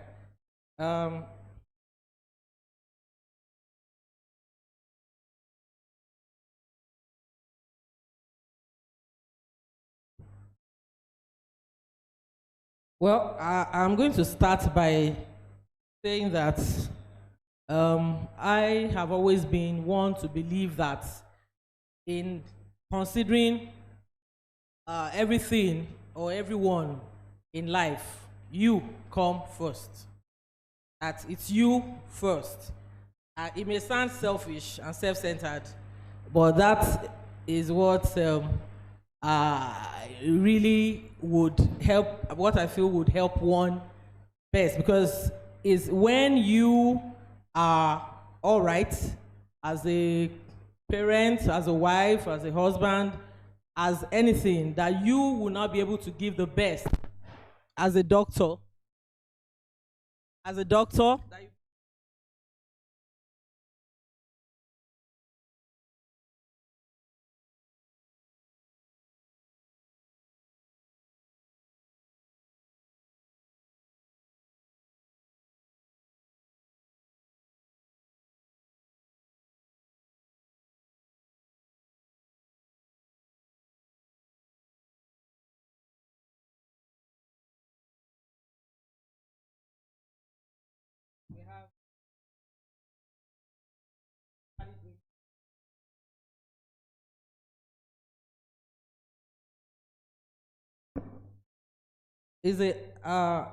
we're working in a high pressure, emotionally draining environment. We have long shifts, on calls, and overnight work. We have heavy administrative tasks, and so we have a lot of burnout and imbalance. It's reported that up to 60% of doctors report burnout. Resident physicians and ER staff especially are impacted. Survey shows increased mental health struggles in the past decade. I know that Professor Toloni has said a lot about this, so I will skip and go to some things. Some of the consequences of poor balance. We have physical fatigue, sleep disorders, and mental, like depression, anxiety, substance misuse. We have a lot of medical doctors that are actually involved in substance abuse, because of wanting to keep up. I watched a medical drama in which a particular brilliant professor of pediatrics was, I think the medical drama is the resident doctor. So this professor of pediatrics was brilliant. He was in high demand, but what he was doing to keep himself going was being on drugs that would just keep him high, and he would say a lot of people are depending on him. Well, of course, eventually he had a burnout. Okay, so and then the culture of self-sacrifice, patients first often means self last, and medical training normalizes exhaustion, but the culture needs to change. We need to change that culture. So like I said, even the Bible says that you should love others as you love yourself. Okay, so self first, then others. Some will say God first, then yourself, then others. Okay, so you should, so some of the things that we can use to as strategies to take care of these issues. Setting boundaries. When you are off, you should truly disconnect. I know this is very difficult for us as doctors. I remember Dr. Mrs. Shokunbi used to say that, that even when they are away from their patients, they are still thinking about their patients, so it's very difficult for us, but it's something that we just need to train ourselves to do for the sake of our mental health, as they would say. Usually people abroad. You say, oh, my mental health. I need to take care of my mental health. We need to prioritize sleep and physical health. We need to seek peer support or therapy. We need to learn to say no when needed. You know, the old Hippocratic oath was like just talking about our duties to others, to our patients, to colleagues, and all that. But I think there is a reformed and refined Hippocratic oath now that says that talks about self-care, you know, that you also need to take care of yourself. And there are some things that we talk about. I call them the 10 Fs. The 10 Fs that can help to improve work balance life. 10 Fs. The first F is food. There are some things that we eat that will actually, you know, act as stress relievers. I know some ladies would know things like chocolates and some other things like that that could help to relieve stress. Fluids is the second F is fluids. That's water and other liquid things. The third is fruits. The fourth one is fasting. The fifth one is fitness. The sixth F is fun. And when we talk about fun, we talk in terms of music, in terms of comedy, in terms of sex for the married. Faith, that is in divinity. Fellowship with self, with family, with friends, and divinity. And the last two Fs is financial freedom. So when we take care of some of these things, we'll find that it will help us to strike the right work-life balance.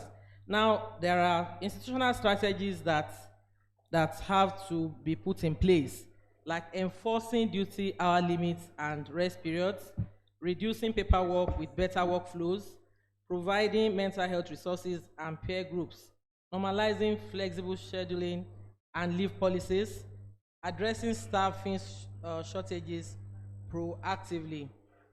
Examples of people that have put some of these programs in place, like the Mayo Clinic, comprehensive physician wellness programs, and in the UK, the NHS, less than full-time training option. Okay. So I would just like us to take a personal reflection and take a moment to consider, on a scale of 1 to 10, how balanced is our current schedule? Are we tilting more towards work than our personal well-being, or are we tilting more towards our personal well-being than work? And then what's one thing that you can do this week to improve your balance? And quickly, I just want to say that for the benefit of the medical students, that you have not chosen, you are not choosing your area of specialization yet, that there are actually fields in medicine that are more stressful than others. There are studies that have shown that some of the best fields where you experience the least stress are public health, pathology, you know, what? And then you have some fields where you experience the most stress, like surgery, like O&G, pediatrics, you know. So if you know your stress levels, it's advisable that you try to avoid going to some of these high stress level specializations. You know, so you need to know yourself, so you know what you are able to cope with. And our key takeaways: that work-life balance is not a luxury; it's essential. Both personal habits and organizational culture must evolve, and then small changes plus supportive systems will give us sustainable careers. And negative effects impact not just individuals, but patients and systems. Thank you very much.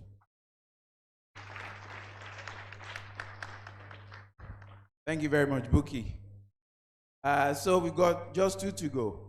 So one of the beauty of going through medical school, especially in Ibadan, is that there are skills that are transferable beyond confines of medical practice.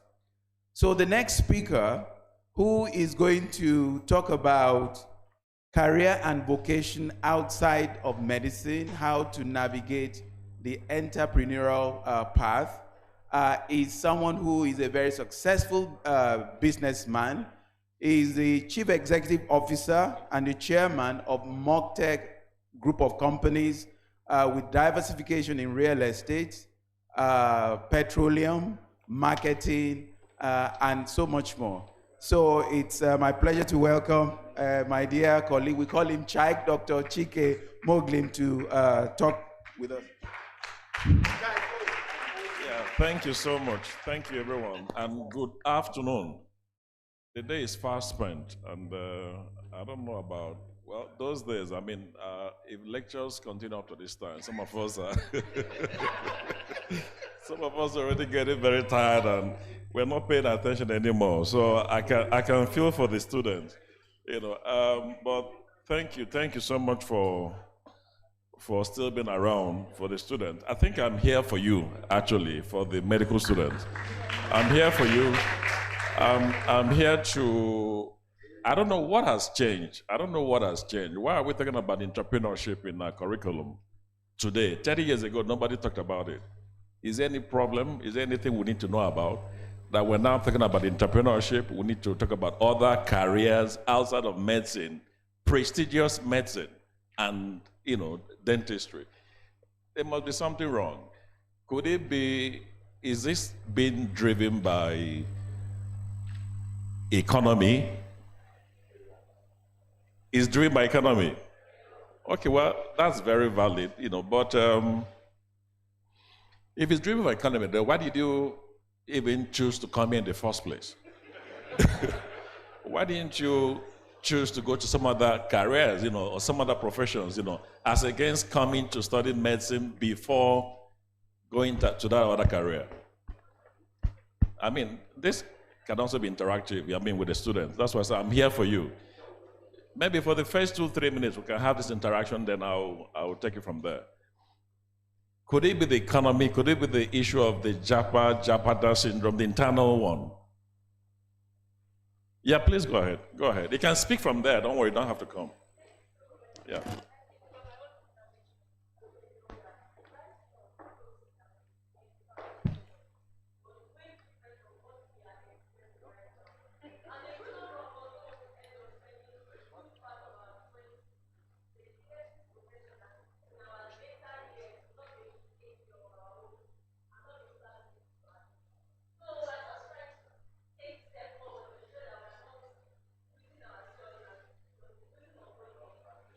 Very valid, very valid, very valid. 30 years ago, it was more like an anathema to have graduated from medical school and you're, you know, running around saying that you're trying to set up a business, trying to do business. People feel like you're actually very irresponsible.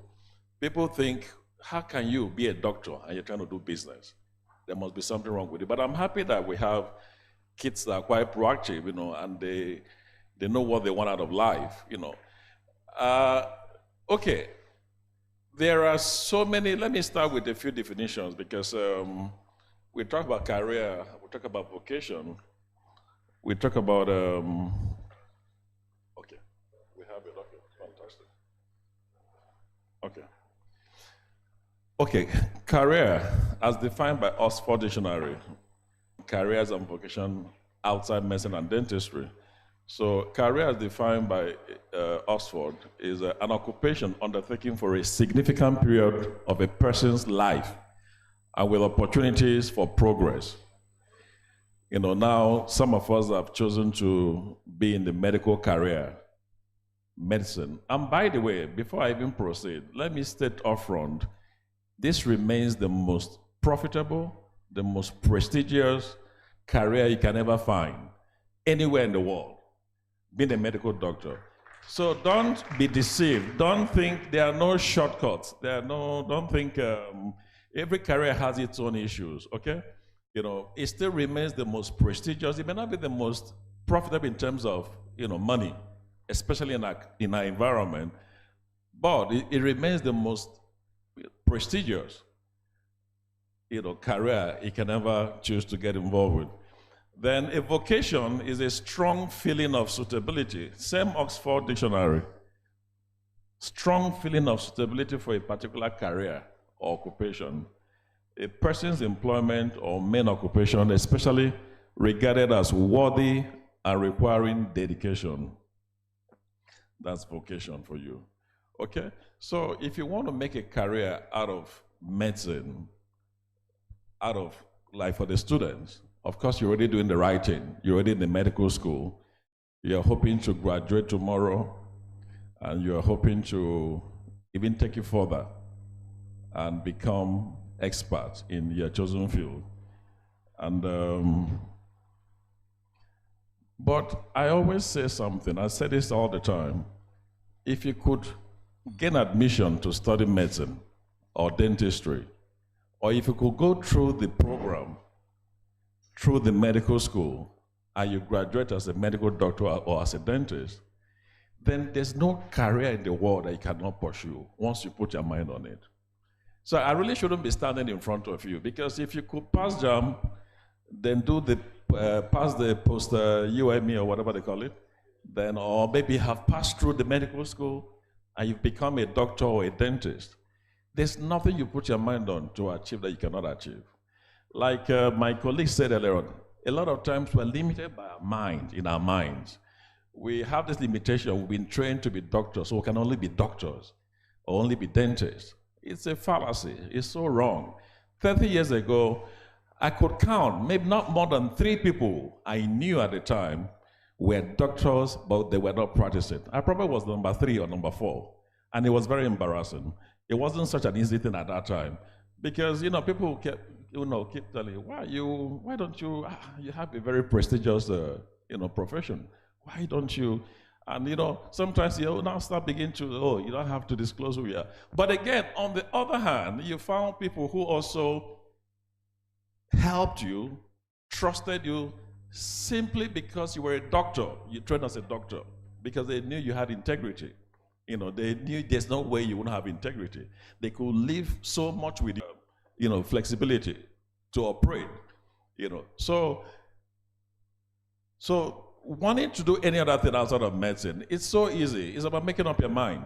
In my opinion, it's about you deciding, I have studied medicine just to fulfill our righteousness, but I still want to be a HR expert, for example. I'm not going to come and start listing all the careers. Everything that, from pharmacy to engineering to geology to economics to just name it, it's as wide as anything.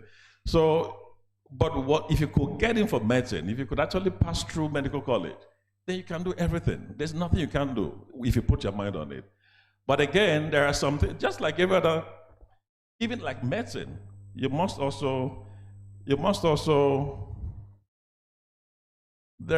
is this mindset. There's some qualities you must have. You must actively, you must have, or you must pursue in your day-to-day activities to make sure you are the best in what you have chosen to do. Just like in medicine is, one, then we'll have other one. So let's assume you want to be the best engineer, or the best geologist, or the best HR expert. You must have a personal vision. You must know what you want to be, be that thing you want to be. You must really understand, you must be very clear to you. And this vision should be big enough that when you explain to people, it should scare them. They won't understand it. Nobody will understand it. Because if you don't have a vision, you're not going anywhere. You must have a vision about what you want to do, how you want to achieve it. Then number 2, you must have integrity. Integrity is very key, very important. In fact, as a matter of fact, if you now chose to be a business person, if your career, you now chose, I want to be a business person, this becomes even more important because people must trust you. You need to be trusted. Then, like I think it was Bukit also mentioned, knowledge. You must actively pursue knowledge.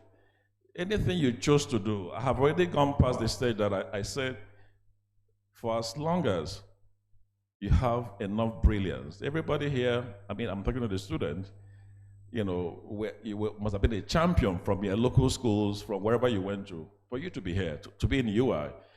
So that means you're very brilliant already. You passed JAM, you're already in medical school, you're doing well, you've passed anatomy, biochemistry, and physiology. So you're already brilliant, you're too brilliant. Some of you actually almost are, finals. So there's nothing to worry about. But again, when whatever else you want to do, let's say you decide to become, I keep going back to HR, I don't know why, HR expert. You must seek knowledge in that area. You must understand it. You must know why you want to do it, and you must, pursue it. You must try to, possibly go, like in my own case. Of course, this is my class. You can imagine I finished with them, but I went back to school. I didn't go to do residency, but I went back to school to, acquire an MBA. I went back for an MBA because I chose business. Business now is like, generic word covering everything that I do, everything people do outside of medicine. So I thought I needed some more knowledge to be able to drive my business or businesses. Then I had to go back to school to acquire the MBA. It was very important. So you must have knowledge. You must seek knowledge. You must actively, look for. Then you must be hardworking. You can't want to succeed, without working so hard. You must work very hard. If you're ever going to leave medicine to pursue career, there's no easy, don't think there's any easier route. And even the areas you're thinking about, it's not like once you go there, the money starts coming. You must have to work hard. You must show knowledge, you must distinguish yourself to be able to make the best out of it, okay? Then you must seek guidance and mentorship. It's very important. Just like in medicine, you have senior colleagues, your teachers, your lecturers, guiding, mentoring. Also in other vocations and careers of medicine, you would need, so they're supporting you because you need to be mentored actively. So, and when you talk about mentoring, so I don't think we're very good at that. I mean, we're not and you cannot be anything else. That's the kind of training we have today. Part of life is that you must mix around, you must, network. You must, know people in geography, have friends everywhere. You must interact, you must have time to go for parties. You must do some stupid things, as a student.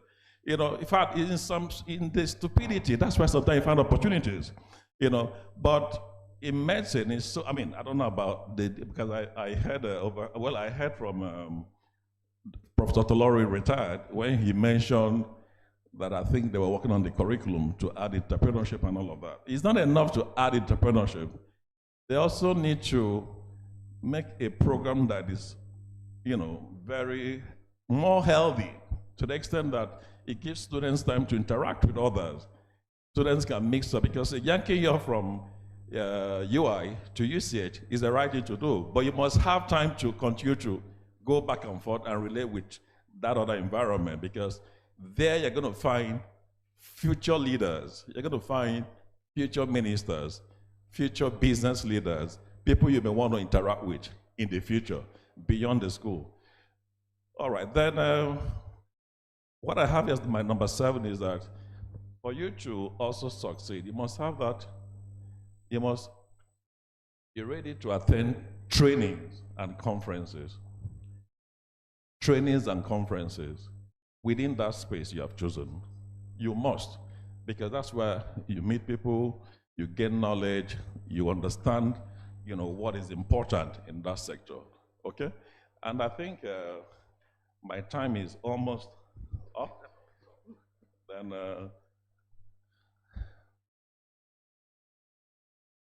I'll leave you with that, okay? So if you read that, you can see what it says. You can do all things through Christ who strengthens you. wish you all the best in your future career. Thank you. Thank you very much, Chai. So I know it's late in the day, but this last session is particularly important. So you've listened to a number of speakers, and with the best made plan, things will not always go according to plan. That is guaranteed. That is guaranteed. Whether you want to be an academic physician, a clinician, a private practitioner, there will be potholes on the way to success. So, what do you do when things don't work out? You give up? No. So the last speaker, he's going to talk to us about how we deal with setbacks, pearls of wisdom. And he's actually penned a book, and I think the students have been given a copy of that for free. So it's my pleasure to invite Dr. Olushoji Shogun, popularly called SOJ, popularly called Bishop, who is a specialist in family medicine as well as palliative medicine, and also a founder and leader of an international Bible church in Johannesburg. Over to you, SOJ. Thank you. Grateful.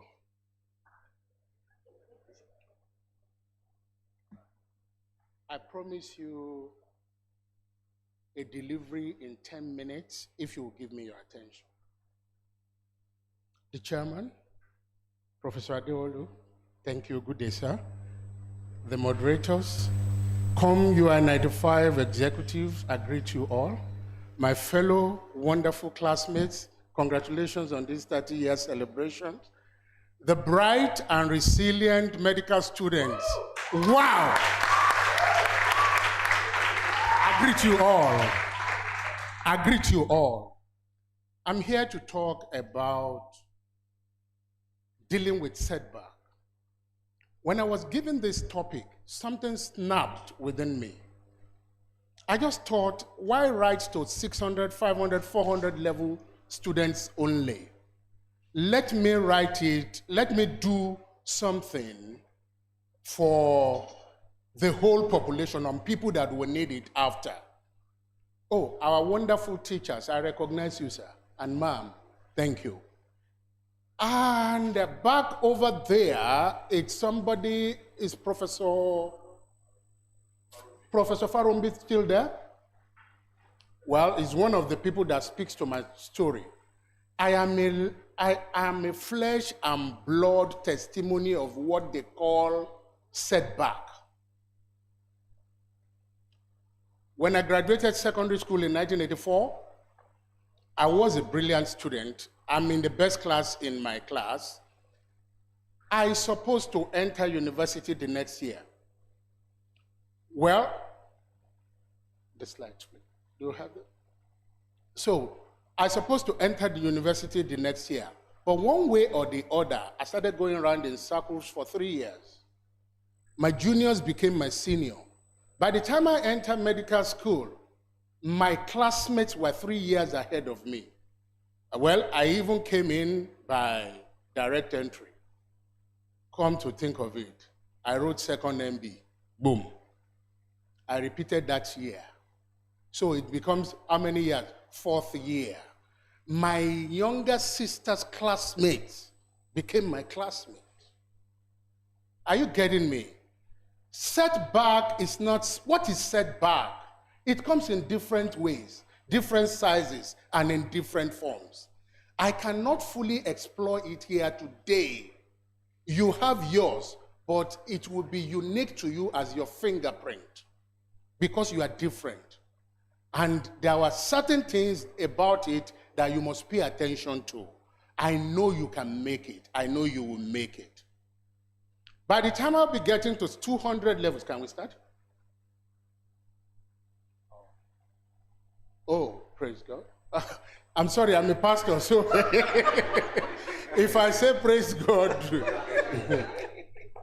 dealing with setbacks, pairs of wisdom, how to rise stronger, projected. Thank you. Yeah. First thing, setbacks are not disqualifications. They are actually invitations to grow. It depends on your perspective. What is a setback? It comes in different forms. And like I said to you, that was mine. You, please cast your mind back to one setback that you have had one way or the other, or you are still having. And for our dear students, it's going to happen. This is not to scare you.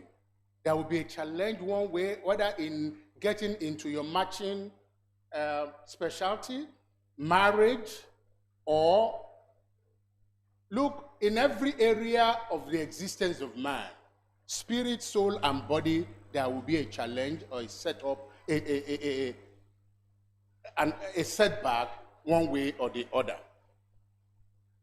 What I thought was, instead of just taking time, I wrote that book because that snapped within me, and it's not just that it snapped for you, it's for me. It's something about me that I want to use to help other people, so that what we need to know, what I wish people could have told me ahead of time, I can tell them, and how I navigated that path, because it helped me. I've seen people in medical school have setback and they have psychosis, develop psychosis for life. I don't know about this set, but you can remember in our set, can't you? You understand? There's a mark, Brother Amoron, Professor Femi Amoron. You will remember this day in ABH, we are going to take a brother. This brother he was about 3 or 5 years, he was your roommate.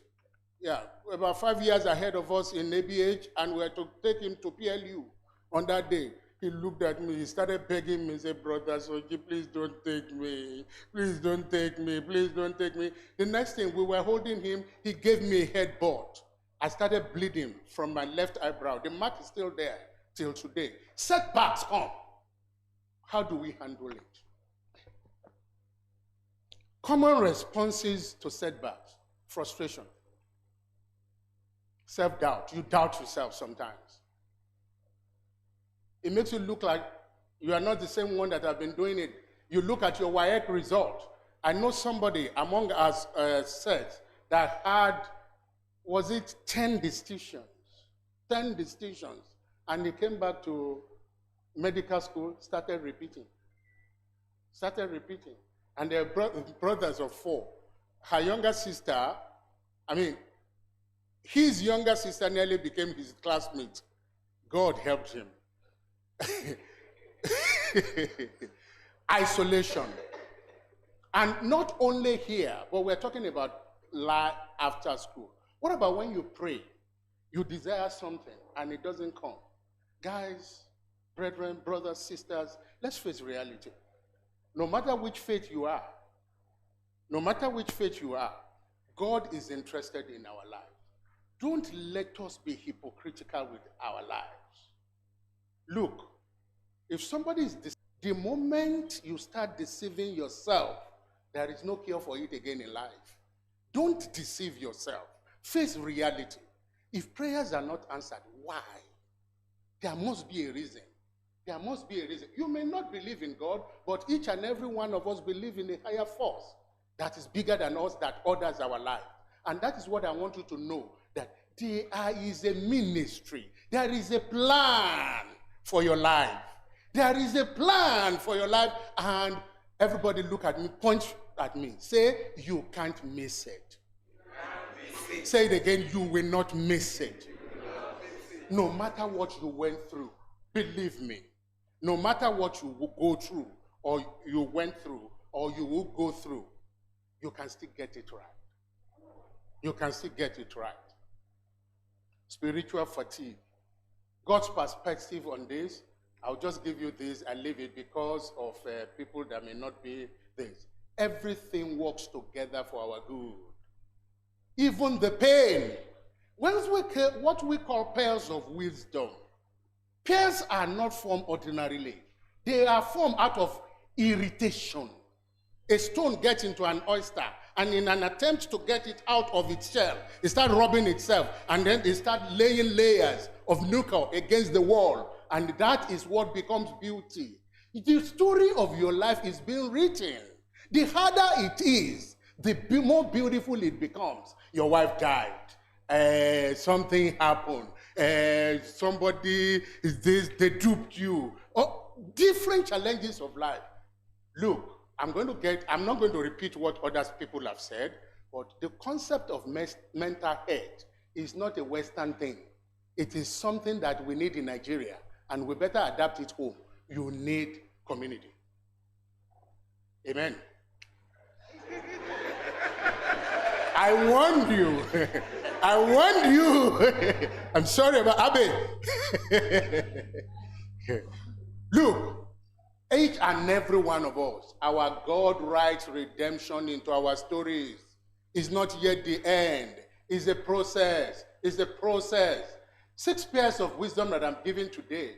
1, perspective is power. Perspective is power. Guard your head in hard season. Ministry of the lay. People matter in recovery. Rising stronger. Look, your viewpoint shapes your recovery.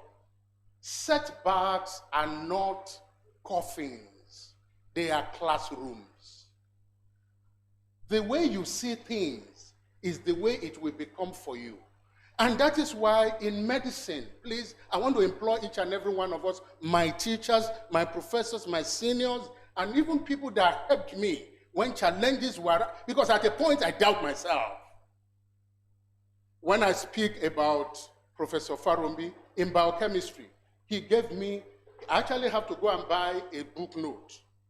You understand? What do you call these? I can't remember those names. The name they call them, A4 paper, big. Then he'll give me past questions. I will go and write those questions and answer them with the textbook and bring it back to him to write. It's just because he left, I will have called him. But no, somebody have not left. He was here. Yes, Professor Shadrach is here. Where's Bemi? Bemi is about 2 rooms. Okay, Bemi is about 2 rooms away from me. 8 weeks to graduation. I had, look, when I want to pass, I'll pass all. Is that I pass 3? Or when I want to fail out. I'm so sorry about it. I'm not encouraging laziness. I'm not encouraging but there are some things that is beyond what we know. My roommates, all my classmates that contribute to my stories are here. And that's why I'm pouring this into you.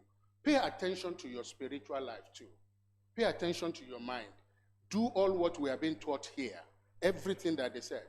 Now, 8 weeks to our graduation, we did part 5 exam is O&G and pediatrics. I just finished the receipt, so I passed. 8 weeks to graduation, medicine, surgery, PSM is what we do last. Am I right? All what I do, I joined their group, the discussion group. And these guys, they never missed a class, a step. These are brilliant guys. It's 2 rooms away. And all what I'm looking for is in my pocket. I joined their discussion group. So when they are discussing passing questions, I'm recording. I am just, it's like a tape recorder. I am there. You remember our PSM research.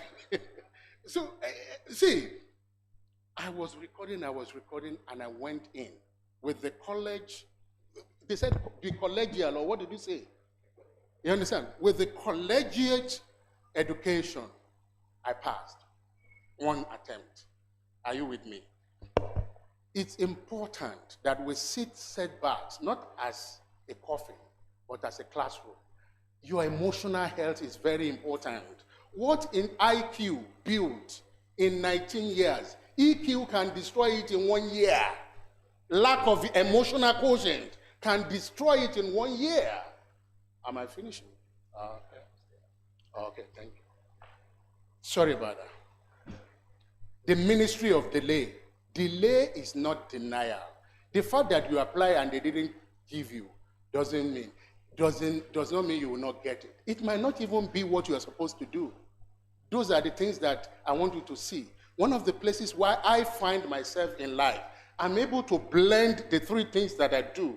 I am a pastor, I teach, I do palliative care, I'm a family physician. I never want to be a neurosurgeon. There's nothing wrong in being a neurosurgeon, Prof. But if you remember, I told you, it's better to be the best general practitioner in Alakere area than to be the redundant whatever professor of something that nobody knows. Are you with me? One of the areas, my trials that I went through, the challenges, the setbacks that I have, made me find my place in life. I am now at a place where I can do surgery with words.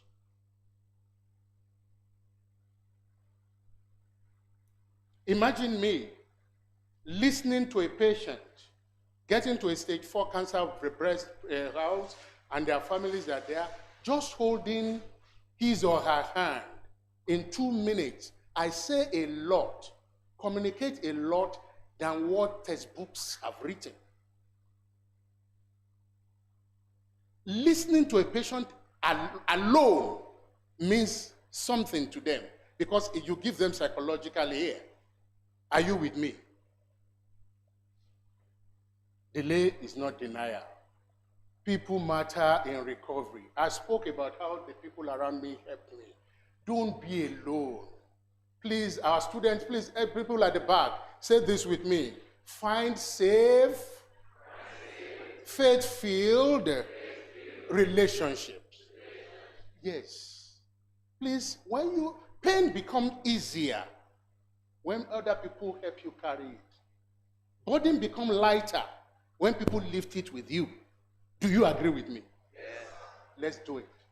There's a difference between knowing something and doing them. There's a lot that we know that we never put into practice. Please let every aspect, every area of the education and points that we give you today, let it be something that you practice. You practice. Passion ignites the comeback. Discipline sustains it. You heard about the 3 Ds of success. Actually, when I failed one exam, a sister walked up to me in the community things I were doing, gave me a book called 3 Ds of Success and 4 Ds of Failure. 3 Ds of Success and 4 Ds of Failure. You might find it out. You might want to read it. And it's all about the discipline, the dedication, and determination that one of us said here. Then build structure around recovery. I can't say everything that I know or that I've experienced, but my heart goes to you. And that's why I've written that book. I will want you to please pour yourself. Take time to read that book. I know your experience will be different from mine, but I want you to know that the more you face your setback, the more you find your place in life. And you'll be a round peg in a round hole with what you are doing. Even if there are 10 neurosurgeons in the same department, you will still be unique because you are individually made and you are fulfilling God's purpose for your life. And one thing about it also, part of the healing things now, become a pearl giver. Share your wisdom. Somebody needs to hear what you have gone through. The Grenada trip, the Ghana trip, the boat. As a matter of fact, when people criticize, it's because they have not walked in other men's shoes. One of us, while looking for greener places in South Africa, crossed the border from Lesotho to Johannesburg. He threw away his bag. You know about the story. When he saw lion, naked. It's not zoo lion, not tamed lion. He was carrying, unfortunately, he has gone to ABH. He will have started laughing. You know the story. He threw away his bag with certificate and clothes that he has on his head. He threw it away. 7 years MBBS, inside bush. He ran away. Raw lion, I mean, they will eat him live. It's not about the paper. There is nothing wrong about this paper that we are carrying. But please, let's make it. The son went out to share. It's not everybody that can know your story. Key takeaways I want you to go away with, please. Setbacks are not the end. They are not coffins. They are classrooms. And when it comes to life, we're going to be in it lifelong. It's going to be a lifelong learning. Every season has a purpose. Every season has a purpose. Can you repeat it with me? And finally, your scars can serve others. Every star general that you see have a scar, or they have scars. I explored it a lot in the book. Scars that you have can serve others. And please be a peer giver. You too. Your experiences are unique. You may have been set back, but you are not set aside. The peer is still forming, and your story is not over. I see stories. I see dynamic stories that can change and impact people's lives all over the world, all over the auditorium. Thank you for your attention.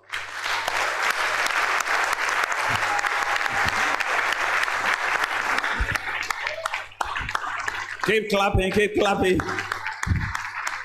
Rah, rah, rah, rah, rah. Pastor Dr. Shoji Shogun.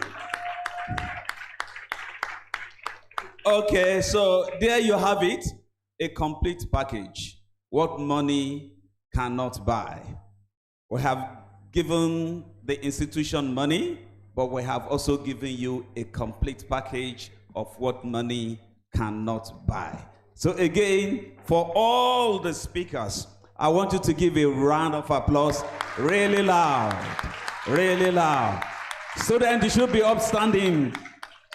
You should be upstanding giving. Okay, thank you very much. This is the point in which we have to defer to our chairman, how he wants this to go. We know time is fast spent, and it's desirable to take question and answer, but we have a chairman. He will have to tell us how to proceed.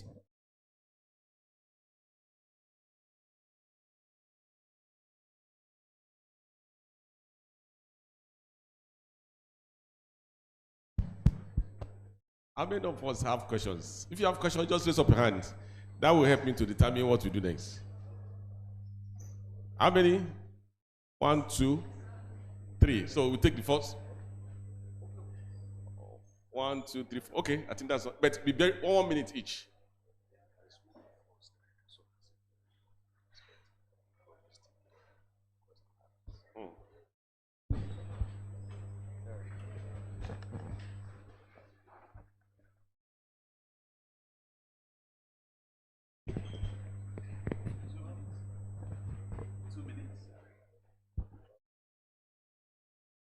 And somebody has a little something to share with us, but no more than 2 minutes. I'm going to be the one to time that.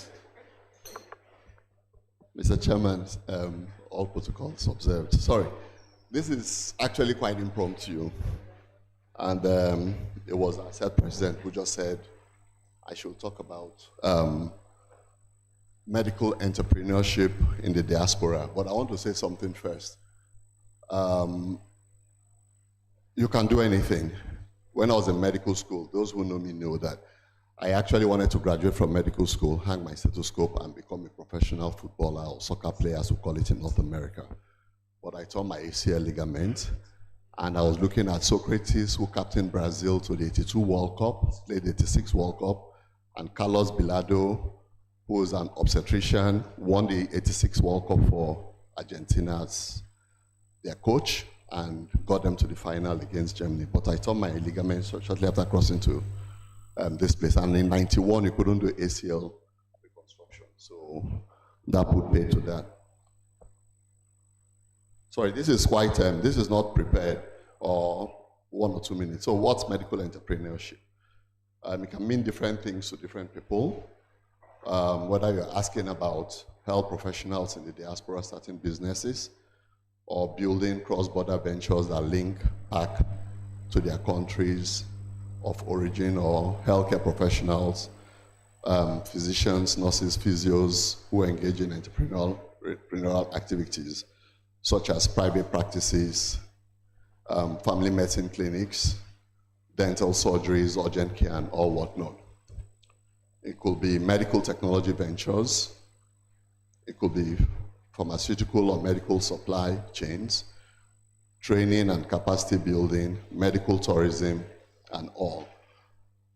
There are quite a few challenges, so I'm just talking from my experience doing this for about 13 years in Canada. The first problem usually is about the regulation and licensing, which you which you have to overcome. But the biggest problem is funding and access to capital. It's actually harder to secure investment if the venture spans borders. And our lack of financial know-how in budgeting and writing business plans.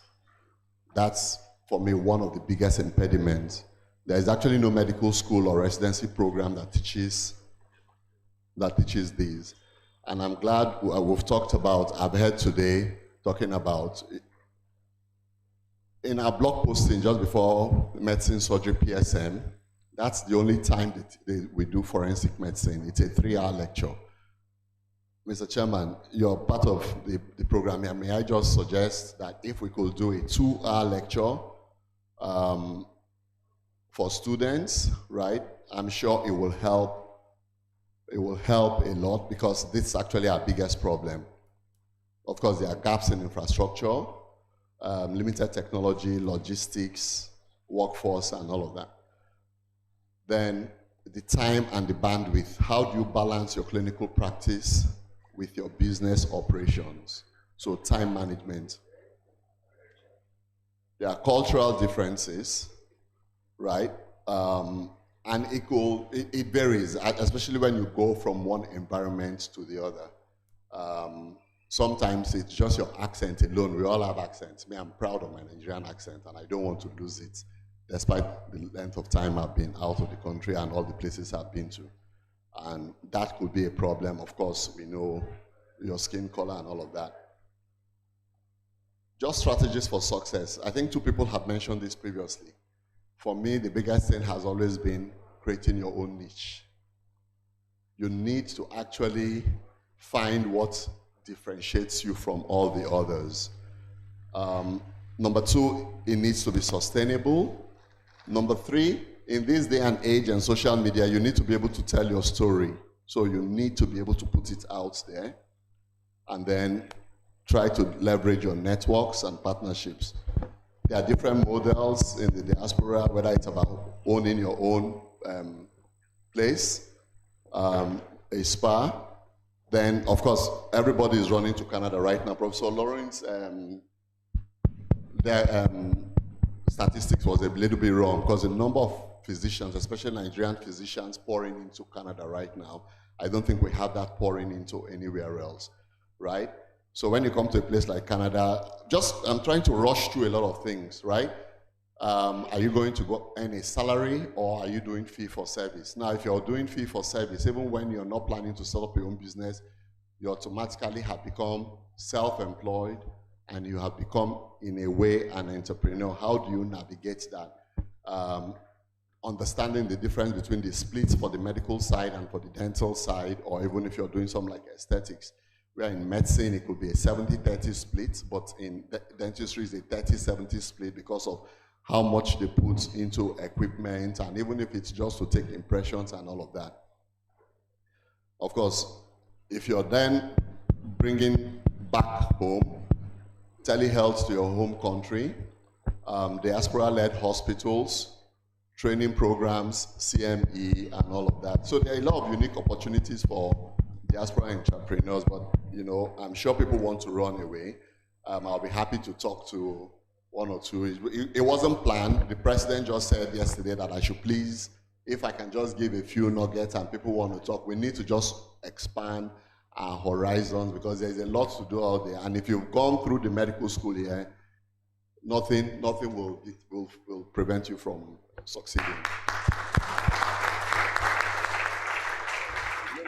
Well, thank you so much. Unfortunately, I'm not sure the question. I think the questions can be. We can meet the individual if they are targeted at individuals, individual presenters. I think we should stop at this point. On behalf of the LOC, and I think on behalf of the college as well, I wish to thank all the presenters, from Professor Adeyemo down to Dr. Shogun, which I think they deliberately put him at the end so that we can really enjoy him so much. May I make a request? I don't know, Dr. Oga, Do we have recordings of these presentations?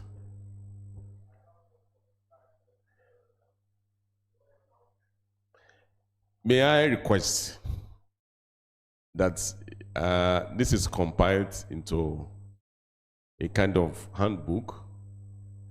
Even if you cannot print it out, if you give it to CMEU, we ensure that our students, almost on a yearly basis, we give it to them to go through. There's so much packed.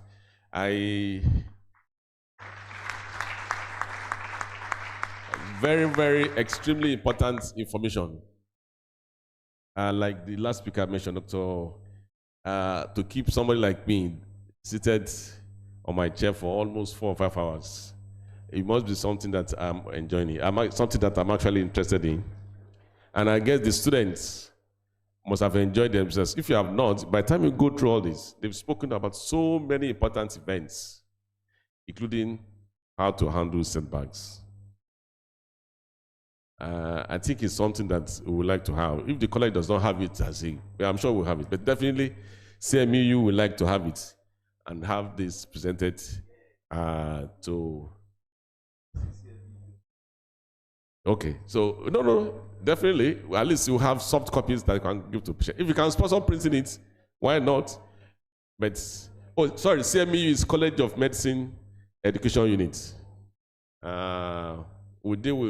We are the one in charge of reviewing the curriculum and ensuring that so many things, about six different subunits, clinical skills, curriculum, and so on and so forth. So this is something that I'm sure will benefit our students tremendously.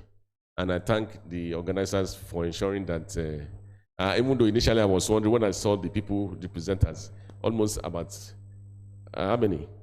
8 or thereabout. And 15 minutes. I was calculating my time and said, wow. I think Dr. Oga deliberately held that part from me when he mentioned it to me. Because I would have told him right away, no way. No way.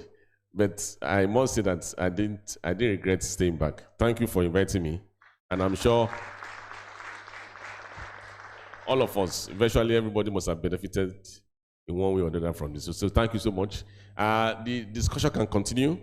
The students, you can meet the various speakers and ask your questions and all of that. And like I mentioned, I promise that if they give us the soft copies, we'll find a way of getting it across to all the students, because the students are very few. I kept on looking and saying, wow, I wish we could have much more students being here, including resident doctors. These are things that people forget about. The jackpot training abroad. Even whether you are abroad or anywhere, the entrepreneurial parts, how to handle certain things, and I think they are very, very important things that people need to have. So once again, thank you so much, and I hope that you have opportunity of meeting again, like a group, in another 20 years when you celebrate your 50 years anniversary. Thank you.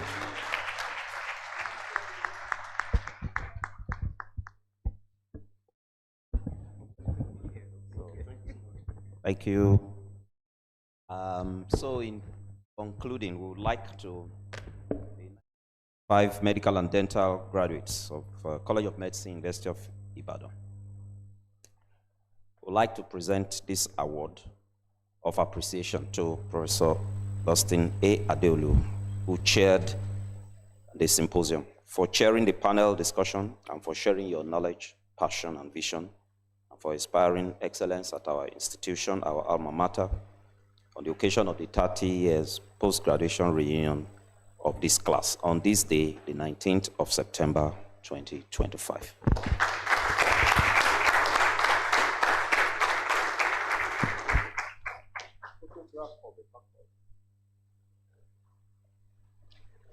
Yeah, the faculty, photograph with the chairman. Balo.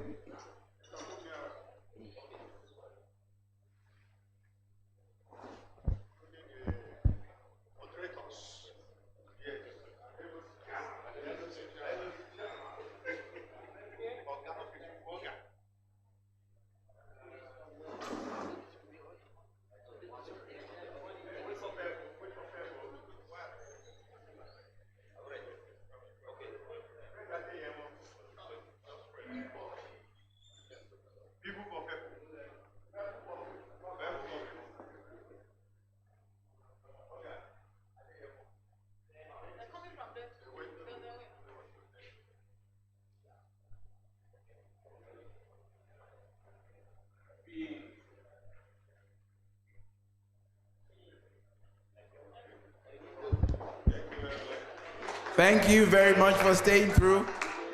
For the medical students, I believe the UCH 95 graduates will be,